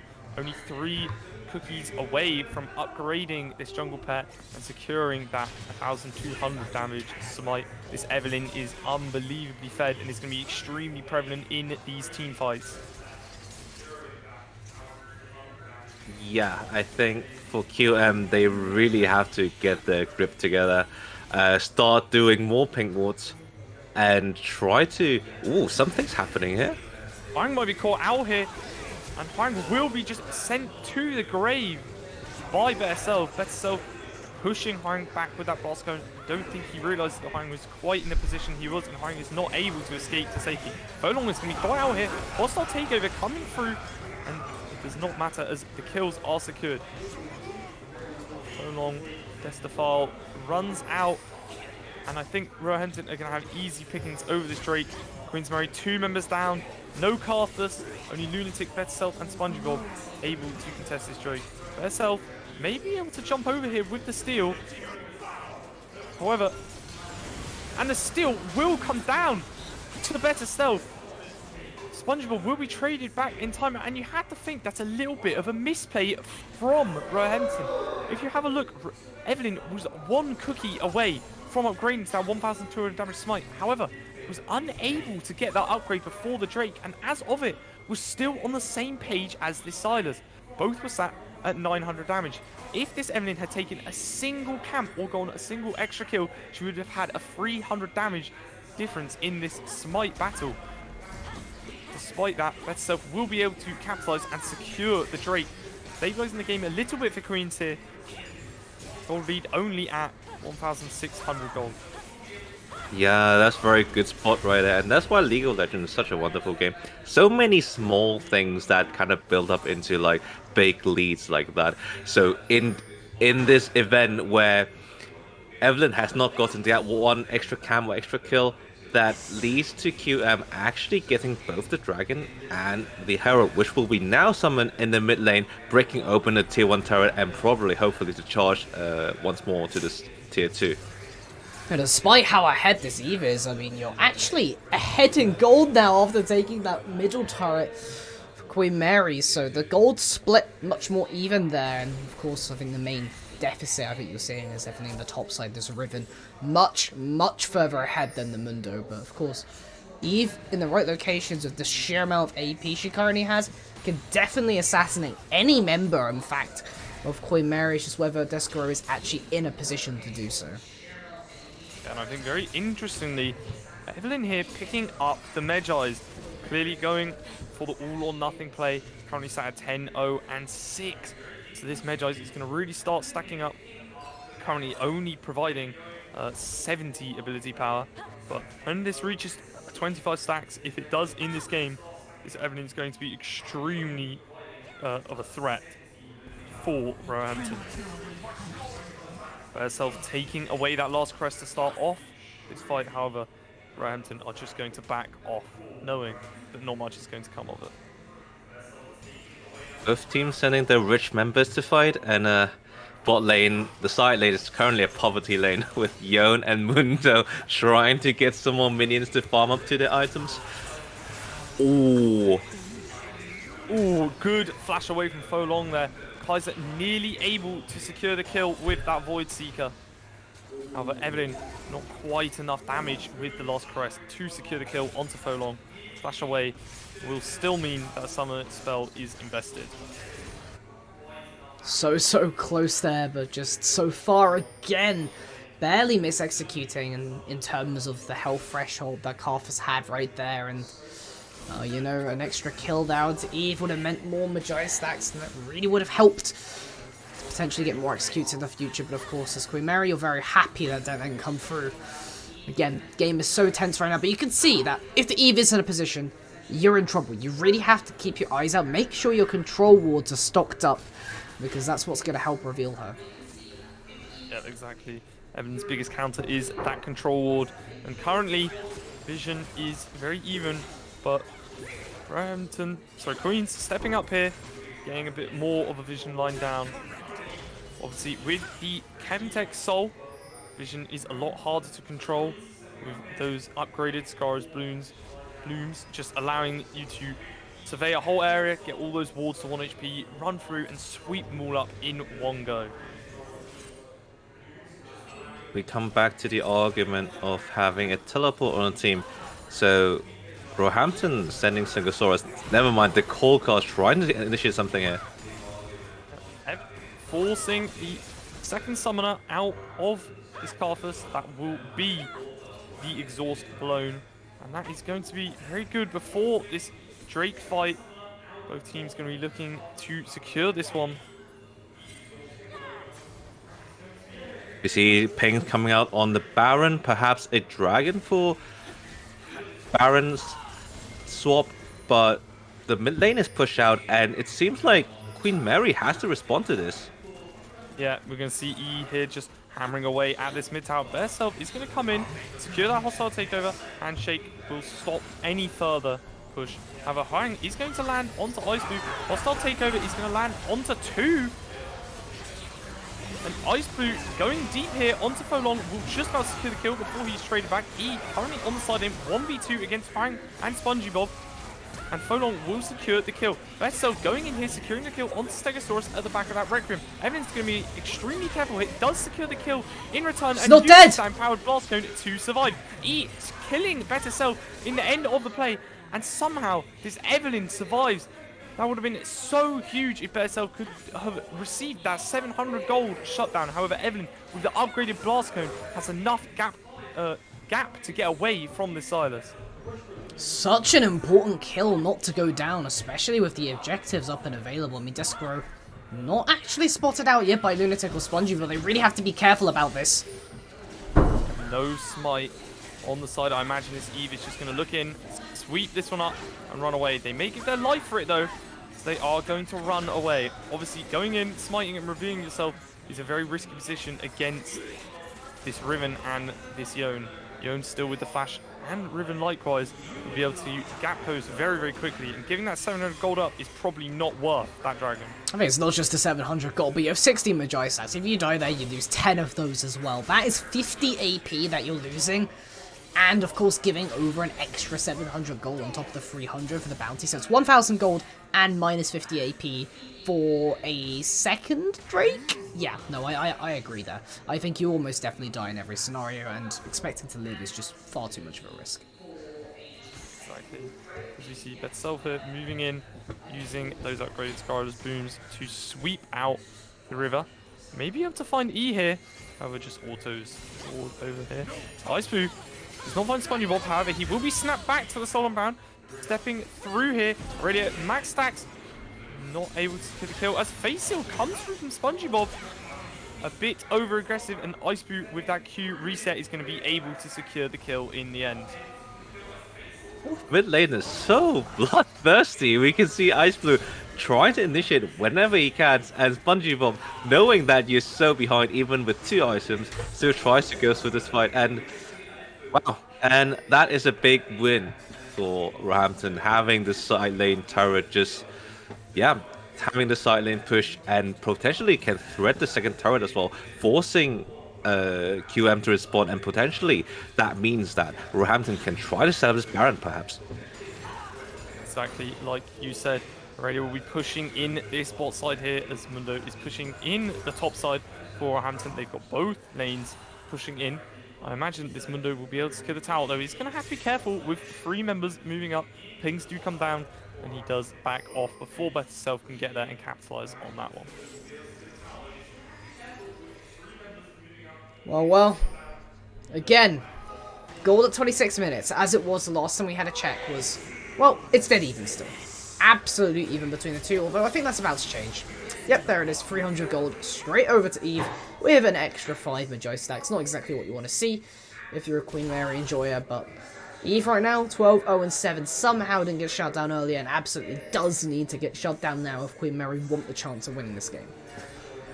This Evelyn just proving that if you step forward units by 1 step, it will spell your death. And he may have spelled his own death here, getting this thing to get away as a 4-man hostile takeover, followed up by a 3-man face sealed from the Yone. Have a Lunatic flashing forward, will be able to secure the kill onto Kaiser despite the bailout. And this Evelyn will just about fall in the end. Very good play from Lunatic there to secure back 2 kills. That looked like a certain Baron if Evelyn didn't die. And with that Evelyn death comes a 700 gold shutdown. And like you said, those 10 stacks removed back from 25 to 15. Evelyn still have a 500 bounty after giving away the 700, showcasing how far ahead his Evelyn was. But in that fight, in the end, I think the gold is still very even. I think one team definitely had a slight advantage, but the gold is still within that 1k boundary, and well, the game is still up for taking, honestly. That is the key thing. Despite this Evelyn looking so far ahead, along with this Kaiser, you know, the scoreboard shows a different story to the actual game. And while Queens might feel more behind than they actually are, they are an insurmountable goal difference apart. Currently, only a 7,000 gold lead for Roehampton. So pretty much nothing when that is spread across all 5 members. As Queens do look to set up here. Will be spotted out by this Mundo. However, that is not going to stop them from securing all of the vision that they desire. SpongeBob will be down in this bot side here, spotted out on this wave. Will let Roehampton know that this is going to be a 4v5 if they take it. A 28-minute hostile coming from Syncosaurus. Not sure that is the play, but you know, when you're in poverty, you can't really choose what you build. Honestly, I might have wanted to see something like a Jack show or something. In any case, Mundo will still be able to absorb a lot of damage, and the dragon is spawning in around 15 seconds, and it seems that Roehampton are in position for the fight, and Stegosaurus can have the TP to come in if necessary, but looks like QM is actually trying to contest this, just walking as a group to be safe. They're going to have to be watch out here. Hostile takeover is only going to land onto 1 as Berself is going to find this Evelyn. Double last caress stolen away with the hijack will ensure both members are safe. And that is going to put both junglers at half HP. However, Evelyn healing back up with that invisibility means that she is back up to full HP. Might actually end up being a trade of Baron for Drake here. I mean, this Drake will almost definitely get secured by Queen Mary, but Roehampton will have the first strike onto the Baron, and that may make the difference. Baron being such an important objective, but maybe the play instead is to trap it, but looks like they'll end up just walking away, so I'm not sure about giving that objective away for free.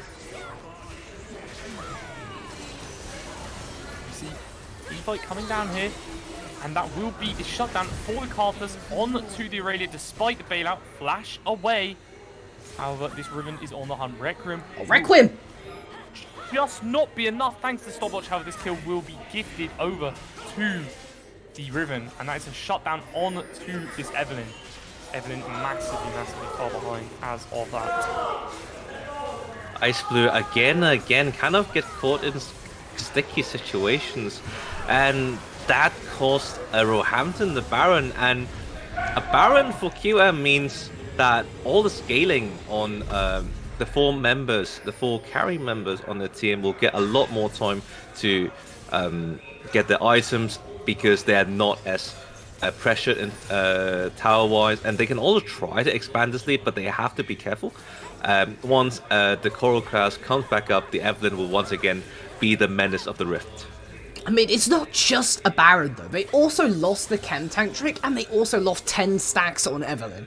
So it's more than just the flip of saying, okay, well, they get a bunch of gold for killing us, and getting the Baron, and getting the buff. But then they got the buff from the Drake, and they diminish the damage on one of your champions. So it's such a huge advantage swing towards Queen Mary, and I'll be excited to see what they can actually get done with this Baron, because maybe punching down one inhibitor sets up the scene for one more team fight to be able to seal the deal. Exactly, and despite the 9-kill lead coming in for Roehampton, they are now behind. Baron is secured for Queen's Mary, and they are currently sat on Soul Point. Very strong position that they are stood in, and this Evelyn is going to become less and less useful as the game goes on. 5v fights, Evelyn is proving why this champion is so hard to play. Even as we say that, the Coldcast currently sitting at top left, trying to capitalize on SpongeBob. SpongeBob going to use a face shield, however, face shield will be stopped and Icy Boot will be able to secure the kill. Stegosaurus again taking the brunt of the damage, flashing away. Will he survive? Actually, he probably will not. Yeah, Better Self able to secure the kill despite the maximum dosage being hot, and that will be an easy pickup for.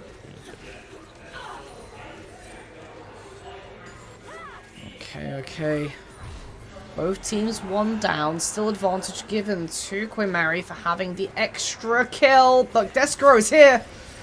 Yeah, Prolong's going to have to be extra careful, and that is just an execute. Proto Belt into Whiplash, into Last Caress, and that would spell Prolong's death. However, this Evelyn may be caught out here. Hostile takeover will land onto 2, but the flash forward from Lunatic will mean that this Evelyn will fall, and despite it being a 2v3, Lunatic is just too strong, and Lunatic will secure a triple kill in the 2v3 against the fed Evelyn of Roehampton.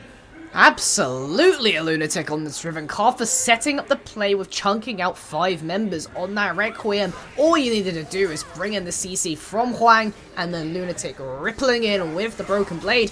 Hell, Queen Mary might be able to end here. And this is the Lunatic that in the start of the game, remember, was completely running it. Dove this Evelyn twice, giving over 2 kills. However, now Lunatic is in complete control of the game and is looking like Queen Mary's saviour to get back into this game. In the end, it will just be an inhibitor taken, but we really have to look at NBA Hookboy here. A lot of this bailouts, never mind, fight coming in a bit late.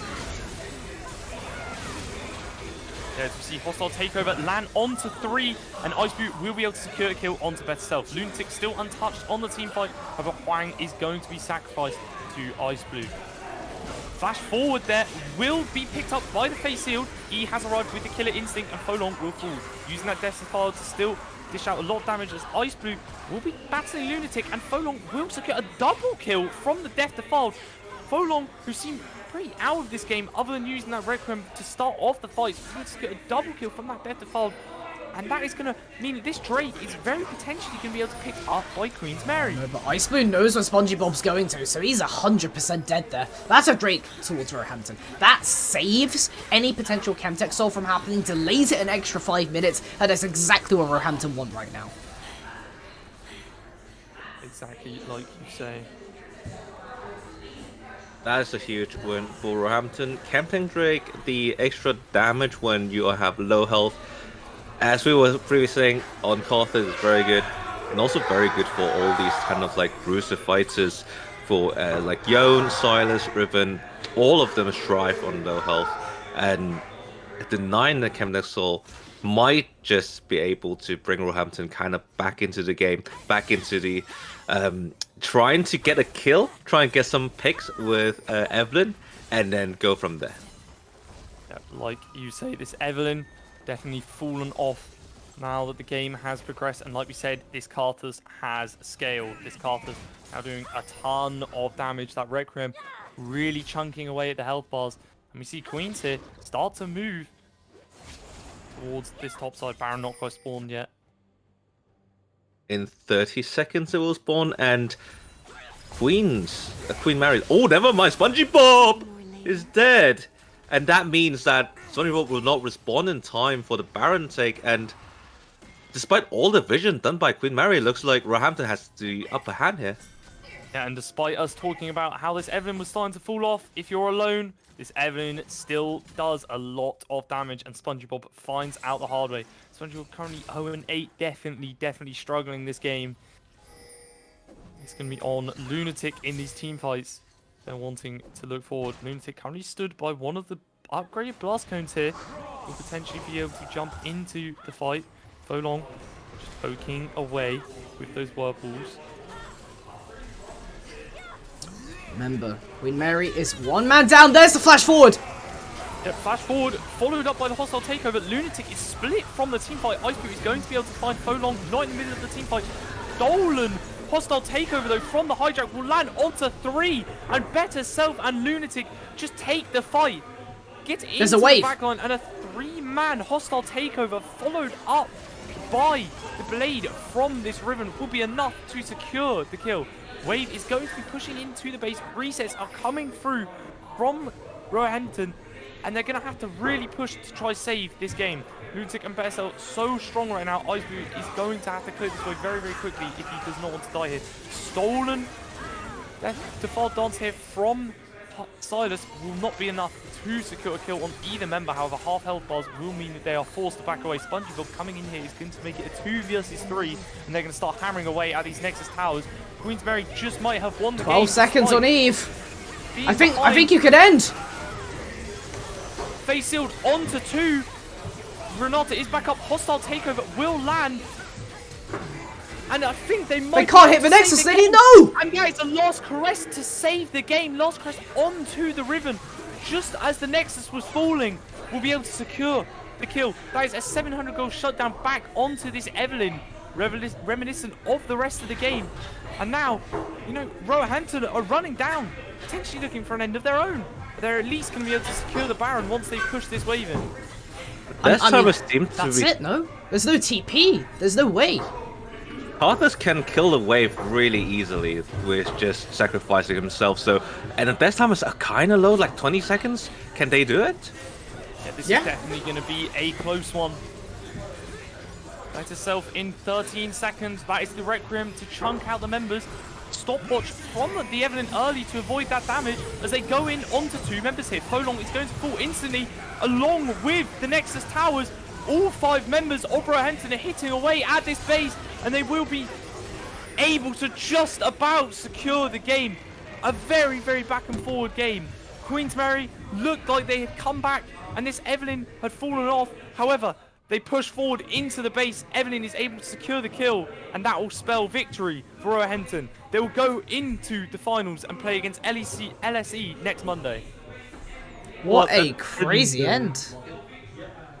Absolutely insane. Giving me Vietnam flashbacks looking at the worlds that we just watched before. But yeah, what an insane ending. Like, we all thought that, wow, Queen Mary can end from there, but in the end, I think it was around a few hundred HP on the Nexus, and Roehampton just turned it right around and just did a reverse.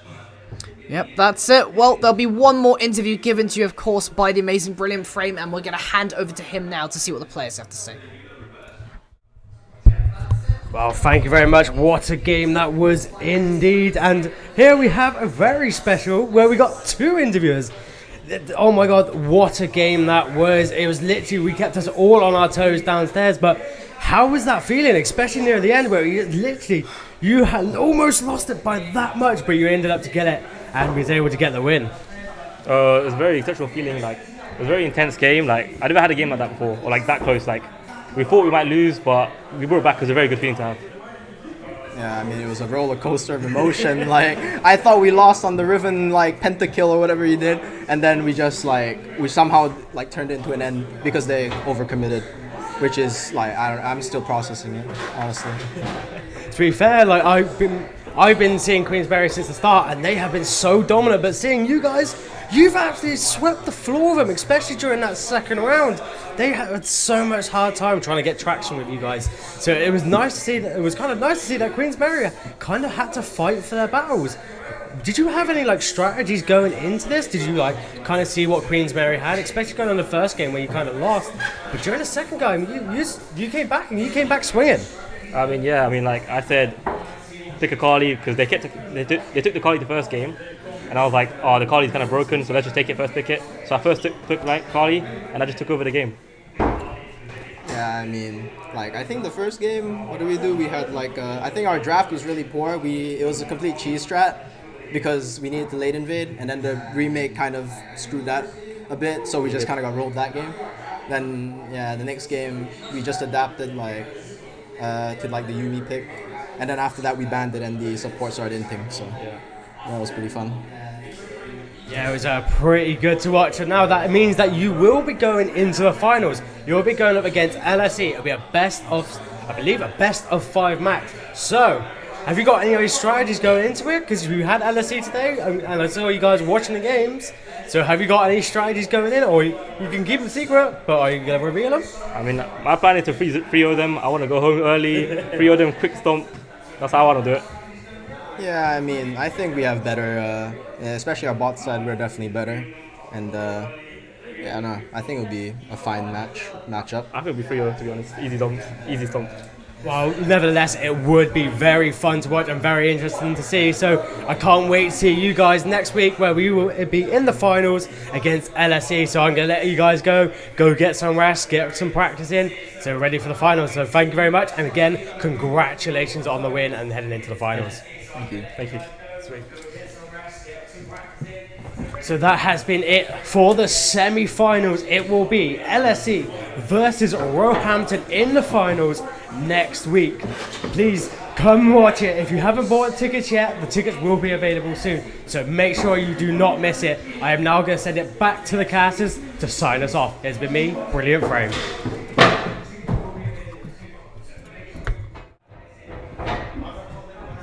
Amazing stuff. Thank you so much for that. And another big thank you to all our sponsors, New Meta, Monster, the Federation, and Glitch for being able to provide this experience to all of you.